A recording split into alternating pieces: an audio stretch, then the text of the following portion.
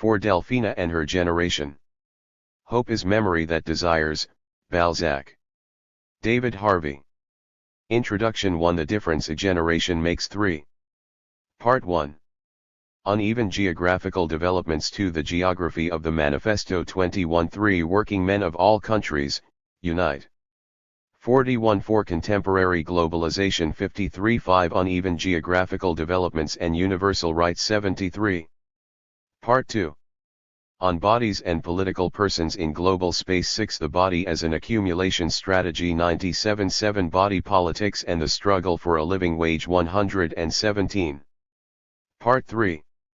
The utopian moment. 8. The spaces of utopia. 133. 9. Dialectical utopianism. 182. Part 4. Conversations on the plurality of alternatives. 10. On architects, bees, and species being. 199. 11. Responsibilities towards nature and human nature. 213. 12. The insurgent architect at work. 233. Introduction. Chapter 1. The difference a generation makes. 1. Marx Redux. Every year since 1971, with the exception of one, I have run either a reading group or a course on Marx's Capital, Volume 1. While this may reasonably be taken as the mark of a peculiarly stodgy academic mind, it has allowed me to accumulate a rare time series of reactions to this particular text. In the early 1970s there was great political enthusiasm for it on the part of at least a radical minority. Participation was understood as a political act.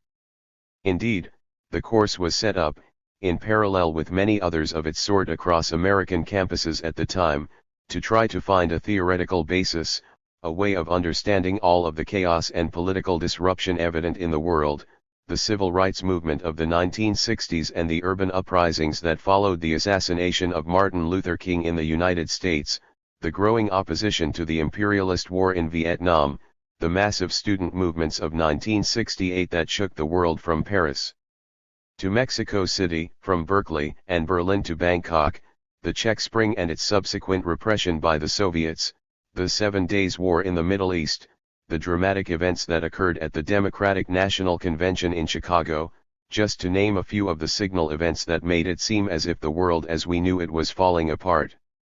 In the midst of all this turmoil there was a crying need for some sort of political and intellectual guidance. Given the way in which Marx's works had effectively been proscribed through the long history of McCarthyite repression in the United States, it seemed only right and proper to turn to Marx. He must have had something important to say, we reasoned, otherwise his works would not have been suppressed for so long. This presumption was given credibility by the icy reception to our efforts on many a campus. I disguised the name of the course, often ran it of an evening and gave independent study credit for those who did not want any mention of it on their transcript. I later learned from someone high up in the administration that since the course was taught in the geography 3. 4. program and was called Reading Capital, it took them nearly a decade to figure out it was Marx's Capital that was being taught. Capital was not an easy text to decipher, at least for the uninitiated, and there were many of us in that condition and only a few old hands could help us on our way, most of them of European extraction where communist parties had long remained active. But for those of us in universities the intellectual difficulty was, at least, a normal challenge. In these early years many young faculty members participated, as did many graduate students. Some of them have gone on to be famous, and though some have changed their stripes most will generously acknowledge the formative nature of the whole experience. They came from all manner of disciplines: philosophy, math sciences, political theory, history of science, English, geography, history, sociology, economics. In retrospect I realize what an incredible privilege it was to work through this text with people armed with so many different intellectual skills and political perspectives. This was how I learned my Marx, through a process of mutual self-education that obeyed little or no particular disciplinary logic, let alone party political line. I soon found myself teaching the text well beyond the confines of the university, in the community, with activists, teachers, unionists. I even got to teach some of it, not very successfully, in the Maryland Penitentiary. Teaching undergraduates was somewhat more fraught. The dominant tone of undergraduate radicalism in those days was anti-intellectual. For them, the academy seemed the center of ideological repressions. Book learning of any sort was inherently suspect as a tool of indoctrination and domination. Many undergraduate student activists, and these were, of course, the only ones who would ever think of taking the course, thought it rather unradical to demand that they read, let alone understand and write about such a long and tortuous book. Not many of them lasted the course.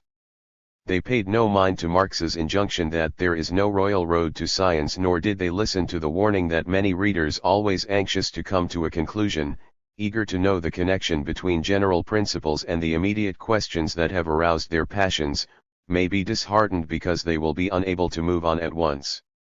No amount of forewarning and forearming those readers who zealously seek the truth, Marx, 1976 edition, 104, seemed to work with this audience.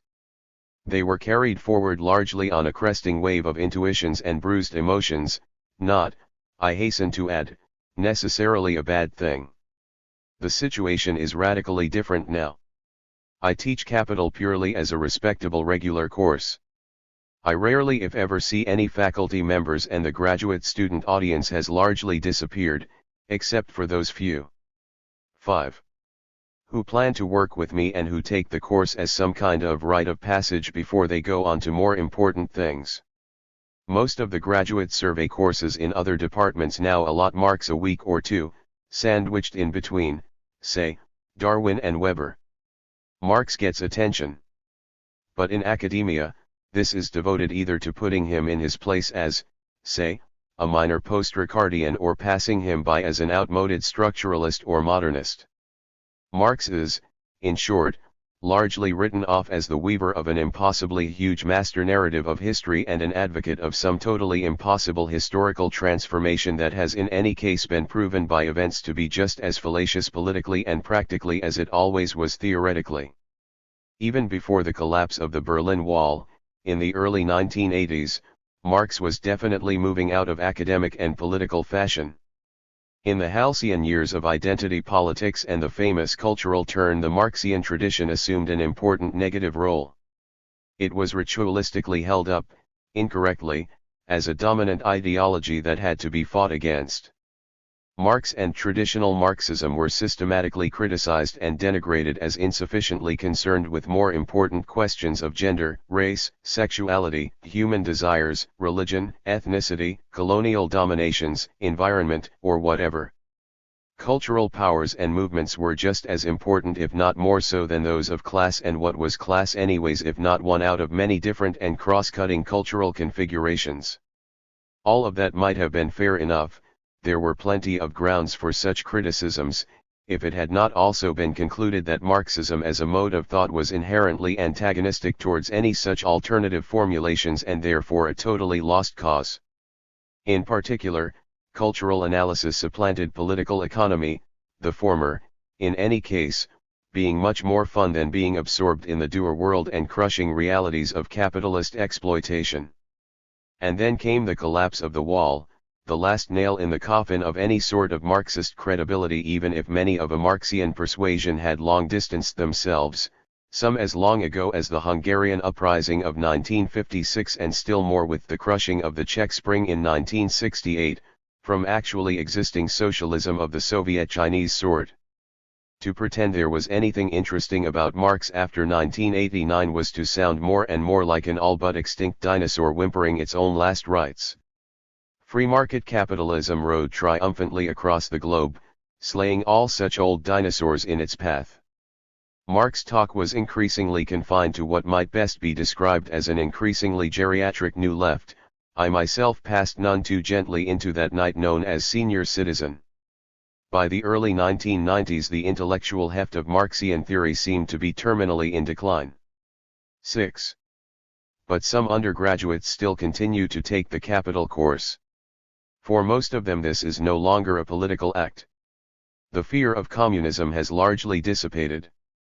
The course has a good reputation. A few students are curious to see what all the fuss with Marxism was about. and a few still have some radical instincts left to which they feel Marx might add an extra insight or two. So, depending on their timetable and their requirements, some undergraduates end up in Marx's Capital rather than in Aristotle's Ethics or Plato's Republic. This contrast I have drawn between then and now in terms of political and intellectual interest and response to Marx is hardly surprising. Most will recognize the broad outlines of what I have described even if the specific lens I am using exaggerates and distorts here and there. But there is another tale to be told that makes matters rather more confusing. In the early 1970s it was hard to find the direct relevance of Volume 1 of Capital to the political issues that dominated the day. We needed Lenin to get us from Marx to an understanding of the imperialist war that so unnerved us in Vietnam.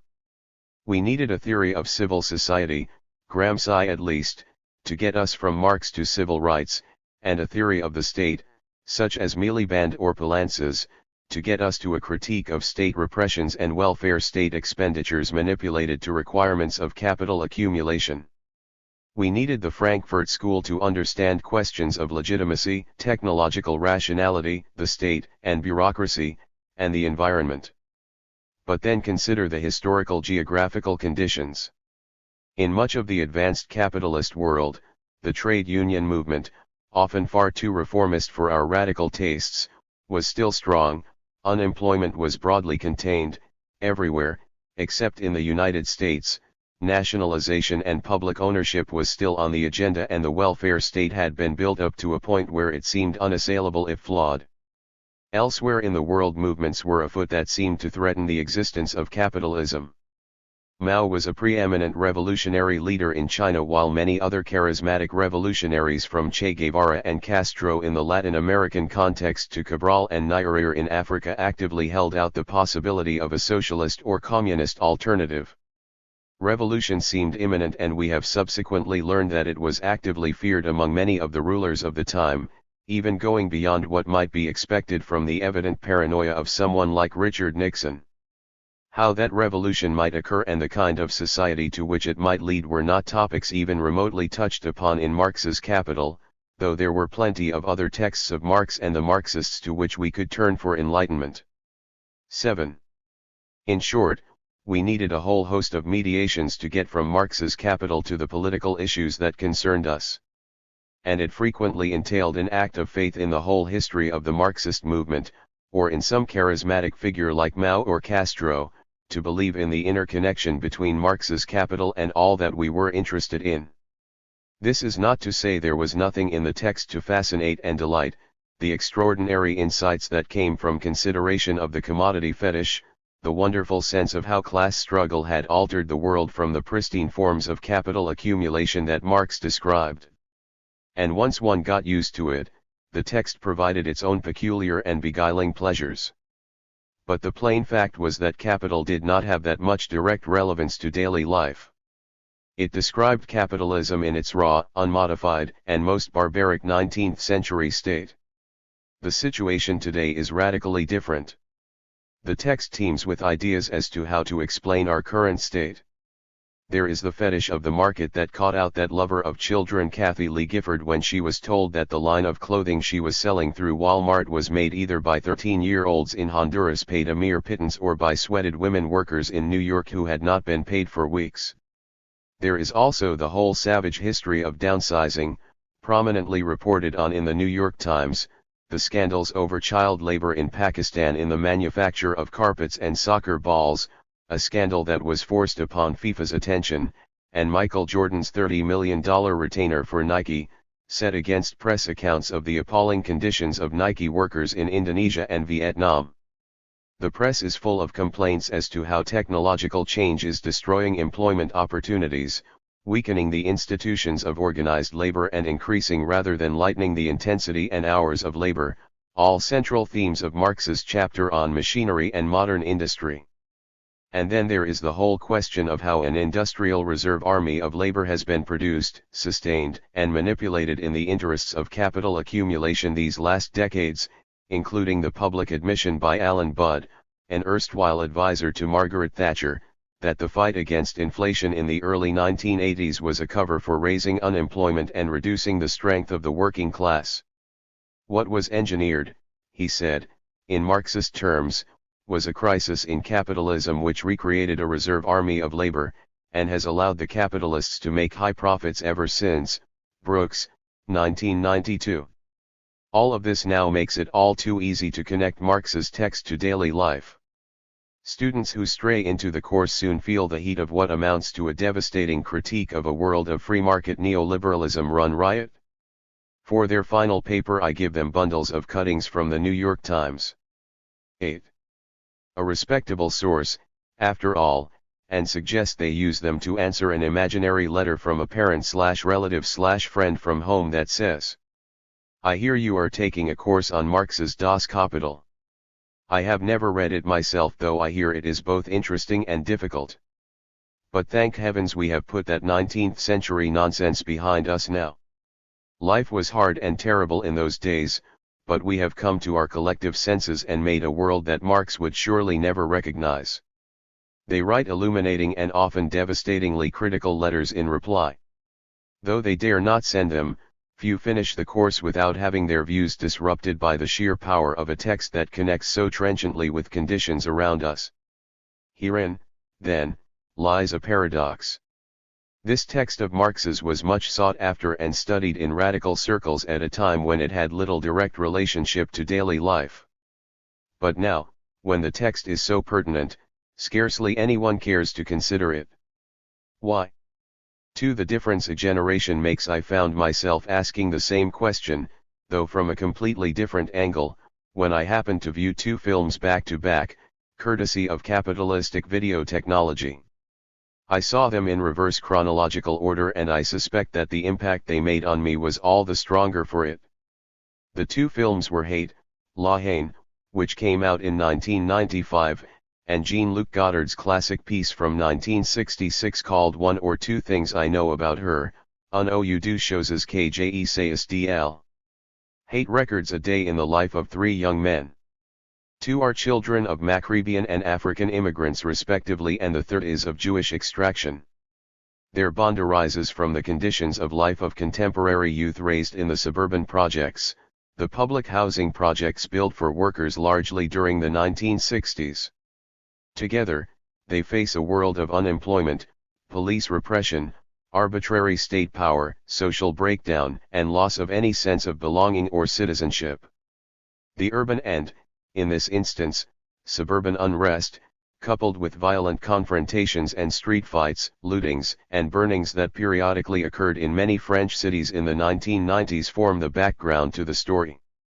This backdrop could be extended to include the violence that followed the Rodney King verdict in Los Angeles in 1992, the sudden outbreaks of youth violence in Manchester, Liverpool, and even nice cities, like Oxford, in the late 1980s, as well as eruptions in several European metropolitan areas. The film is full of raw anger, pain, and violent despair on the part of the three main protagonists. They cannot even have kind words for each 9. Other, let alone for anyone else. There is scarcely a moment of tenderness, let alone reflective or thoughtful examination in the whole film. Thinking too much is a term of derision. Driven by their anger and raw emotions, these individuals are vulnerable to the core. They seem stripped of all defenses, yet they also desperately seek attention, identity, and recognition by engaging in the only kind of behavior that draws the attention of those possessed of power, sometimes sullen but always unpredictable and disruptive aggression. The only form of empowerment available to the protagonists lies in the gun, a service weapon lost by a police officer and found by one of them. The only relevant existential question that hangs over the film is how and when to use that gun. The film itself mirrors this transgressive behavior in its technique and form. No attention is paid to subtleties. The film is as raw, crude, and unreflective as its subject matter. It uses the same techniques to attract attention as its subjects do. This is, the film seems to say, the contemporary metropolis at work. A place of both artistic and lived impoverishment, if not humane impossibility. Godard's film opens with the sounds and scenes of construction. Such scenes form a frequent interrupter of processes of quiet reflection on the part of the masculine narrator, the director, and the actresses who talk about their lives and give of their thoughts as they pass their day, prostituting themselves both to men as well as to the icons of contemporary culture, the car, the boutique, the highways, the suburban public housing projects, the simplistic bourgeois version of family life. The film in fact ends with a shot of an urban landscape made up of a bundle of consumer products. The city is a space in the process of formation. It is already marked by the traces of deindustrialization and the rise of the political economy of the sign as opposed to a political economy of direct material reproduction. The question mark that hovers over it is what will become of the inhabitants as this new urban world is created. By the time we view Hate, the answer to that question is omnipresent, but in 1966 Goddard builds a subtle sense of dread, a sense of getting lost and of fragmentation. Yet there is a strong subtext that hints of alternatives. Can we recover the ABC of existence? The narrator asks. The pieces seem to hold together as a solid reflection on what the city can and might mean, for the figure of the city looms large throughout the film. But the individuals seem caught, helplessly passive, imprisoned and fragmented within the web of urban life being constructed by agents of power that seem far away, the goalless state with its all-powerful planning agencies, monopoly capital in cahoots with that state to rebuild a world and the city in its own image, and beyond that the globalizing reach of the United States waging a Cold War against Moscow and Beijing and a 10. Hot war in Vietnam, dominating the media, and placing signs of its power everywhere, TWA, Pan Am. But even that contains a possibility, however problematic. Suddenly I had the impression that I was the world and the world was me, says the alienated Juliet as she surveys the bland facades of the new residential tower blocks rising in the Paris suburbs. The movie operates at a key point in the emergence of what later came to be known as a postmodern sensibility. It poses all the questions we are now all too familiar with. The limits of language, Wittgenstein's "the limits of my language mean the limits of my world" is directly quoted, the impossibility of true communication, the feeling that something is missing, but I know not what, the inability to represent events in all their fullness, the sense that life is like a comic strip and the perverse ways in which signs, representations, and language confuse rather than clarify an always elusive reality. The physical clarity of images and representations, in the film as in the commentary itself, contrasts with the murkiness of a future in which the only hope seems to lie in the capacity of the human spirit somehow to take possession of minor things and to catch a fleeting reason to be alive. So what are dreams made of in such a world? Says Juliet in answer to that question, posed by her young son, I used to dream I was being sucked into a huge hole, but now I feel I am being scattered into 1,000 pieces, and when I wake I worry that a piece is missing. The fearful paranoia often associated with modernity here gives way to the sensibility of schizophrenia so often associated with postmodernity. Existential and phenomenological sensibilities, long present on the French left, filtered through Marxism point, as in the parallel case of Althusserian philosophy, at its apogee when Goddard's film was produced, towards a fragmented and postmodernist way of thinking. Yet the film, as Chevrier, 1997, points out, is a thing of enormous and compelling beauty. Like the calm and gentle beauty of its actress, the film uses aesthetic powers and intellectuality as a defense against pain. In this it counters the passivity of its characters with a subterranean utopian activism. It conjures a sense of future possibilities out of nothingness simply by virtue of the wide-ranging questions it poses. If things come into focus again, says the narrator, this can only be through the rebirth of conscience, the latter word having multiple meanings in French that stretch from external to inner understandings. It is the power of the human spirit rather than of the gun that holds the key to the future. Goddard, the avant-garde leftist film director, articulates the problematics of French Maoism and Althusserianism, and in so doing pioneers the transition to postmodernism through an artistic and intellectual tour de force that many now acknowledge helped open the floodgates on the left to a new mode of radical thought. In the short run this produced the 11.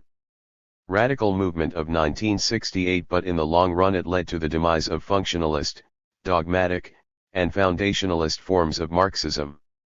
The latter proved inappropriate to the complicated world of monopoly state capitalism coupled with the post-war welfare state and a rising consumer culture in which the political economy of the spectacle and the sign were to take on new and enhanced roles.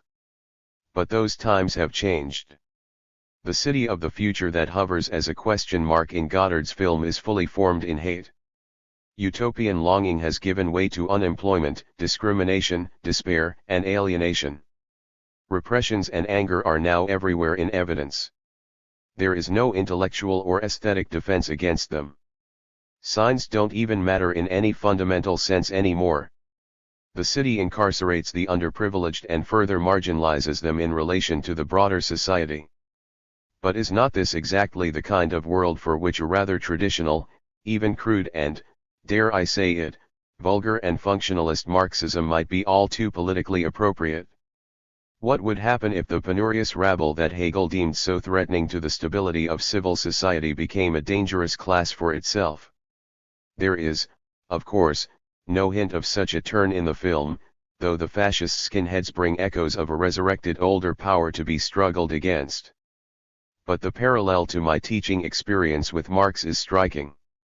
Goddard struggled to free himself from the chains of a dogmatic Marxism at a certain historical moment while keeping faith with some kind of Marxist/Maoist future. Hate records the absence of any such politics in a time and a place where some version of it should surely be appropriate. 3. The work of postmodernity. The paradoxes I have described relate to a massive discursive shift that has occurred over the past 3 decades. There are all kinds of aspects to this shift and it is easy to get lost in a mass of intricacies and complexities. But what is now striking is the dominance of an almost fairy tale-like belief, held on all sides alike, that once upon a time there was structuralism, modernism, industrialism, Marxism, or what have you, and now there is post-structuralism, post-modernism, post-industrialism, post-Marxism, post-colonialism, and so forth. Like all such tales, this one is rarely spoken of in such a crude or simplistic way. To do so would be embarrassing to those who deny in principle the significance of broad-based meta-narratives. Yet the prevalence of the post, and the associated inability to say what it is that we might be is a dominant characteristic of contemporary debate. It has also become a serious game in academia to hunt the covert modernists, if you are a dedicated 12. Postmodernist, or to hunt the decadent postmodernists, if you happen to be in favor of some sort of modernist revival. One of the consequences of this prevalent fairy tale, and I call it that to capture its beguiling power, is that it is impossible to discuss Marx or Marxism outside of these dominant terms of debate. For example, one quite common reaction to my recent work, Justice, Nature, and the Geography of Difference, is to express surprise and disbelief at how I seem to merge modernist and postmodernist, structuralist and post-structuralist arguments. See, example Eagleton, 1997. But Marx had not read Saussure or Levi Strauss, and while there are some powerful structuralist readings of Marx, principally by Althusser, the evidence that Marx was a structuralist or even a modernist avant lettres, as these terms came to be understood in the 1970s, is neither overwhelming nor conclusive. Analyses based on Marx's work collide with the beguiling power of this fairy tale reading of our recent discursive history. Put bluntly, we do not read Marx these days, no matter whether he is relevant or not, because he is someone whose work lies in a category that we are supposed to be post. Or if we do read him, it is solely through the lenses provided by what it is we believe we are post. Now it is indeed interesting to look at Marx's oeuvre through such lenses. He was, of course, an avid critic of classical bourgeois political economy and devoted much of his life to deconstructing its dominant principles. He was deeply concerned with language, discourse, and was acutely aware of how discursive shifts, of the sort he examined in depth in the 18th Brumaire, carried their own distinctive political freight. He understood in a deep sense the relationship between knowledge and situatedness, positionality, though it was, of course, the standpoint of the worker that was the focus of his attention. I could go on and on in this vein, but my point here is not to try to prove that much of what passes for innovative in our recent discursive history is already prefigured in Marx, but to point to the damage that the fairy tale reading of the differences between the then and the now is doing to our abilities to confront the changes occurring around us.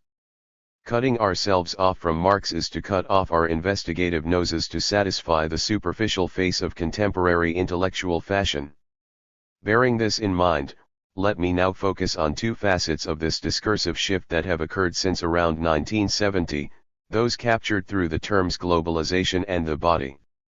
Both terms were little if at all in evidence as analytical tools in the early 1970s. Both are now powerfully present, they can even be regarded as conceptual dominants. Globalization, for example, was entirely unknown before the mid-1970s. Innumerable conferences now study the idea. There is a vast literature on the 13 subject, coming at it from all angles. It is a frequent topic of commentary in the media.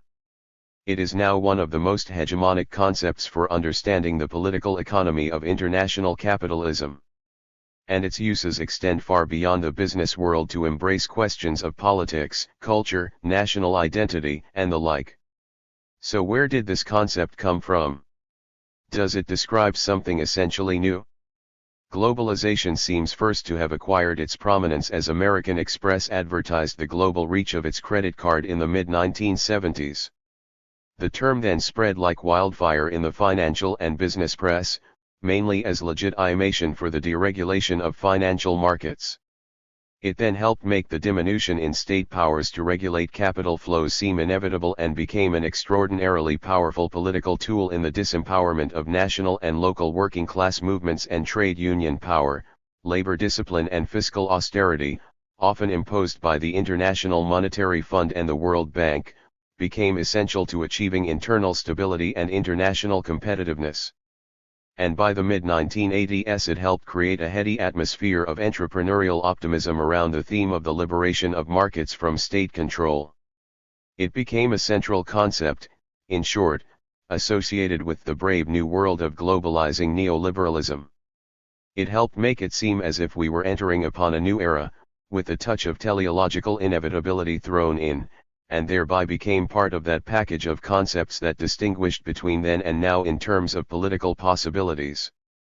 The more the left adopted this discourse as a description of the state of the world, even if it was a state to be criticized and rebelled against, the more it circumscribed its own political possibilities.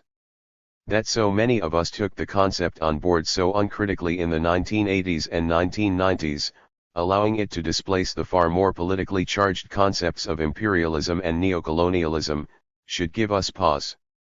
It made us weak opponents of the politics of globalization as these became more and more central to everything that U.S. foreign policy was trying to achieve.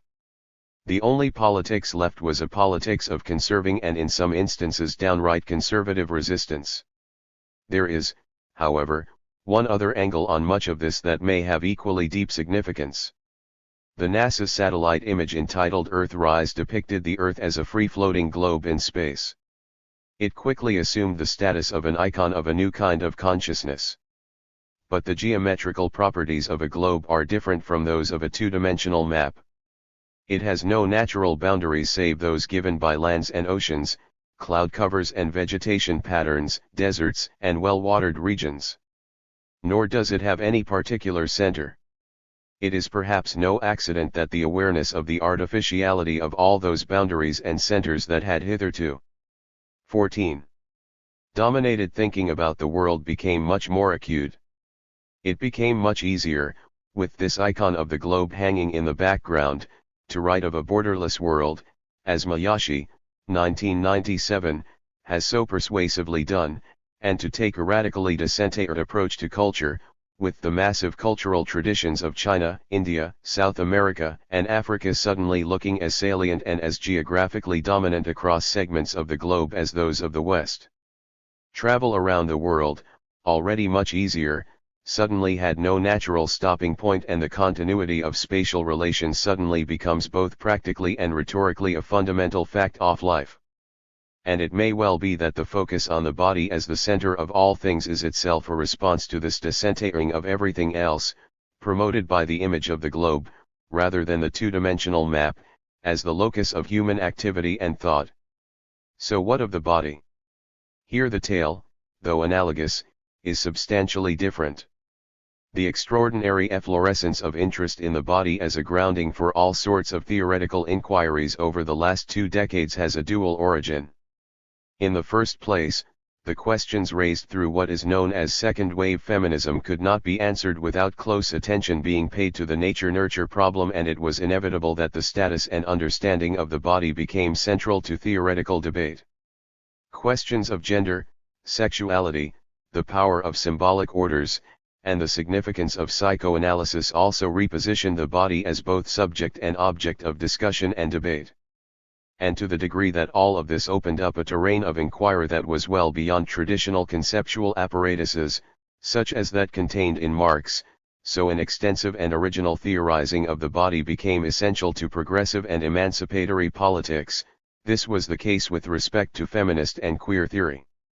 And there is indeed much that has been both innovative and profoundly progressive within this movement. The second impulse to return to the body arose out of the movements of post-structuralism in general and deconstruction in particular.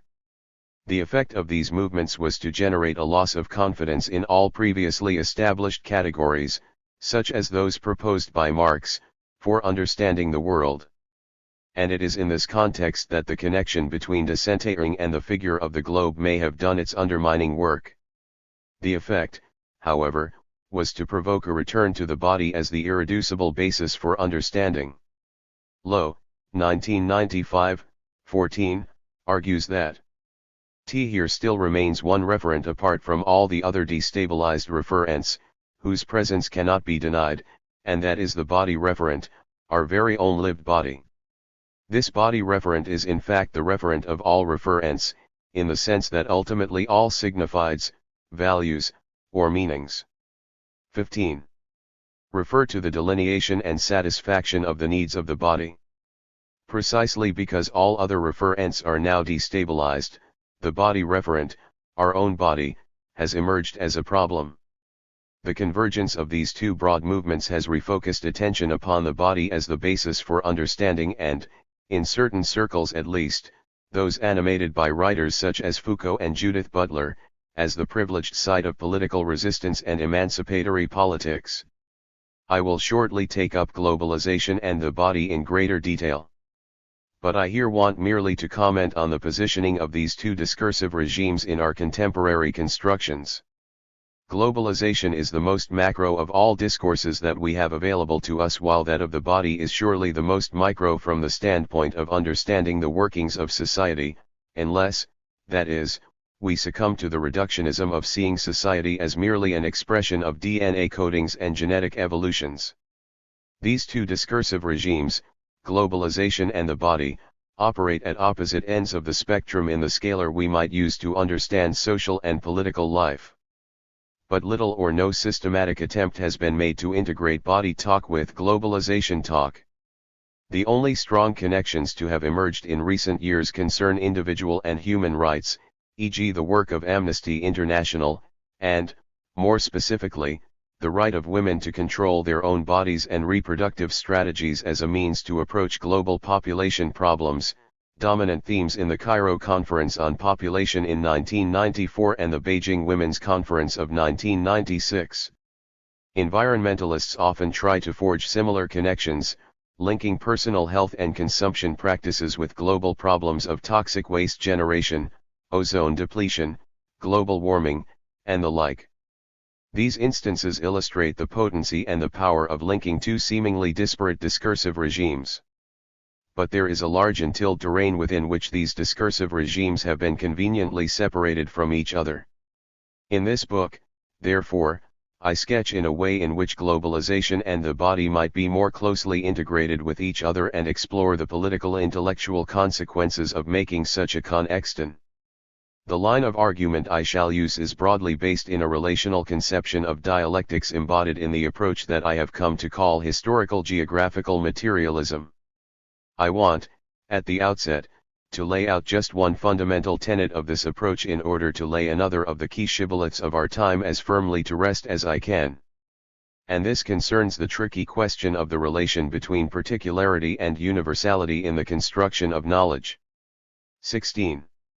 I deny that we have a choice between particularity or universality in our mode of thinking and argumentation. Within a relational dialectics, one is always internalized and implicated in the other. There is a link between, for example, the particularities of concrete labors occurring in particular places and times, the seamstress in Bangladesh who made my shirt, and the measured value of that labor arrived at through processes of exchange, commodification, monetization, and, of course, the circulation and accumulation of capital. One conception of labor is concrete and particular and the other is abstract and universal, in the sense that it is achieved through specific processes of generalization. Obviously, there could be no abstract labor at all without 1,000,001 concrete labors occurring throughout the world. But what is then interesting is the way in which the qualities of concrete labor respond and internalize the force of abstract labor as achieved through global trade and interaction. Workers engaging in productive concrete labor suddenly find themselves laid off, downsized, rendered technologically obsolete, forced to adapt to new labor processes and conditions of work, simply because of the force of competition, or, put in the terms proposed here, the concrete labor adjusts to abstract conditions at the same time as the qualities of abstract labor depend upon movements and transitions in concrete labor processes in different places and times. I have used this example to illustrate a general point. The particularity of the body cannot be understood independently of its embeddedness in socio-ecological processes. If, as many now argue, the body is a social construct, then it cannot be understood outside of the forces that swirl around it and construct it. One of those key determinants is the labor process, and globalization describes how that process is being shaped by political, economic, and associated cultural forces in distinctive ways. It then follows that the body cannot be understood, theoretically or empirically, outside of an understanding of globalization. But conversely, boiled down to its simplest determinations, globalization is about the socio-spatial relations between billions of individuals. Herein lies the foundational connection that must be made between two discourses that typically remain segregated, to the detriment of both. Part of the work of postmodernity as a set of discursive practices over the last 2 decades has been to fragment and sever connections. In some instances this proved a wise, important, and useful strategy to try to unpack matters, such as those of sexuality or the relation to nature, that would otherwise have remained hidden. But it is now time to reconnect. This book is an account of what happens when we try to do so. There is a final point that I need to make. One important root of the so-called cultural turn in recent thinking lies in the work of Raymond 17. Williams and the study of Gramsci's writings, both important to the cultural studies movement that began in Birmingham with Stuart Hall as one of its most articulate members. One of the several strange and unanticipated results of this movement has been the transformation of Gramsci's remark on pessimism of the intellect and optimism of the will into a virtual law of human nature. I wish in no way to detract from the extraordinary feats of many on the left who have fought a rearguard action against the wave of neoliberalism that swept across the advanced capitalist world after 1980. This showed optimism of the will at its noble best. But a powerful inhibitor to action was the inability to come up with an alternative to the Thatcherite doctrine that there is no alternative, a phrase that will echo as a recurring refrain throughout this book. The inability to find an optimism of the intellect with which to work through alternatives has now become one of the most serious barriers to progressive politics. Gramsci penned those famous words while sick and close to death in an Italian prison cell under conditions that were appalling. I think we owe it to him to recognize the contingent nature of the comment. We are not in prison cells. Why, then, might we willingly choose a metaphor drawn from incarceration as a guiding light for our own thinking? Did not Gramsci, 1978, 213, also bitterly complain, before his incarceration, at the pessimism which produced then the same political passivity, intellectual torpor, and skepticism towards the future as it does now in ours? Do we not also owe it to him, out of respect for the kind of fortitude and political passion he exhibited, to transform that phrase in such a way as to seek an optimism of the intellect that, properly coupled with an optimism of the will, might produce a better future? And if I turn towards the end of this book towards the figure of utopia, and if I parallel Raymond Williams's title Resources of Hope with the title Spaces of Hope, then it is because I believe that in this moment in our history we have something of great import to accomplish by exercising an optimism of the intellect in order to open up ways of thinking that have for too long remained foreclosed. 1998 is, it turns out, a fortuitous year to be writing about such matters. It is the 30th anniversary, the usual span given to a generation, of that remarkable movement that shook the world from Mexico City to Chicago, Berlin, and Paris. More locally, for me, it is 30 years now since much of central Baltimore burned in the wake of the riots that followed the assassination of Martin Luther King. I moved from Bristol to Baltimore the year after that. If only for these reasons this is, therefore, a good moment to take stock of that generational shift that I began by reflecting upon. But 1998 is also the 150th anniversary of the publication of that most extraordinary of all documents known as the Communist Manifesto. And it happens to be the 50th anniversary of the signing of the Universal 18.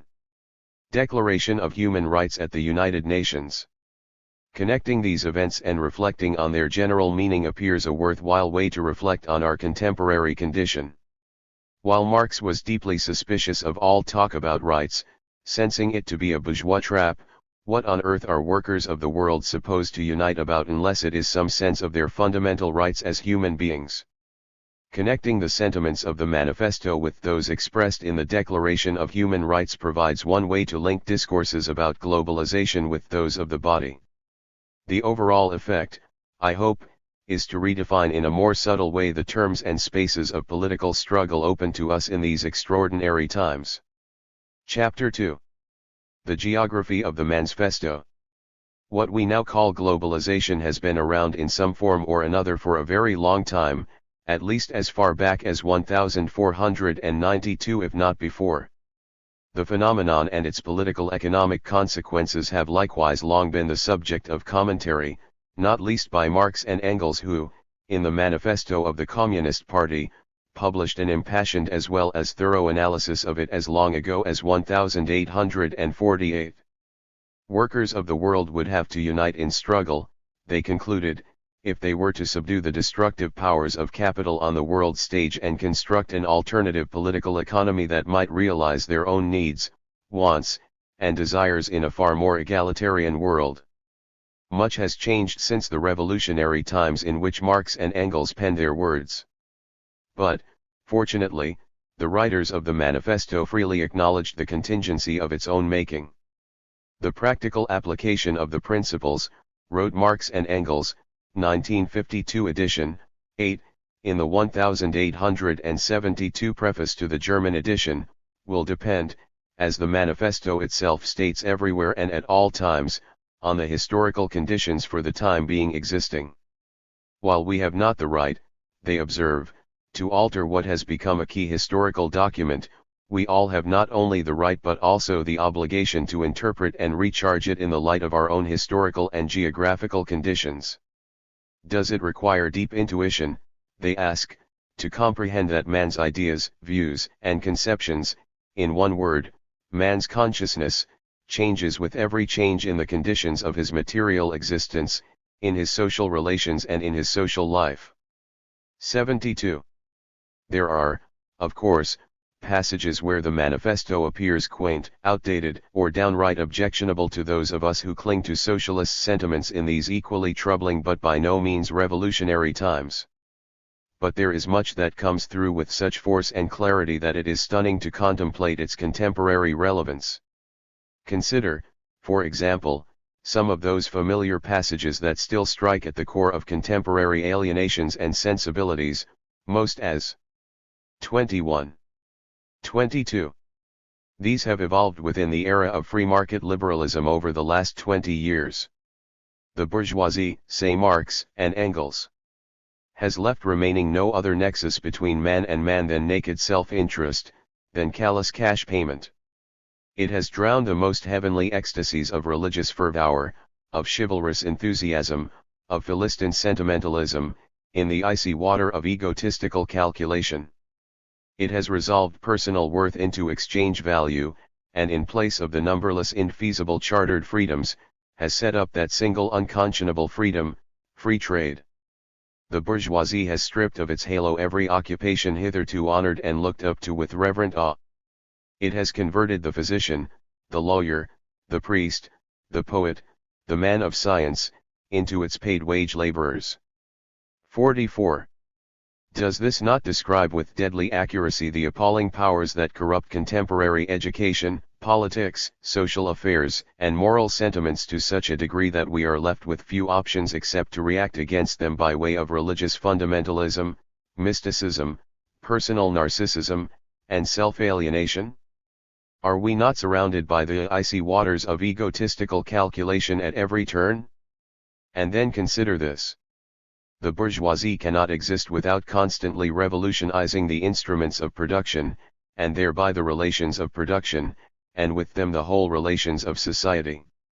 Constant revolutionizing of production, uninterrupted disturbance of all social conditions, everlasting uncertainty and agitation distinguish the bourgeois epoch from all earlier ones.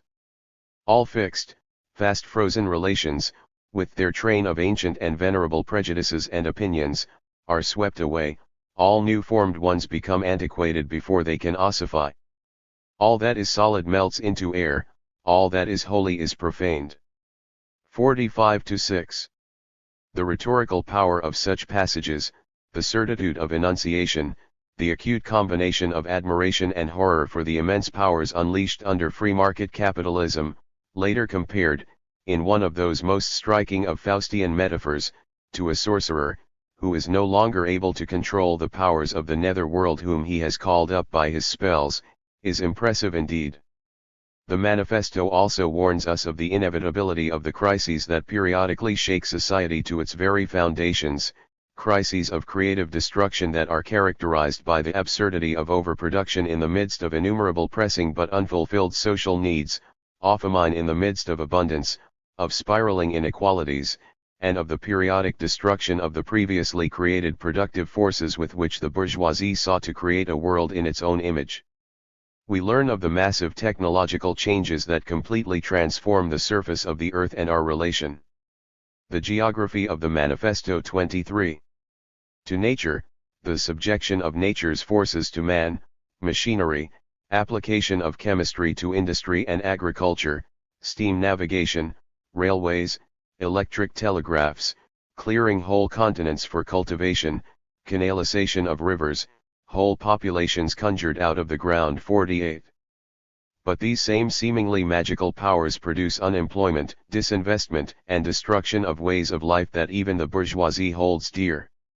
So, how does the bourgeoisie get over these crises? On the one hand by enforced destruction of a mass of productive forces, on the other by the conquest of new markets, and by the more thorough exploitation of the old ones. That is to say, by paving the way for more extensive and more destructive crises, and by diminishing the means whereby crises are prevented. 50. The crisis tendencies of capitalism widen and deepen at every turn. The perceptive geographer will immediately detect the specifically spatial and geographical dimension to this argument. A closer inspection of the manifesto reveals it to contain a distinctive polemic as to the role of geographical transformations, of spatial fixes, and of uneven geographical developments, in the long history of capitalist accumulation. This dimension to the manifesto deserves closer scrutiny, since it has much to say about how the bourgeoisie both creates and destroys the geographical foundations, ecological, spatial, and cultural, of its own activities, building a world in its own image. This is the central contradiction I wish to focus on here, even if, as will soon become apparent, it is neither feasible nor desirable to isolate any one theme in the manifesto from the rest. 1. The spatial dimension. The accumulation of capital has always been a profoundly geographical affair. Without the possibilities inherent in geographical expansion, spatial reorganization, and uneven geographical development, capitalism would long ago have ceased to function as a political economic system.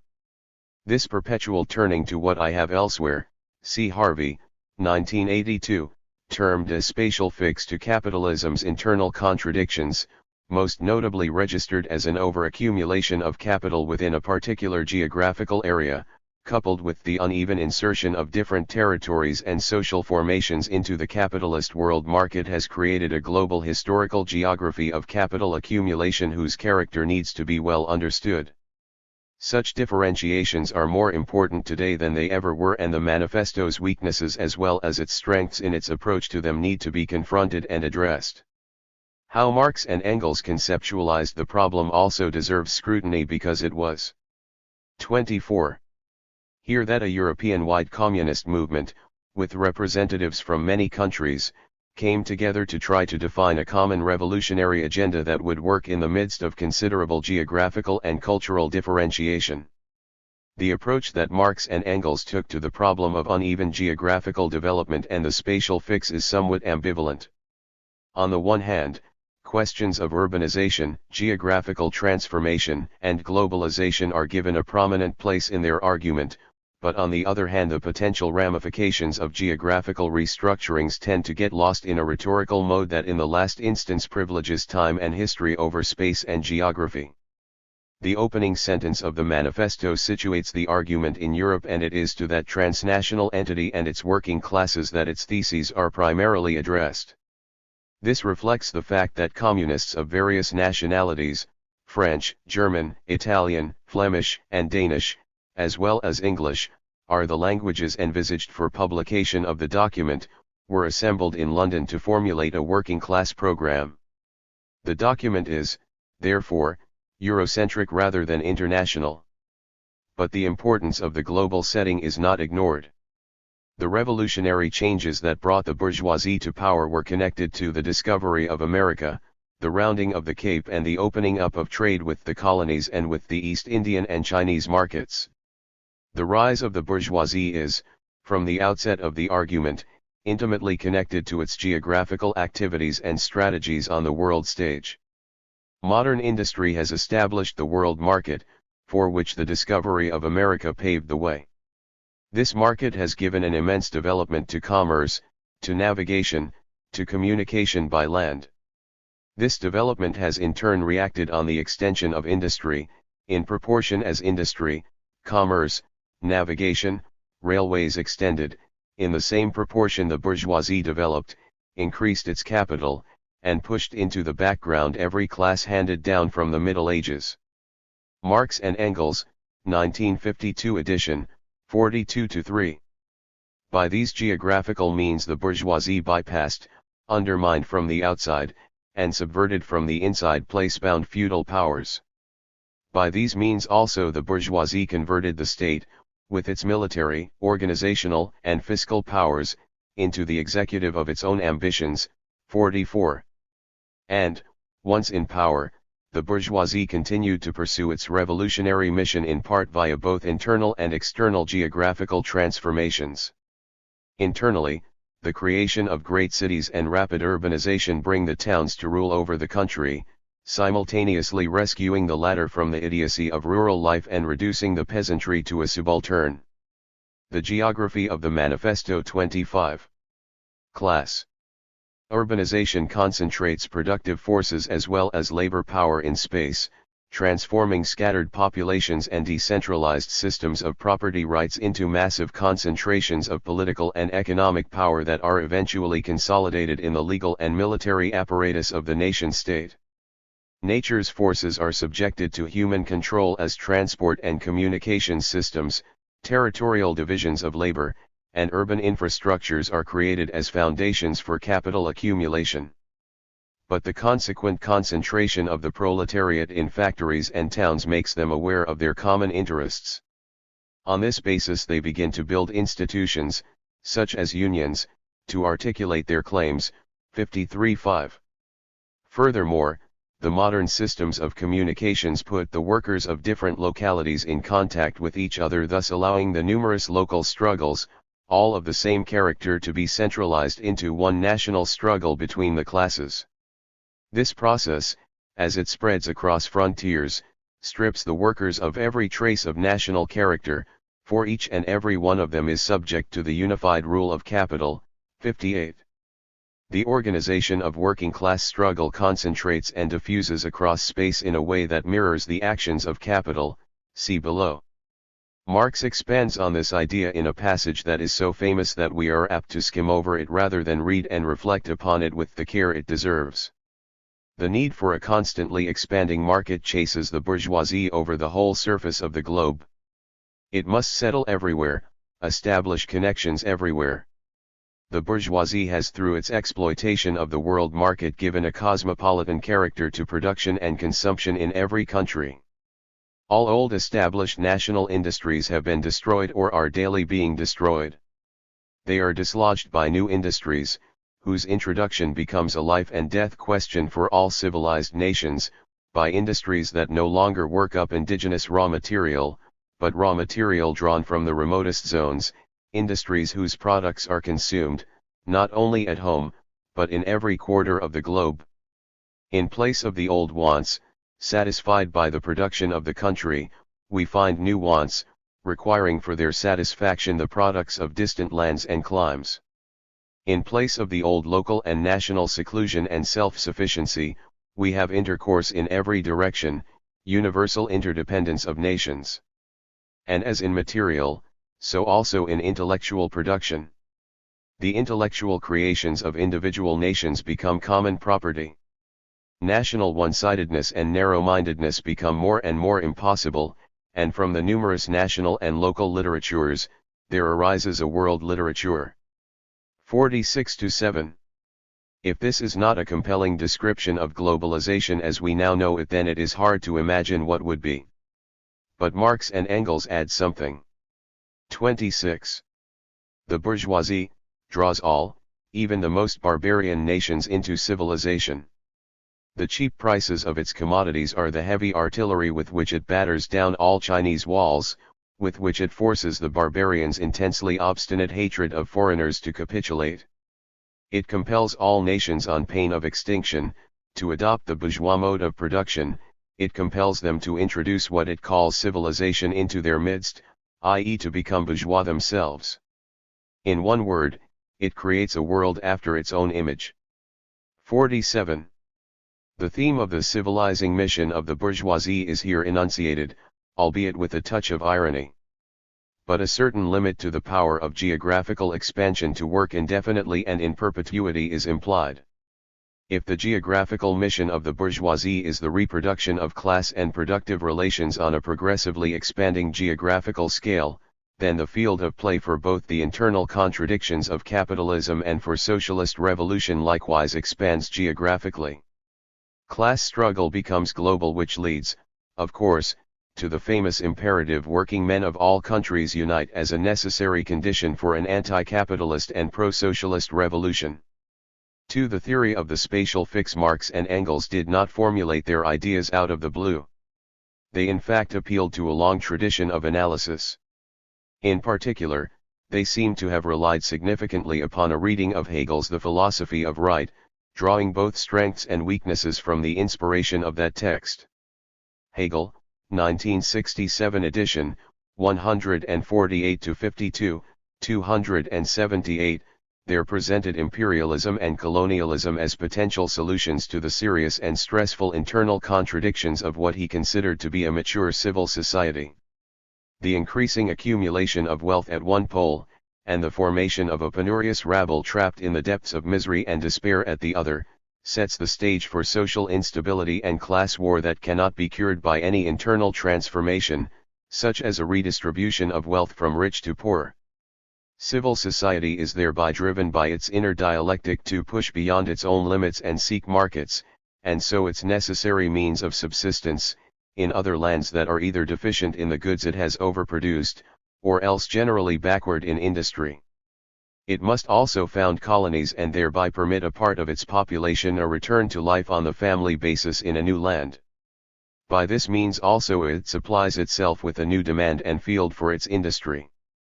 All of this is fueled by a passion for gain that inevitably involves risk, so that industry, instead of remaining rooted to the soil and the limited circle of civil life with its pleasures and desires, embraces the element of flux, danger, and destruction. A prefiguring of some of the rhetoric in the manifesto is already evident. The geography of the manifesto 27. Having, in a few brief startling paragraphs, sketched the possibilities of an imperialist and colonial solution to the ever-intensifying internal contradictions of civil society, Hegel rather surprisingly drops the matter. He leaves us in the dark as to whether capitalism could be stabilized by appeal to some sort of spatial fix in either the short or long run. Instead, he turns his attention to the concept of the state as the actuality of the ethical idea. This could be taken to imply that transcendence of civil society's internal contradictions by the modern state, an inner transformation, is both possible and desirable. Yet Hegel nowhere explains how the problems of poverty and of the increasing polarization in the distribution of wealth he has already identified are actually to be overcome. Are we supposed to believe, then, that these particular problems can be dealt with by imperialism? The text is ambivalent.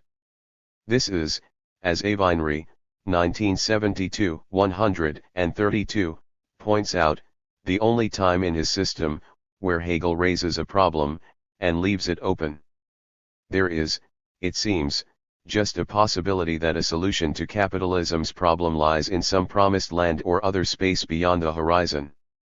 How far Hegel influenced Marx's later concerns can be endlessly debated. Engels certainly believed that Marx was the only one who could undertake the work of extracting from Hegelian logic the kernel containing Hegel's real discoveries. Marx and Engels, 1980 edition, 474. The language Marx uses to describe the general law of capitalist accumulation in capital, for example, bears a close resemblance to that of Hegel. The Philosophy of Right, Hegel, 1967 edition, 150, states, when the standard of living of a large mass of people falls below a certain subsistence level, a level regulated automatically as the one necessary for a member of the society, the result is the creation of a rabble of paupers. At the same time this brings with it, at the other end of the social scale, conditions which greatly facilitate the concentration of disproportionate wealth in a few hands. In Capital, Volume 1, Marx writes, as capital accumulates, the situation of the worker, be his payment high or low, must grow worse. It makes an accumulation of misery a necessary condition, corresponding to the accumulation of wealth. Accumulation of wealth at one pole is, therefore, at the same time accumulation of misery, the torment of labor, slavery, ignorance, brutalization, and moral degradation at the opposite pole, i.e. on the side of the class that produces its own product as capital. 799. The parallel between the two texts is striking. It is even possible to interpret the first volume of Capital as a tightly orchestrated argument, buttressed by a good deal of historical and material evidence, to prove that the propositions Hegel had so casually advanced, without any logical or 28. Evidentiary backing, were indubitably correct. The internal contradictions that Hegel depicted were, in Marx's view, not only inevitable but also incapable of any internal resolution short of proletarian revolution. Left to its own devices, unchecked and unregulated, free market capitalism would end up depleting and ultimately destroying the two sources of its own wealth, the laborer and the soil. This was the conclusion that Marx wanted to force not only upon the Hegelians but upon everyone else. But in order to make the argument stick he also had to bear in mind the question of some spatial fix, some utopian solution in some other space that Hegel had raised but left open. In this light one other feature in the structure of argument in Capital makes sense. The last chapter of Volume 1 deals with the question of colonization. It seems, at first sight, an odd afterthought to a work which, in the preceding chapter announced expropriation of the expropriators and the death knell of the bourgeoisie with a rhetoric reminiscent of the manifesto. But in the light of Hegel's argument the chapter acquires a particular significance. Marx seeks to show how the bourgeoisie contradicted its own myths as to the origin and nature of capital by the policies it advocated in the colonies. In bourgeois accounts, the paradigmatic case being that of Locke, capital, a thing, originated in the fruitful exercise of the producer's own capacity to labor, while labor power as a commodity arose through a social contract, freely entered into, between those who produced surplus capital through frugality and diligence, and those who chose not to do so. This pretty fancy, Marx thunders, is torn asunder in the colonies. As long as the laborer can accumulate for himself, and this he can do as long as he remains possessor of his means of production, capitalist accumulation and the capitalist mode of production are impossible. Capital is not a physical thing but a social relation. It rests on the annihilation of self-earned private property, in other words, the expropriation of the laborer. Historically, this expropriation was written in the annals of mankind in letters of blood and fire, and Marx cites chapter, verse, and the Duchess of Sutherland to prove his point. This same truth is expressed in colonial land policies, such as those of Wakefield in Australia, in which the powers of private property and the state were to be used to exclude laborers from easy access to free land in order to preserve a pool of wage laborers for capitalist exploitation. Thus was the bourgeoisie forced to acknowledge in its program of colonization what it sought to conceal at home, that wage labor and capital are both based on the forcible separation of the laborer from control over the means of production. This is the secret of primitive or original capital accumulation. The relation of all this to the question Hegel left open needs explication. If laborers can return to a genuinely unalienated existence, establish the geography of the Manifesto 29. Their utopia, through migration overseas or to some frontier region, then capitalist control over labor supply is undermined. Such a form of expansion may be advantageous to labor, but it could provide no solution to the inner contradictions of capitalism. In later texts Marx brought the issue into sharper focus. He first distinguished between two types of colonial venture. There are colonies proper, such as the United States, Australia, etc.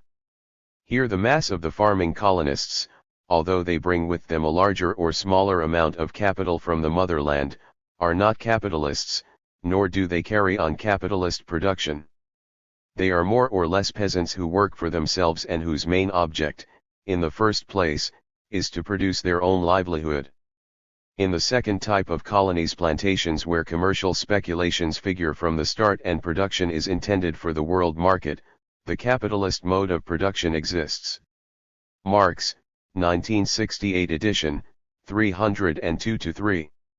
In the first kind of colony, the capitalist regime everywhere comes into collision with the resistance of the producer, who, as owner of his own conditions of labor, employs that labor to enrich himself, instead of the capitalist. The contradiction of these two diametrically opposed economic systems manifests itself here practically in a struggle between them. Where the capitalist has at his back the power of the mother country, he tries to clear out of his way by force the modes of production and appropriation, based on the independent labor of the producer. Marx, 1976 edition, 716. The new markets and new fields for industry which Hegel saw as vital could be achieved only through the recreation of capitalist relations of private property and the associated power to appropriate the labor of others. The fundamental conditions which gave rise to the problem in the first place, alienation of labor, are thereby replicated. Marx's chapter on colonization appears to close off the possibility of any external spatial fix to the internal contradictions of capitalism. Marx evidently felt obliged to close the door that Hegel had left partially ajar and consolidate his call for total revolution by denying that colonization, or by extension any other kind of spatial fix, could, in the long run, be a viable solution to the inner contradictions of capitalism. But the door will not stay shut. Hegel's inner dialectic undergoes successive representations in Marx's work, and at each point the question of the spatial resolution to capitalism's contradictions can legitimately be posed anew. The chapter on colonization may suffice for the first volume of Capital, where Marx concentrates solely on questions of production. But what of the third volume, where Marx shows that the requirements of 30. Production conflict with those of circulation to produce crises of overaccumulation? Polarization then takes the form of unemployed capital at one pole and unemployed worker population at the other. Marx, 1967 edition, Volume 3, 251, and the consequent devaluation of both. Can the formation of such crises be contained through geographical expansions and restructurings? Marx, as I have shown elsewhere, Harvey, 1982, does not rule out the possibility that foreign trade and growth of external markets, the export of capital for production, and the expansion of the proletariat through primitive accumulation in other lands, can counteract the falling rate of profit in the short run. But how long is the short run? And if it extends over many generations, as Rosa Luxemburg in her theory of imperialism implied, then what does this do to Marx's theory and its associated political practice of seeking for revolutionary transformations in the heart of civil society in the here and now?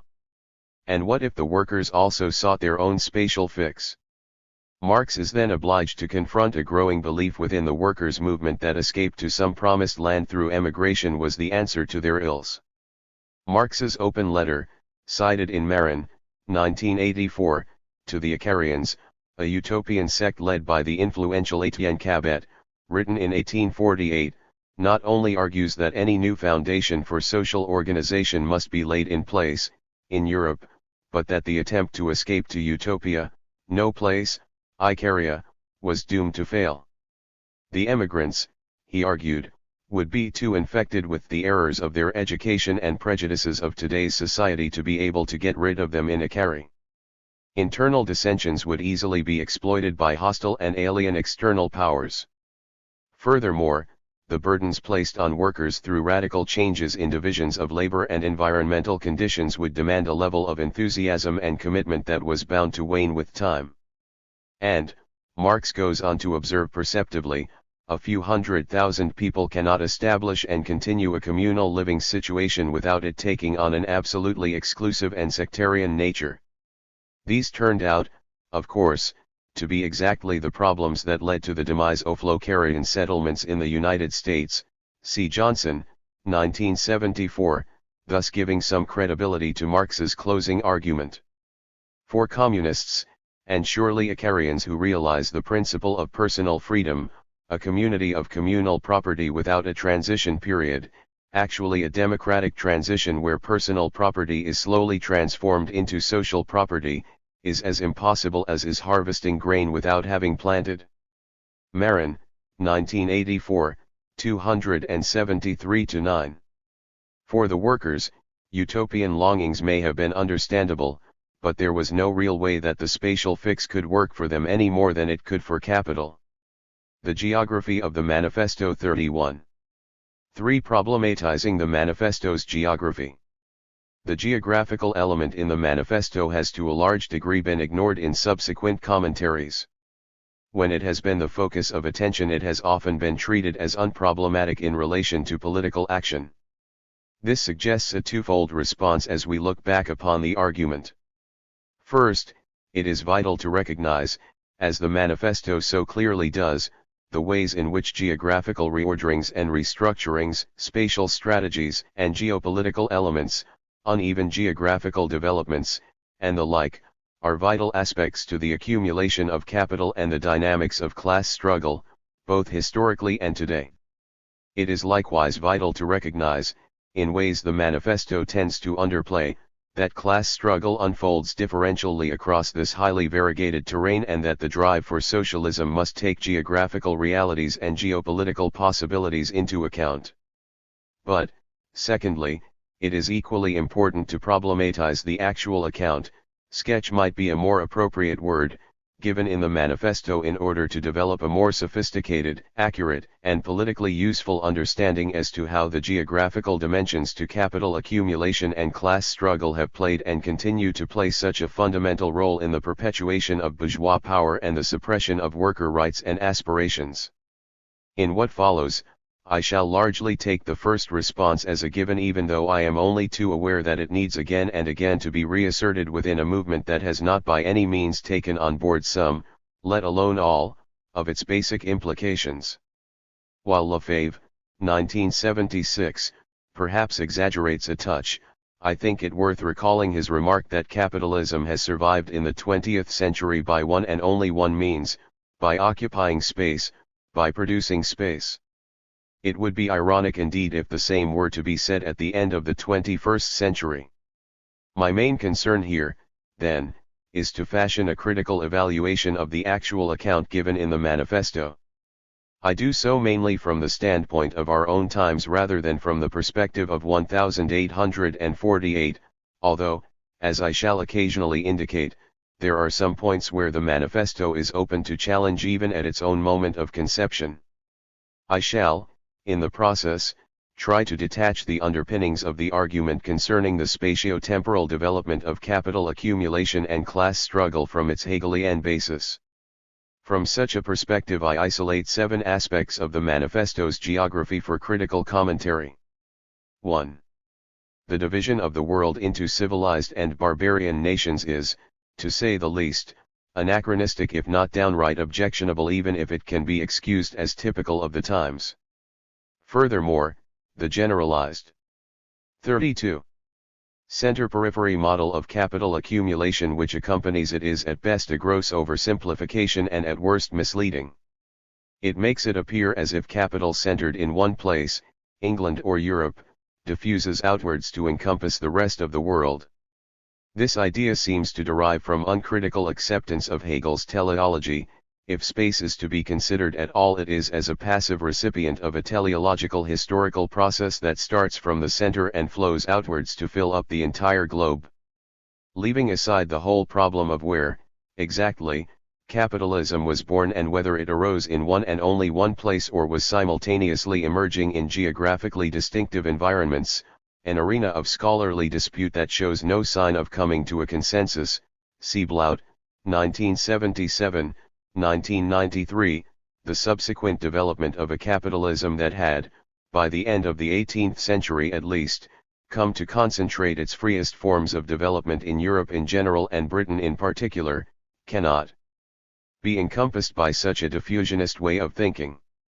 While there are some instances in which capital diffused outwards from a center to a periphery, e.g. the export of surplus capital from Europe to Argentina or Australia in the late 19th century, such an account is inconsistent with what happened in Japan after the Meiji Restoration or what is happening today as first South Korea and then China engages in some form of internalized primitive accumulation and inserts its labor power and its products into global markets.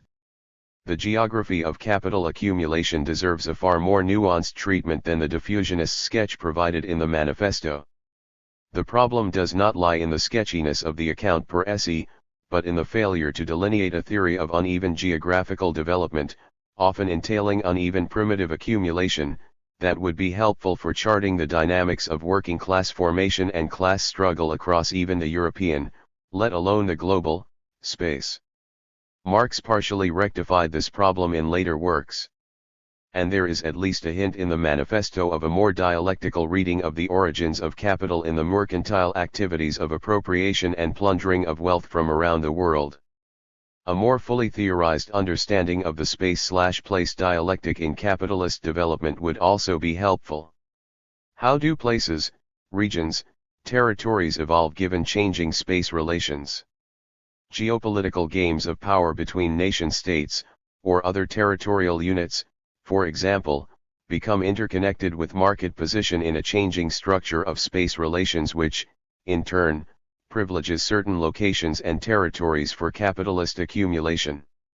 It is also interesting to note how those national bourgeoisies that could not easily use spatial powers to circumvent feudalism ended up with fascism, 20th century Germany. The geography of the Manifesto 33. Italy, and Spain are cases in point. Since these are rather abstract arguments, I shall try to put some flesh and bones on them in what follows. To begin with, the globe never has been a level playing field upon which capital accumulation could play out its destiny. It was and continues to be an intensely variegated surface, ecologically, politically, socially, and culturally differentiated. Flows of capital found some terrains easier to occupy than others in different phases of development. And in the encounter with the capitalist world market, some social formations adapted to insert themselves aggressively into capitalistic forms of market exchange while others did not, for a wide range of reasons and with consummately important effects. Primitive or original accumulation on the part of some non-capitalistic ruling class can and has occurred in different places and times, albeit facilitated by contact with the market network that increasingly pins the globe together into an economic unity.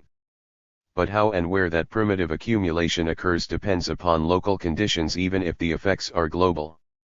It is now a widely held belief in Japan, for example, that the commercial success of that country after 1960 was in part due to the non-competitive and withdrawn stance of China after the revolution, and that the contemporary insertion of Chinese power into the capitalist world market spells doom for Japan as a producer as opposed to a rentier economy.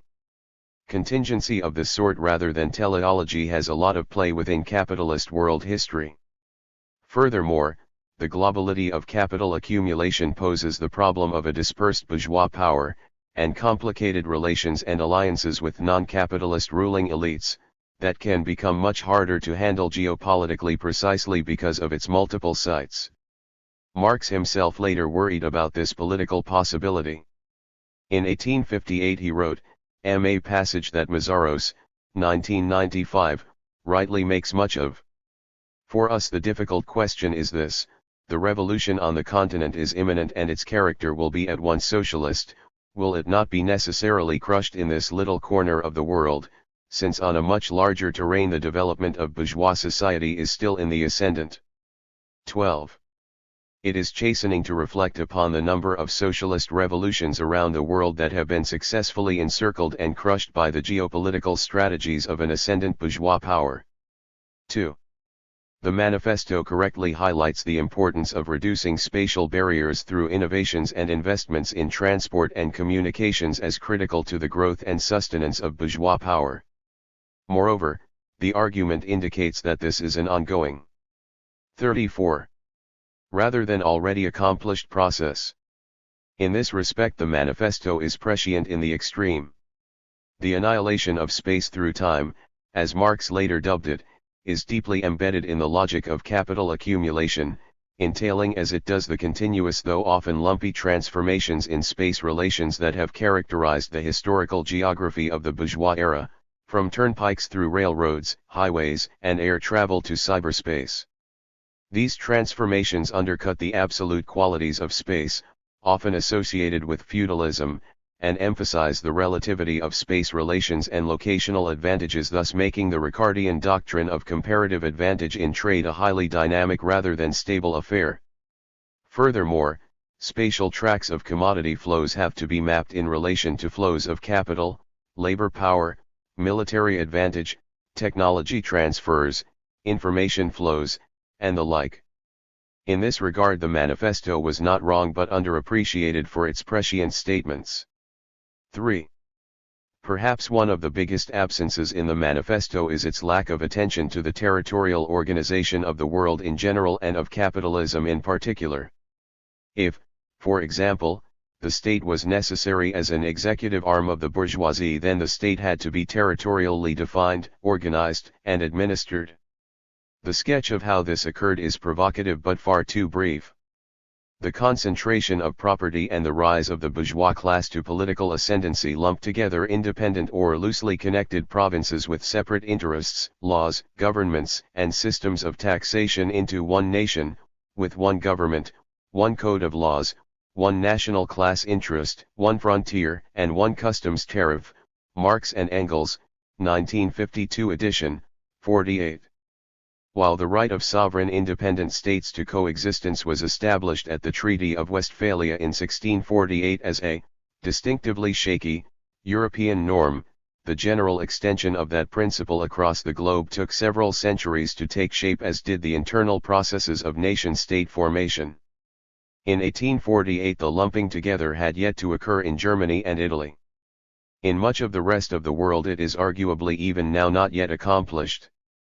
The 19th century was the great period of territorial definitions, with most of the world's boundaries being established between 1870 and 1925, and most of those being drawn by the British and the French alone, the carve-up of Africa in 1885 being the most spectacular example. But state formation and consolidation is quite another step beyond territorial definition, and it has proven a long drawn-out and often unstable affair, for example, in Africa. Only after 1945 did decolonization push state formation worldwide a bit closer to the highly simplified model that the manifesto envisages. Furthermore, the relativism. The geography of the Manifesto 35. Introduced by revolutions in transport and communications coupled with the uneven dynamics of class struggle and uneven resource endowments means that territorial configurations cannot remain stable for long. Flows of commodities, capital, labor, and information always render boundaries porous. There is plenty of play for contingency here, including phases of territorial reorganization and redefinition, thus undermining any simple teleological interpretation, of the sort that derives from Hegel and which can still be found in both capitalistic and communist ideas about what the future necessarily holds. 4. The state is, of course, only one of many mediating institutions that influence the dynamics of accumulation and class struggle. Money and finance must also be given pride of place. In this respect there are some intriguing questions about which the manifesto remains silent, in part, I suspect, because its authors had yet to discover their fundamental insights about the dialectical relations between money, production, commodity exchange, distribution, and production, as these are conceptualized, for example, in the introduction to the Grundrisse. But it may also have been that the authors were ambivalent in the face of the two main strains of radical thinking at the time, that of the Saint-Simonians who looked to the association of capitals and the centralization of credit as a solution versus what was to become the anarchist stress, of, example Proudhon, upon decentralization and credit cooperatives with its strong appeal to artisans and petty commodity producers. There are two ways to look at this, and I here take the question of money and credit as both emblematic and fundamental. On the one hand we can interpret world money as some universal representation of value to which territories relate, through their own currencies, and to which capitalist producers conform as they seek some measure of their performance and profitability. This is a very functionalist and undialectical view. It makes it seem as if value hovers as some ethereal abstraction over the activities of individuals as of nations. This is, incidentally, the dominant conception at work in the contemporary neoclassical ideology of globalization. In Capital, Marx looks upon world money differently, as a representation of value that arises out of a dialectical relation between the particularity of material activities, concrete labor, undertaken in particular places and times, and the universality of values, abstract labor, achieved as commodity exchange becomes so widespread and generalized as to be a normal social act. But institutions mediate between particularity and universality so as to give some semblance of order and permanence to what is otherwise as shifting sand. Central banks, financial institutions, exchange systems, state-backed local currencies, etc., then become powerful mediators. 36. Between the universality of money on the world market and the particularities of concrete labors conducted here and now around us. Such mediating institutions are also subject to change as, for example, powers shift from yen to Deutschmarks to dollars and back again, or as new institutions, like the IMF and the World Bank after 1945, spring up to take on new mediating roles.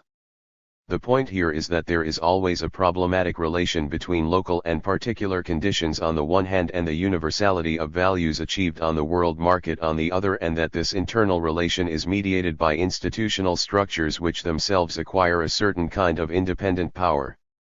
These mediating institutions are often territorially based and biased in important ways. They play a key role in determining where certain kinds of concrete labors and class relations shall arise, and can sometimes even dictate patterns of uneven geographical development through their command over capital assembly and capital flows. Given the importance of European-wide banking and finance in the 1840s, the Rothschilds being prominent players in the events of 1848, and the political economic theories of the Saint-Simonians with respect to the power of associated capitals to change the world, the absence of any analysis of the mediating institutions of money and finance is surprising, even if one of the key political proposals in the manifesto is centralization of credit in the hands of the state, by means of a national bank with state capital and an exclusive monopoly. 75. Subsequent formulations, not only by Marx but also by Lenin, Hilferding, and many others, see Harvey 1982 for a summary, may have helped to elaborate on such matters, but the rather episodic and contingent treatment of the role of finance and money capital in organizing the geographical dynamics of capital accumulation may have been one of the manifesto's unwitting and unfortunate legacies. Hardly anything was written on the topic between Hilferding's guiding work of 1910 and the early 1970s. 5. The argument that the bourgeois revolution subjugated the countryside to the city, that processes of industrialization and rapid urbanization laid the seedbed for a more united working-class politics, is of major importance. Reduced to its simplest formulation, it says that the production of spatial organization is not neutral with respect to class struggle. And that is a vital principle, no matter how critical we might be with respect to the sketch of these dynamics as laid out in the manifesto. The account offered runs like this. The proletariat goes through various stages of development. With its birth begins its struggle with the bourgeoisie. At first the contest is the geography of the manifesto, carried on by individual laborers, then by the work people of a factory, then by the operatives of one trade, in one locality, against the individual bourgeois who directly exploits them. At this stage the laborers still form an incoherent mass scattered over the country, and broken up by their mutual competition. If anywhere they unite to form more compact bodies, this is not yet the consequence of their own active union, but of the union of the bourgeoisie. But with the development of industry the proletariat not only increases in number, it becomes concentrated in greater masses, its strength grows, and it feels that strength more. The collisions between individual workmen and individual bourgeois take more and more the character of collisions between two classes. Thereupon the workers begin to form combinations, trades unions. This union of the workers is helped on by the improved means of communication that are created by modern industry and that place the workers of different localities in contact with one another. It was just this contact that was needed to centralize the numerous local struggles, all of the same character, into one national struggle between classes. 54-5. 37. For much of the 19th century this account captures a common enough path to the development of class struggle. And there are plenty of 20th century examples where similar trajectories can be discerned, the industrialization of South Korea being paradigmatic. But it is one thing to say that this is a useful descriptive sketch and quite another to argue that these are necessary stages through which class struggle must evolve en route to the construction of socialism.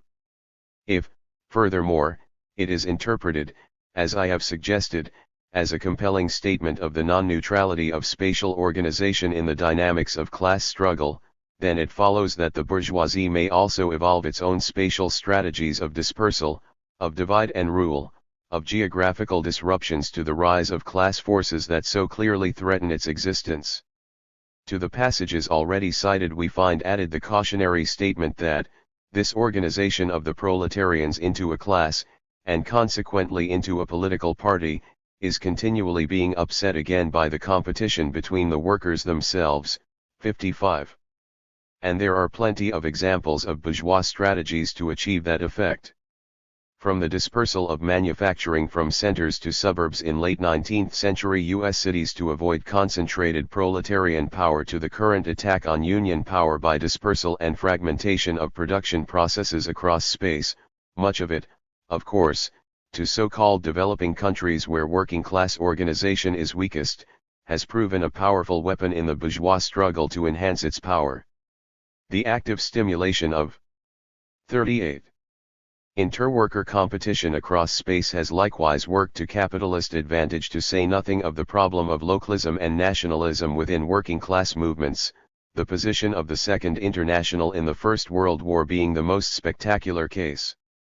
In general, I think it fair to say that workers' movements have been better at commanding power in places and territories rather than in controlling spatialities, with the result that the capitalist class has used its superior powers of spatial maneuver to defeat place-bound proletarian/socialist revolutions, cf. Marx's 1858 worry cited above.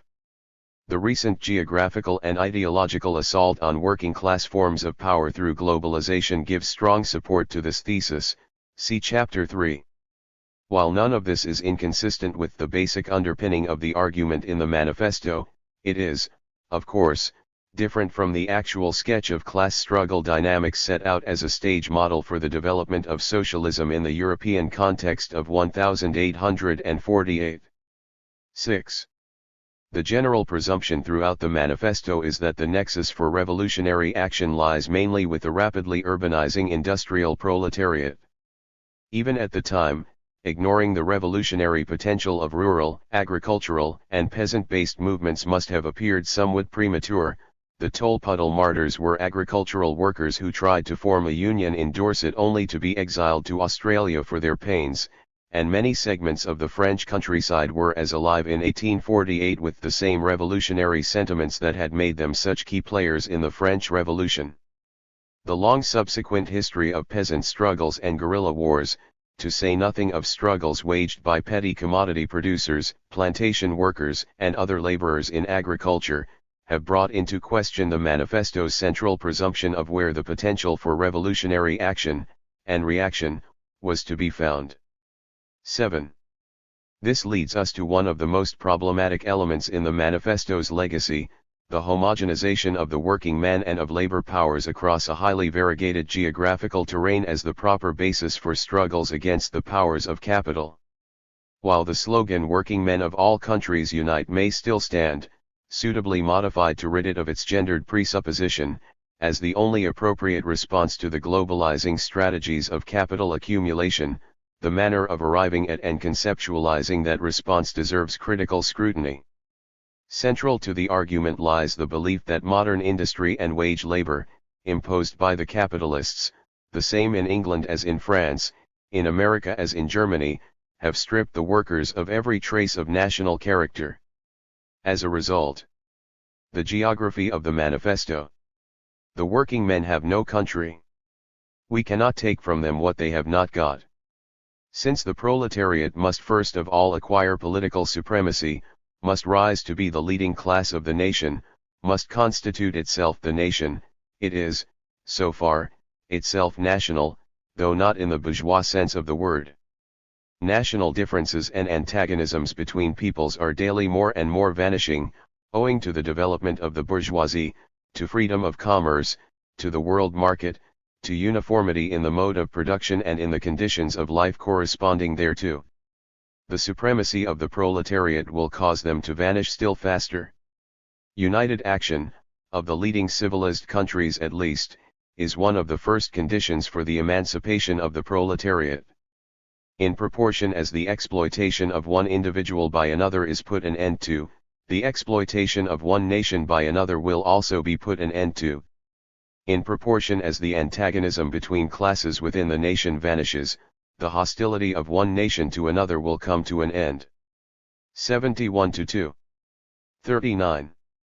The guiding vision is noble enough, but there is unquestionably a lot of wishful thinking here. At best, the manifesto mildly concedes that the initial measures to be taken as socialists come to power will of course be different in different countries. It also notes how problems arise in the translation of political ideas from one context to another. The Germans took on French ideas and adapted them to their own circumstances, which were not so well developed, creating a German kind of socialism that Marx was highly critical of. 82-3. In the practical world of politics, then, there is a certain sensitivity to uneven material conditions and local circumstances. And in the final section of the manifesto, 94-6, attention is paid to the different political conditions in France, Switzerland, Poland, and Germany. From this Marx and Engels divine that the task of communists is to bring unity to these causes, to define the commonalities within the differences, and to make a movement in which workers of the world can unite. But in so doing the force of capital that uproots and destroys local place-bound loyalties and bonds is heavily relied upon to prepare the way. There are, I think, two ways in which we can read this in relation to our contemporary conditions. On the one hand, the manifesto insists, correctly in my view, that the only way to resist capitalism and transform society towards socialism is through a global struggle in which global working class formation, perhaps achieved in a stepwise fashion from local to national to global concerns, acquires sufficient power and presence to fulfill its own historical potentialities. In this case, the task of the communist movement is to find ways, against all odds, to bring together all the various highly differentiated and often local movements into some 40 kind of commonality of purpose. C.F. Moody, 1997, Herod, 1997, 1998. The second reading is rather more mechanistic. It sees the automatic sweeping away of national differences and differentiations through bourgeois advancement, the delocalization and denationalization of working class populations and therefore of their political aspirations and movements. The task of the communist movement is to prepare for and hasten on the end point of this bourgeois revolution, to educate the working class as to the true nature of their situation and to organize, on that basis, their revolutionary potential to construct an alternative. Such a mechanistic reading is, in my view, incorrect, even though substantial grounding for it can be found within the manifesto itself. The central difficulty lies in the presumption that capitalist industry and commodification will lead to homogenization of the working population. There is, of course, an undeniable sense in which this is true, but what it fails to appreciate is the way in which capitalism simultaneously differentiates among workers, sometimes feeding off ancient cultural distinctions, gender relations, ethnic predilections, and religious beliefs. It does this not only through the development of explicit bourgeois strategies of divide and control, but also by converting the principle of market choice into a mechanism for group differentiation. The result is the implantation of all manner of class, gender, and other social divisions into the geographical landscape of capitalism. Divisions such as those between cities and suburbs, between regions as well as between nations cannot be understood as residuals from some ancient order. They are not automatically swept away. They are actively produced through the differentiating powers of capital accumulation and market structures. Place-bound loyalties proliferate and in some respects strengthen rather than disintegrate through the mechanisms of class struggle as well as through the agency of both capital and labor working for themselves. Class struggle all too easily dissolves into a whole series of geographically fragmented communitarian interests, easily co-opted by bourgeois powers or exploited by the mechanisms of neoliberal market penetration. There is a potentially dangerous underestimation within the manifesto of the powers of capital to fragment, divide, and differentiate, to absorb, transform, and even exacerbate ancient cultural divisions, to produce spatial differentiations, to mobilize geopolitically, within the overall homogenization achieved through wage labor and market exchange. And there is likewise an underestimation of the ways in which labor mobilizes through territorial forms of organization, building place-bound loyalties en route. The dialectic of commonality and difference has not worked out, if it ever could, in the way that the sketch supplied in the manifesto implied, even if its underlying logic and its injunction to unite is correct. Chapter 3. Working men of all countries, unite. Even though the manifesto mainly concentrates on the conquest of nation-state power as its central political objective, the geographical logic of its argument also points towards a grander goal expressed in the final exhortation for workers of all countries to unite in anti-capitalist struggle. The conditions of global working class formation in the last half of the 20th century suggests that such an exhortation is more important than ever. The World Bank, 1995, estimates that the global labor force doubled in size between 1966 and 1995. By the latter date, an estimated 2.5 billion men and women were active participants in labor markets and thereby captive to the conditions of wage labor. Most of this wage labor force was living under the most appalling conditions. The World Bank report continues, more than a billion individuals living on $1 or less a day depend on pitifully low returns to hard work. In many countries, workers lack representation and work in unhealthy, dangerous, or demeaning conditions. Meanwhile, 120 million or so are unemployed worldwide, and millions more have given up hope of finding work. 1 to 2. This condition exists at a time of rapid growth in average levels of productivity per worker, reported also to have doubled since 1965 worldwide, and a rapid growth in world trade fueled in part by reductions in costs of movement but also by a wave of trade liberalization and sharp increases in the international flows of direct investments.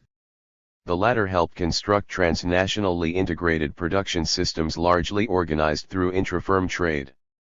As a result, says a report of the International Labour Office, 1996, the number of workers employed in export and import competing industries has grown significantly. In this sense, therefore, it could be said that labor markets across the world are becoming more interlinked. Some observers see in these developments the emergence of a global labor 41. 42. Market wherein the world has become a huge bazaar with nations peddling their workforces in competition against one another, offering the lowest prices for doing business. The core apprehension is that intensifying global competition will generate pressures to lower wages and labor standards across the world. 4. This process of ever stronger interlinkage has been intensified by the increasing participation in the world economy of populous developing countries such as China, India, and Indonesia. 4. With respect to China, for example, the United Nations Development Programme, 1996, reports. The share of labor-intensive manufactures in total exports rose from 36% in 1975 to 74% in 1990. Between 1985 and 1993, employment in textiles increased by 20%, in clothing and fiber products by 43%, in plastic products by 51%. China is now a major exporter of labor-intensive products to many industrial countries. For all its dynamic job creation, China still faces a formidable employment challenge. Economic reforms have released a floating population of around 80 million, most of whom are seeking work. The State Planning Commission estimates that some 20 million workers will be shed from state enterprises over the next 5 years and that 120 million more will leave rural areas hoping for work in the cities. Labor-intensive economic growth will need to continue at a rapid pace if all these people are to find work. 94. I quote this instance to illustrate the huge movements into the global labor force that have been and are underway. And China is not alone in this. The export-oriented garment industry of Bangladesh hardly existed 20 years ago, but it now employs more than 1 million workers, 80% of them women and half of them crowded into Dhaka. Cities like Jakarta, Bangkok, and Bombay, as Seabrook, 1996, reports, have become meccas for formation of a transnational working class, heavily dependent upon women, living under conditions of poverty, violence, chronic environmental degradation, and fierce repression. It is hardly surprising that the insertion of this proletarianized mass into global trading networks has been associated with wide-ranging social convulsions and upheavals. See, example, some of the excellent documentation provided by Moody, 1997, as well as changing structural conditions, such as the spiraling inequalities between regions, that left sub-Saharan Africa far behind as East and Southeast Asia surged ahead, and between classes. As regards the latter, the UN Development Report, 1996, states that between 1960 and 1991 the share of the richest 20% rose from 70% of global income to 85%, while that of the poorest declined from 2.3% to 1.4%. By 1991, more than 85% of the world's population received only 15% of its income, and the net worth of the 358 richest people, the $43 billionaires, is equal to the combined income of the poorest 45% of the world population, 2.3 billion people. 2. In the United States, the net wealth of Bill Gates alone in 199.5 was greater than the combined net worth of the poorest 40% of Americans, 106 million people. This polarization is astounding, rendering hollow the World Bank's extraordinary claim that international integration coupled with free market liberalism and low levels of government interference is the best way to deliver growth and to raise living standards for workers. While growth was strong, they oddly attributed these virtues to the economies of East and Southeast Asia, but when problems developed in the region, the bank and IMF changed their rhetoric to complain of too much state involvement. It also renders hollow a wide-ranging set of ideological claims that the free market will create a stakeholder society within a rapidly democratizing capitalism. Within the era of the so-called people's market in the United States, for example, Federal Reserve statistics show that 60% of Americans own no stock at all, not even through pension funds. Furthermore, the wealthiest 1% of Americans own nearly 50% of all stock, the bottom 80% own only 3%, Smith, 1998, B18. It is then not hard to see who has benefited most from the run-up in the stock market over the last decade. You are horrified at our intending to do away with private property, Marx and Engels exclaim in the manifesto, but in your existing society, private property is already done away with for 9/10 of the population, 65. The local reality of global inequality is described vividly by Seabrook, 1996. Indonesia, in the name of the free market system, promotes the grossest violations of human rights, and undermines the right to subsist of those on whose labor its competitive advantage rests. The small and medium-sized units which subcontract to the multinationals are the precise localities where the sound of the hammering, tapping, beating of metal comes from the forges where the chains are made for industrial bondage. Many transnationals are subcontracting here, Levi Strauss, Nike, Reebok. A lot of the subcontractors are Korean-owned. They all tend to low wages and brutal management. Nike and Levi's issue a code of conduct as to criteria for investment, but in reality, under the tender system they always go for the lowest cost of production. Some subcontractors move out of Jakarta to smaller towns, where workers are even less capable of combining to improve their conditions. 103-5. Or, at a more personal level, there is the account given by two sisters, Hira and Myra, who until recently worked for a Singaporean-owned subcontractor for Levi Strauss. 44. We are regularly insulted, as a matter of course. When the boss gets angry he calls the women dogs, pigs, sluts, all of which we have to endure patiently without reacting. We work officially from 7 in the morning until 3, salary less than $2 per day, but there is often compulsory overtime, sometimes especially if there is an urgent order to be delivered until 9. However tired we are not allowed to go home. We may get an extra 200 rupiah, 10 US cents. We go on foot to the factory from where we live. Inside it is very hot. The building has a metal roof, and there is not much space for all the workers. It is very cramped. There are over 200 people working there, mostly women, but there is only one toilet for the whole factory.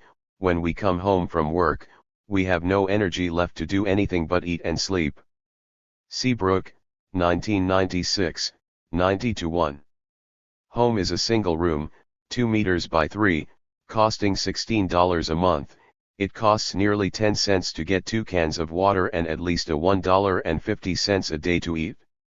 In Capital, Marx recounts the story of the milliner, Mary Ann Walkley, 20 years of age, who often worked 30 hours without a break, though revived by occasional supplies of sherry, port, and coffee, until, after a hard spell necessitated by preparing magnificent dresses for the noble ladies invited to the ball in honor of the newly imported Princess of Wales, died, according to the doctor's testimony, from long hours of work in an overcrowded workroom, and a too small and badly ventilated bedroom, 1976 edition, 364.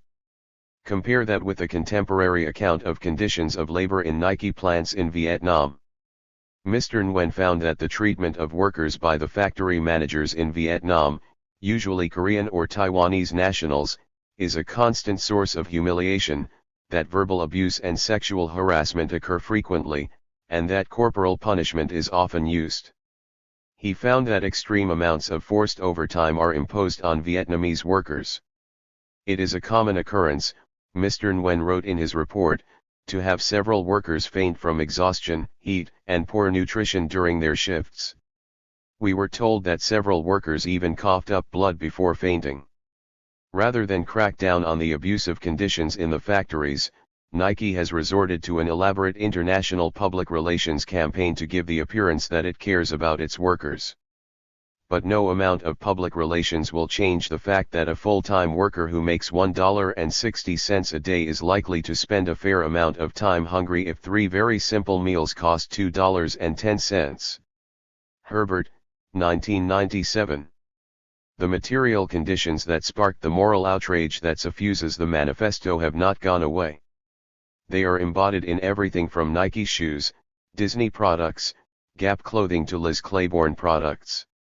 And, as in the 19th century, part of the response has been reformist middle-class outrage backed by the power of working-class movements to 45. Regulate conditions off labor worldwide, Moody, 1997. Campaigns against sweatshop labor worldwide and for a code of fair labor practices perhaps certified by a fair labor label on the products we buy, as well as the specific campaigns against Nike and other major corporations, are a case in point. Ross, 1997, Goodman, 1996, Greenhouse, 1997a, 1997b. The setting for the manifesto has not, then, radically changed at its basis. The global proletariat is far larger than ever and the imperative for workers of the world to unite is greater than ever. But the barriers to that unity are far more formidable than they were in the already complicated European context of 1848. The workforce is now far more geographically dispersed, culturally heterogeneous, ethnically and religiously diverse, racially stratified, and linguistically fragmented. The effect is to radically differentiate both the modes of resistance to capitalism and the definitions of alternatives. And while it is true that means of communication and opportunities for translation have greatly improved, this has little meaning for the billion or so workers living on less than $1 a day possessed of different cultural histories, literatures, and understandings, compared to international financiers and transnationals who use the new forms of telecommunications all the time. Differentials, both geographical and social, in wages and social provision within the global working class are likewise greater than they have ever been. The political and economic gap between the most affluent workers, in say Germany and the United States, and the poorest wage workers, in Indonesia and Mali, is far greater than between the so-called aristocracy of European labor and their unskilled counterparts in the 19th century. This means that a certain segment of the working class, mostly but not exclusively in the advanced capitalist countries and often possessing by far the most powerful political voice, has a great deal to lose besides its chains. While women were always an important component of the workforce in the early years of capitalist development, their participation has now become much more general at the same time as it has become concentrated in certain occupational categories, usually dubbed unskilled. See Wright, 1996. This poses acute questions of gender in working class politics that have too often been pushed under the rug in the past. On this point, the manifesto is less than convincing. To be sure, there are many astute observations on the forces set fair to destroy the family as an institution and to transform it into a commodified property relation. And Marx and Engels certainly declared their aim was to do away with the status of women as mere instruments of production. They also sought, contrary to bourgeois fears, to abolish what they call the community of women deriving from private property, a system of prostitution, both. 46. Public and private, 70-1. But this still leaves little room for broader forms of gender struggle within the socialist program. A strongly feminized proletarian movement, not an impossibility in our times, might turn out to be a different agent of political transformation to that led almost exclusively by men. Ecological variations and their associated impacts, resource wars, environmental injustice, differential effects of environmental degradation, have become far more salient in the quest for an adequate quality of life as well as for rudimentary health care. In this regard, too, there is no level playing field upon which class struggle can be evenly played out because the relation to nature is itself a cultural determination that can have implications for how any alternative to capitalism can be constructed. While such cross-cultural conditions provide a basis for a radical critique of the purely utilitarian and instrumental attitudes towards the natural world embedded in capitalist accumulation practices, they also pose a challenge to the socialist movement to define a more ecologically sensitive politics than has often been proposed in the past. How to configure the environmental with the economic, the political with the cultural, becomes much harder at the global level, where presumptions of homogeneity of values and aspirations across the earth simply do not hold. Global populations have also been on the move. The flood of migratory movements seems impossible to stop. State boundaries are less porous for people and for labor than they are for capital, but they are still porous enough. Immigration is a significant issue worldwide, including within the labor movement itself. Organizing labor in the face of the considerable ethnic, racial, religious, and cultural diversity generated out of migratory movements poses particular problems that the socialist movement has never found easy to address, let alone solve. Europe, for example, now has to face all of those difficulties that stem from ethnic and racial diversity that have been wrestled with for many years, and often proved so divisive to working class unities, in the United States. Urbanization has also accelerated to create a major ecological, political, economic, and social revolution in the spatial organization of the world's population. The proportion of an increasing global population living in cities has doubled in 30 years, making for massive spatial concentrations of population on a scale hitherto regarded as inconceivable. It has proven far easier to organize class struggle in, say, the small-scale mining villages of the South Wales coalfield, or even in relatively homogeneous industrial cities like 19th-century Manchester, with a population of less than 1 million, albeit problematically divided between English and Irish labourers, than organizing class struggle, or even developing the institutions of a representative democracy, in contemporary São Paulo. 47. Cairo, Lagos, Los Angeles, Shanghai, Bombay, etc. with their teeming, sprawling, and often disjointed populations reaching close to or over the 20 million mark. The geographical scale at which places are now defined, see Plate 3.1, is so different as to make the whole prospect of politics quite different. The socialist movement has to come to terms with these extraordinary geographical transformations and develop tactics to deal with them.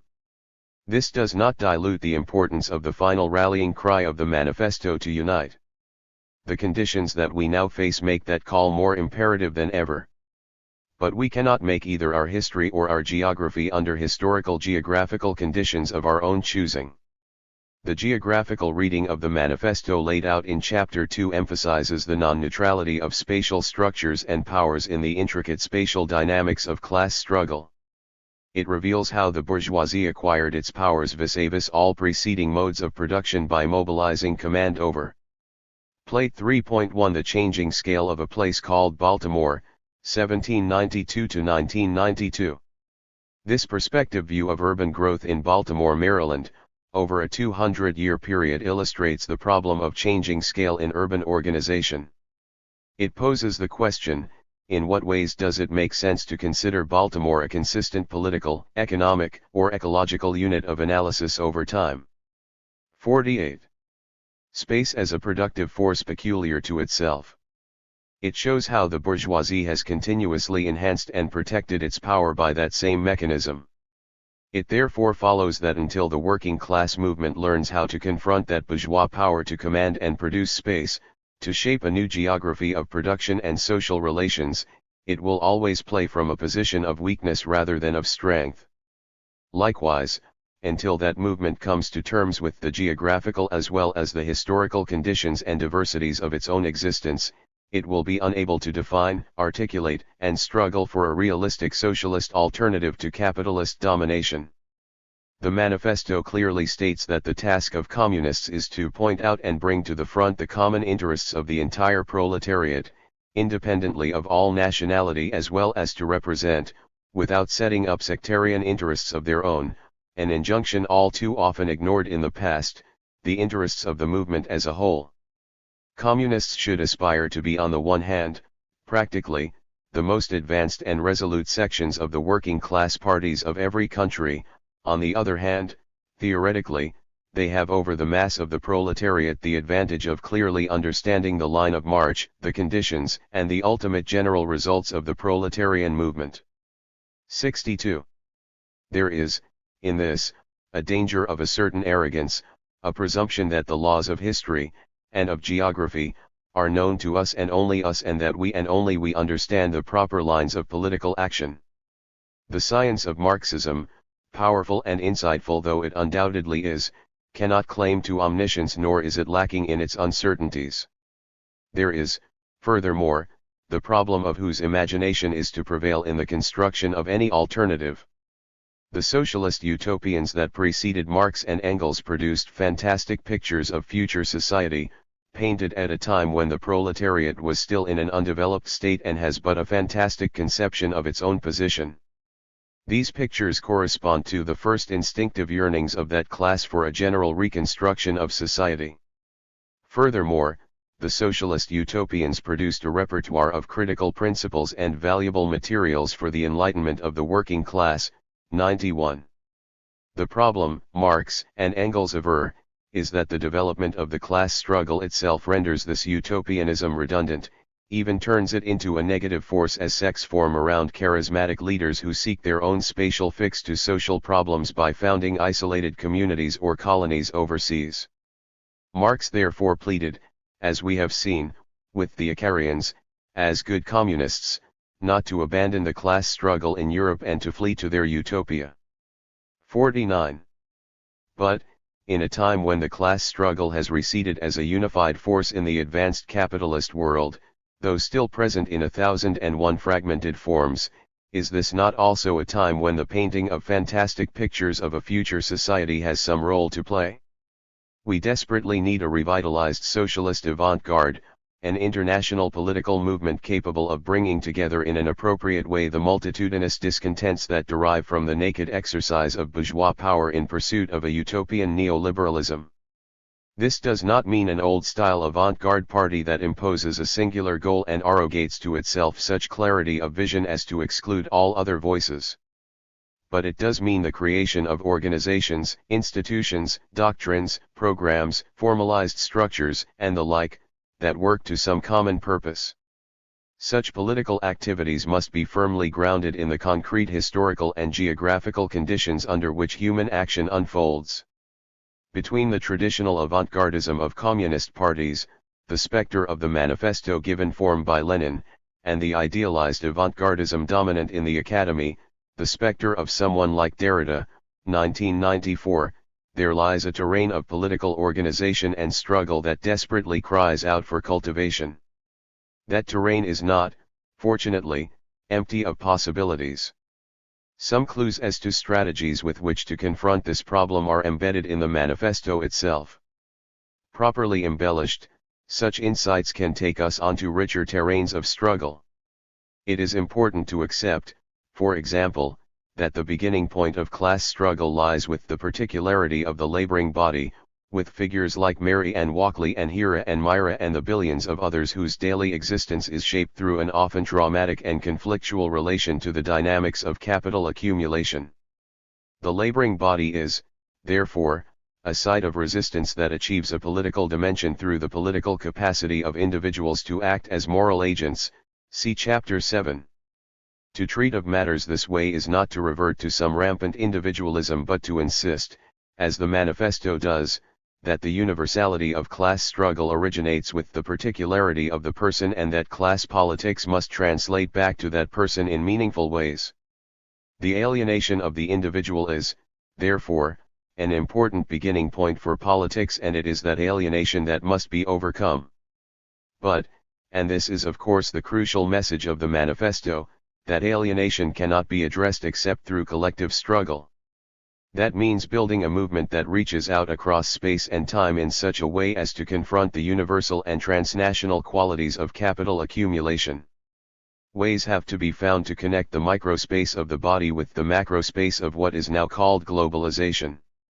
The manifesto suggests this can be done by linking the personal to the local to 50.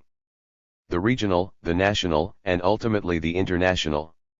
A hierarchy of spatial scales exists at which class politics must be constructed. But the theory of the production of geographical scale, as Smith, 1992, observes, is grossly underdeveloped, and we have yet to learn, with respect to global working class formation and body politics, how to arbitrate and translate between the different spatial scales. This is an acute problem that must be confronted and resolved if working class politics is to be revived. I give just 3 examples. The traditional beginning point for class struggle has been a particular space, the factory, and it is from there that class organization has been built up through union movements, political parties, and the like. But what happens when factories disappear or become so mobile as to make permanent organizing difficult if not impossible? And what happens when much of the workforce becomes temporary or casualized? Under such conditions, labor organizing in the traditional manner loses its geographical basis and its powers are correspondingly diminished. Alternative models of organizing must then be constructed. In Baltimore, for example, there is a citywide movement for a living wage, see Chapter 7, that relies upon alliances of institutions of community, the churches, activist organizations, and student groups, as well as whatever union support can be procured, to achieve its objectives.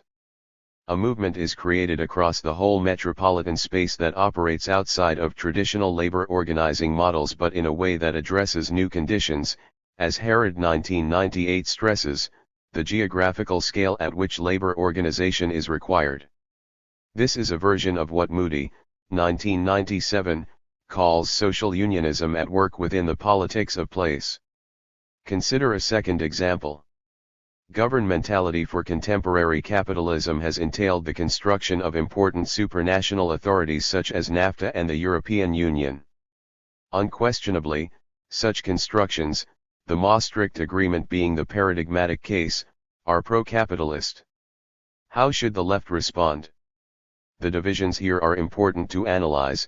In Europe the debate within the left is intense, but too frequently the response is an overly simplistic argument that runs along the following lines: because NAFTA and Maastricht are pro-capitalist, we fight them by defending the nation-state against supranational governance. The argument here outlined suggests an entirely different response. The left must learn to fight capital at both spatial scales simultaneously. But, in so doing, it must also learn to coordinate potentially contradictory politics within itself at the different spatial scales, for it is often the case in hierarchical spatial systems, and ecological problems frequently pose this dilemma, that what makes good political sense at one scale does not make such good politics at another. The rationalization of 51. Say, automobile production in Europe may mean plant closures in Oxford or Turin. Withdrawing to the nation-state as the exclusive strategic site of class organization and struggle is to court failure, as well as to flirt with nationalism and all that entails. This does not mean the nation-state has become irrelevant, indeed it has become more relevant than ever. But the choice of spatial scale is not either or but both / and even though the latter entails confronting serious contradictions. This means that the union movement in the United States ought to put just as much effort into cross-border organizing, with respect to Mexico, as it puts into fighting NAFTA, and that the European Union movement must pay as much attention to procuring power and influence in Brussels and Strasbourg as each member of the movement does in its own respective national capital. Moving to the international level poses similar dilemmas and problems.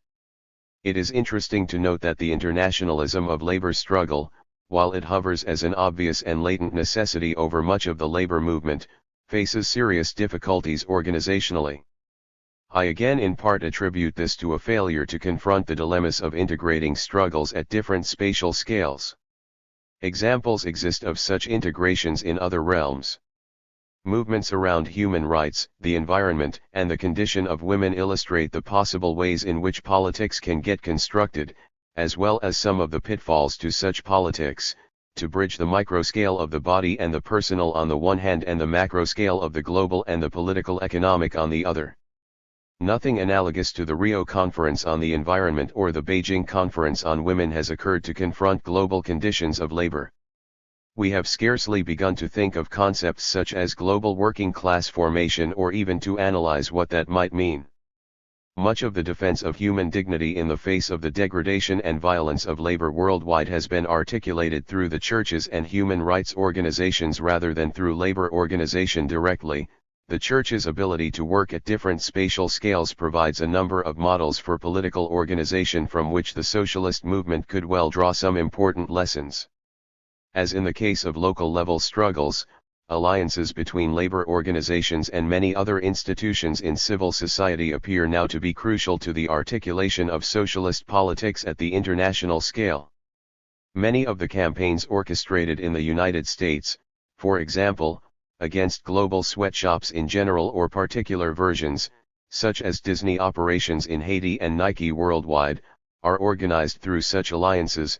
See Ross, 1997. The argument here is not that nothing is being done or that institutions do not exist. Moody, 1997, provides several examples of formative institutions of international. 52. Labor organization at work.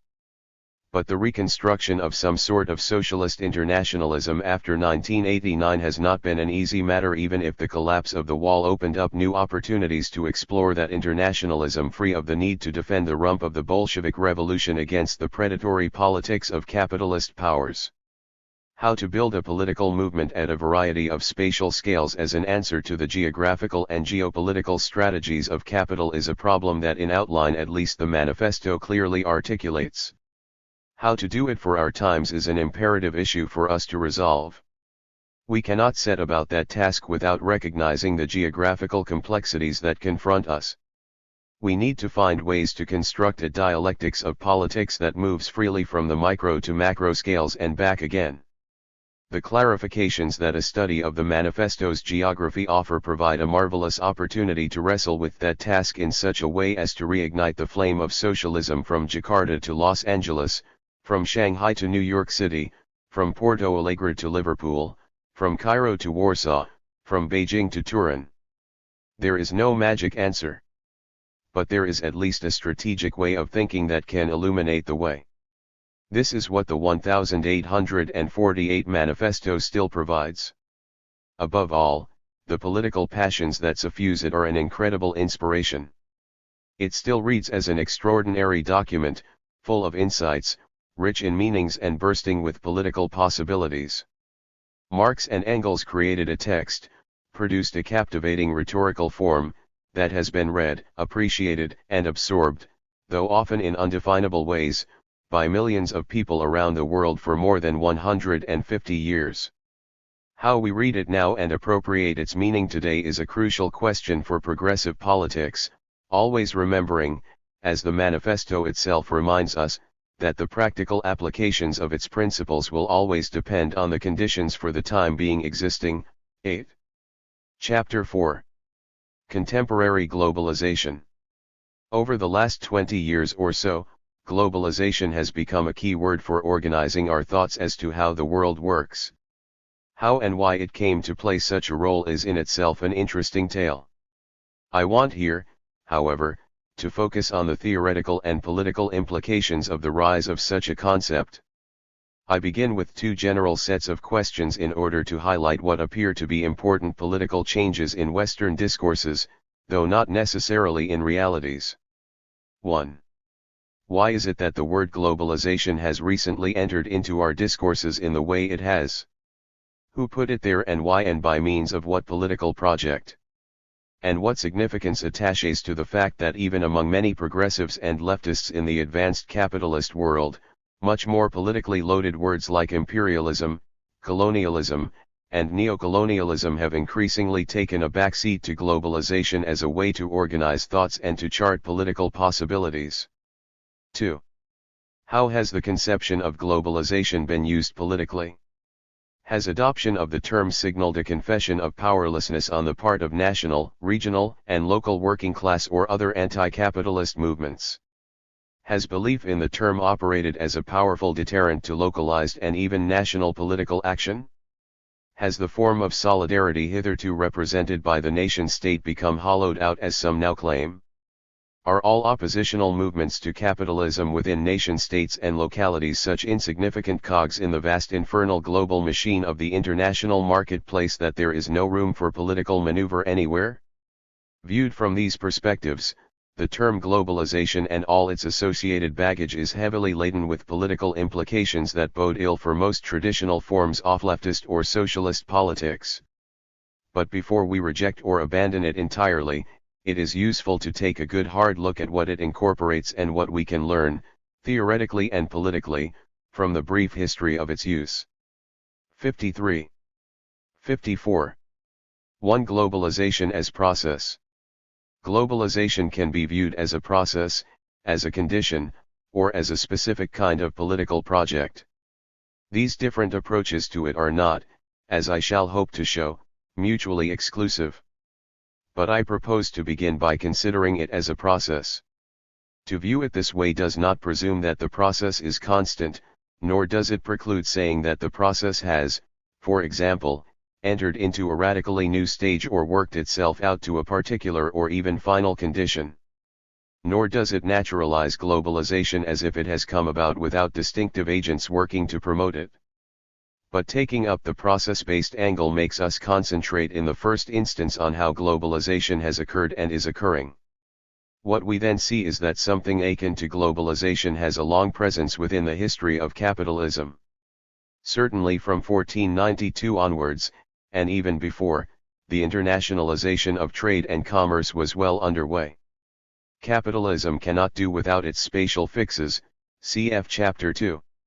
Time and time again it has turned to geographical reorganization, both expansion and intensification, as a partial solution to its crises and impasses. Capitalism thereby builds and rebuilds a geography in its own image. It constructs a distinctive geographical landscape, a produced space of transport and communications, of infrastructures and territorial organizations, that facilitates capital accumulation during one phase of its history only to have to be torn down and reconfigured to make way for further accumulation at a later stage. If, therefore, the word globalization signifies anything about our recent historical geography, it is most likely to be a new phase of exactly the same underlying process of the capitalist production of space. It is not my intention to review the vast literature that deals with the spatial and geographical aspects of capitalist development and class struggle, even if such a task were feasible. But I do think it important to recognize a series of tensions and often uncomfortable compromises as to how to understand, theoretically and politically, the geographical dynamics of capital accumulation and class struggle. When, for example, Lenin and Luxemburg clashed on the national question, as the vast controversy on the possibility of socialism within one country, or even within one city, unfolded, as the Second International compromised with nationalism in the First World War, and as the Comintern subsequently swayed back and forth on how to interpret its own internationalism, so the socialist/communist movement never managed to evolve, politically or theoretically, a proper or satisfactory understanding of how the production of space was fundamental and integral to the dynamics of capital accumulation and the geopolitics of class struggle. 55. A study of the Manifesto, Chapter 2, indicates one key source of the dilemma. For while it is clear that the bourgeoisie's quest for class domination was, and is, a very geographical affair, the almost immediate reversion in the text to a purely temporal and diachronic account is striking. It is hard, it seems, to be dialectical about space, leaving many Marxists in practice to follow Feuerbach in thinking that time is the privileged category of the dialectician, because it excludes and subordinates where space tolerates and coordinates. Ross, 1988, 8. Even the term historical materialism, I note, erases the significance of geography, and if I have struggled these last few years to try to implant the idea of historical geographical materialism, it is because the shift in that terminology prepares us to look more flexibly and, I hope, more cogently at the class significance of processes like globalization and uneven geographical development. Harvey, 1996. We need far better ways to understand, if not resolve politically, the underlying tension between what often degenerates into either a temporal teleology of class triumphalism, now largely represented by the triumphaonism of the bourgeoisie declaring the victorious end of history, or a seemingly incoherent and uncontrollable geographical fragmentation of class and other forms of social struggle in every nook and cranny of the world. Since Marx, for example, a variety of accounts has been offered of how capitalism has structured its geography, such as Lenin's theory of imperialism, Luxemburg's positioning of imperialism as the savior of capitalist accumulation, Mao's depiction of primary and secondary contradictions in class struggle. These have subsequently been supplemented by more synthetic accounts of accumulation on a world scale.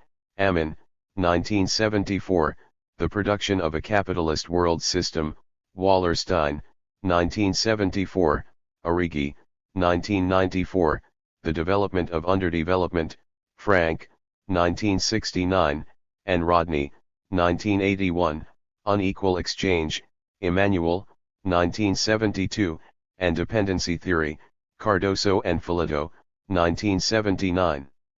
As Marxist ideas and political practices have spread throughout the globe, in a parallel process of globalization of class struggle, so innumerable local/national accounts of resistance to the invasions, disruptions, and imperialist designs of capitalism have been generated.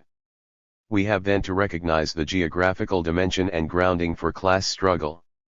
As Raymond Williams, 1989, 242, suggests, politics is always embedded in ways of life and structures of feeling peculiar to places and communities. The universalism to which socialism aspires has, therefore, to be built by negotiation between different place-specific demands, concerns, and aspirations. It has to deal with what he called militant particularism. By this he meant 56. The unique and extraordinary character of working-class self-organization, to connect particular struggles to a general struggle in one quite special way. It has set out, as a movement, to make real what is at first sight the extraordinary claim that the defense and advancement of certain particular interests, properly brought together, are in fact the general interest. My emphases. Even temporal accounts of class struggle turn out to be territorially bounded. But there has been little concern to justify the geographical divisions upon which such accounts are based. We then have innumerable accounts of the making of the English, Welsh, French, German, Italian, Catalan, South African, South Korean, etc. working classes as if these are natural geographical entities. Attention focuses on class development within some circumscribed space which, when scrutinized more closely, turns out to be a space within an international space of flows of capital, labor, information, etc., in turn comprised of innumerable smaller spaces, each with its own distinctive regional or even local characteristics. When we look closely at the action described in Edward Thompson's magisterial account of the making of the English working class, For example, it turns out to be a series of highly localized events often loosely conjoined in space. John Foster may have rendered the differences somewhat too mechanical in his own account of class struggle in the Industrial Revolution, but it is, I think, undeniable that class structure, class consciousness, and class politics in Oldham, Northampton, and South Shields, Red Colmar, Lille, Saint Etienne, or Minneapolis, Mobile, and Lowell, were quite differently constructed and worked out, making geographical differences within the nation-state rather more important than most would want to concede. This mode of thinking uncritically about supposedly natural geographical entities is now perpetuated in neo-Marxist accounts of capital, those inspired by regulation theory, that make it seem as if there are distinctive German, British, Japanese, American, Swedish, Singaporean, Brazilian, etc. versions of capitalism, sometimes broken down into more regionalized orderings, such as North versus South in Italy, Brazil, Britain. These distinctive capitalisms are then construed as entities in competition with each other within a global space economy. This conception is by no means confined to the left. It is standard procedure across a wide variety of political positions to compare different national capitalisms, Openese, Nordic, German, etc., as if they are meaningful entities. My argument here is not that these national or cultural distinctions are wrong, but that they are so easily presumed to exist without the assemblage of any evidence or argument for them whatsoever. They are held, as it were, to be self-evident, when a little probing shows that they are either 57. Far more complicated than is assumed, or so fuzzy and porous as to be highly problematic. The concept of place that Williams invokes turns out to be more complicated than he imagined. The result is a clear line of tension within most accounts of recent political economic changes. On the one hand, we have spaceless and geographically undifferentiated accounts, mainly theoretical these days, though polemical and political versions also abound mainly in right-wing and conservative incarnations, that understand capitalist development as a purely temporal process moving inexorably towards some given destination. In the traditional left-wing version, class struggle powers the historical movement towards socialism/communism as an inevitable outcome. On the other hand, we have geographical accounts in which class alliances, and this often includes a working class characterized by what Lenin condemned as a limiting trade union consciousness, form within places to exploit class alliances in other places, with, perhaps, a comprador bourgeoisie as agent. In this case, imperialism, or, conversely, struggles for national liberation or local autonomy, hold the key to the future. The two accounts are somehow supposed to be consistent with each other.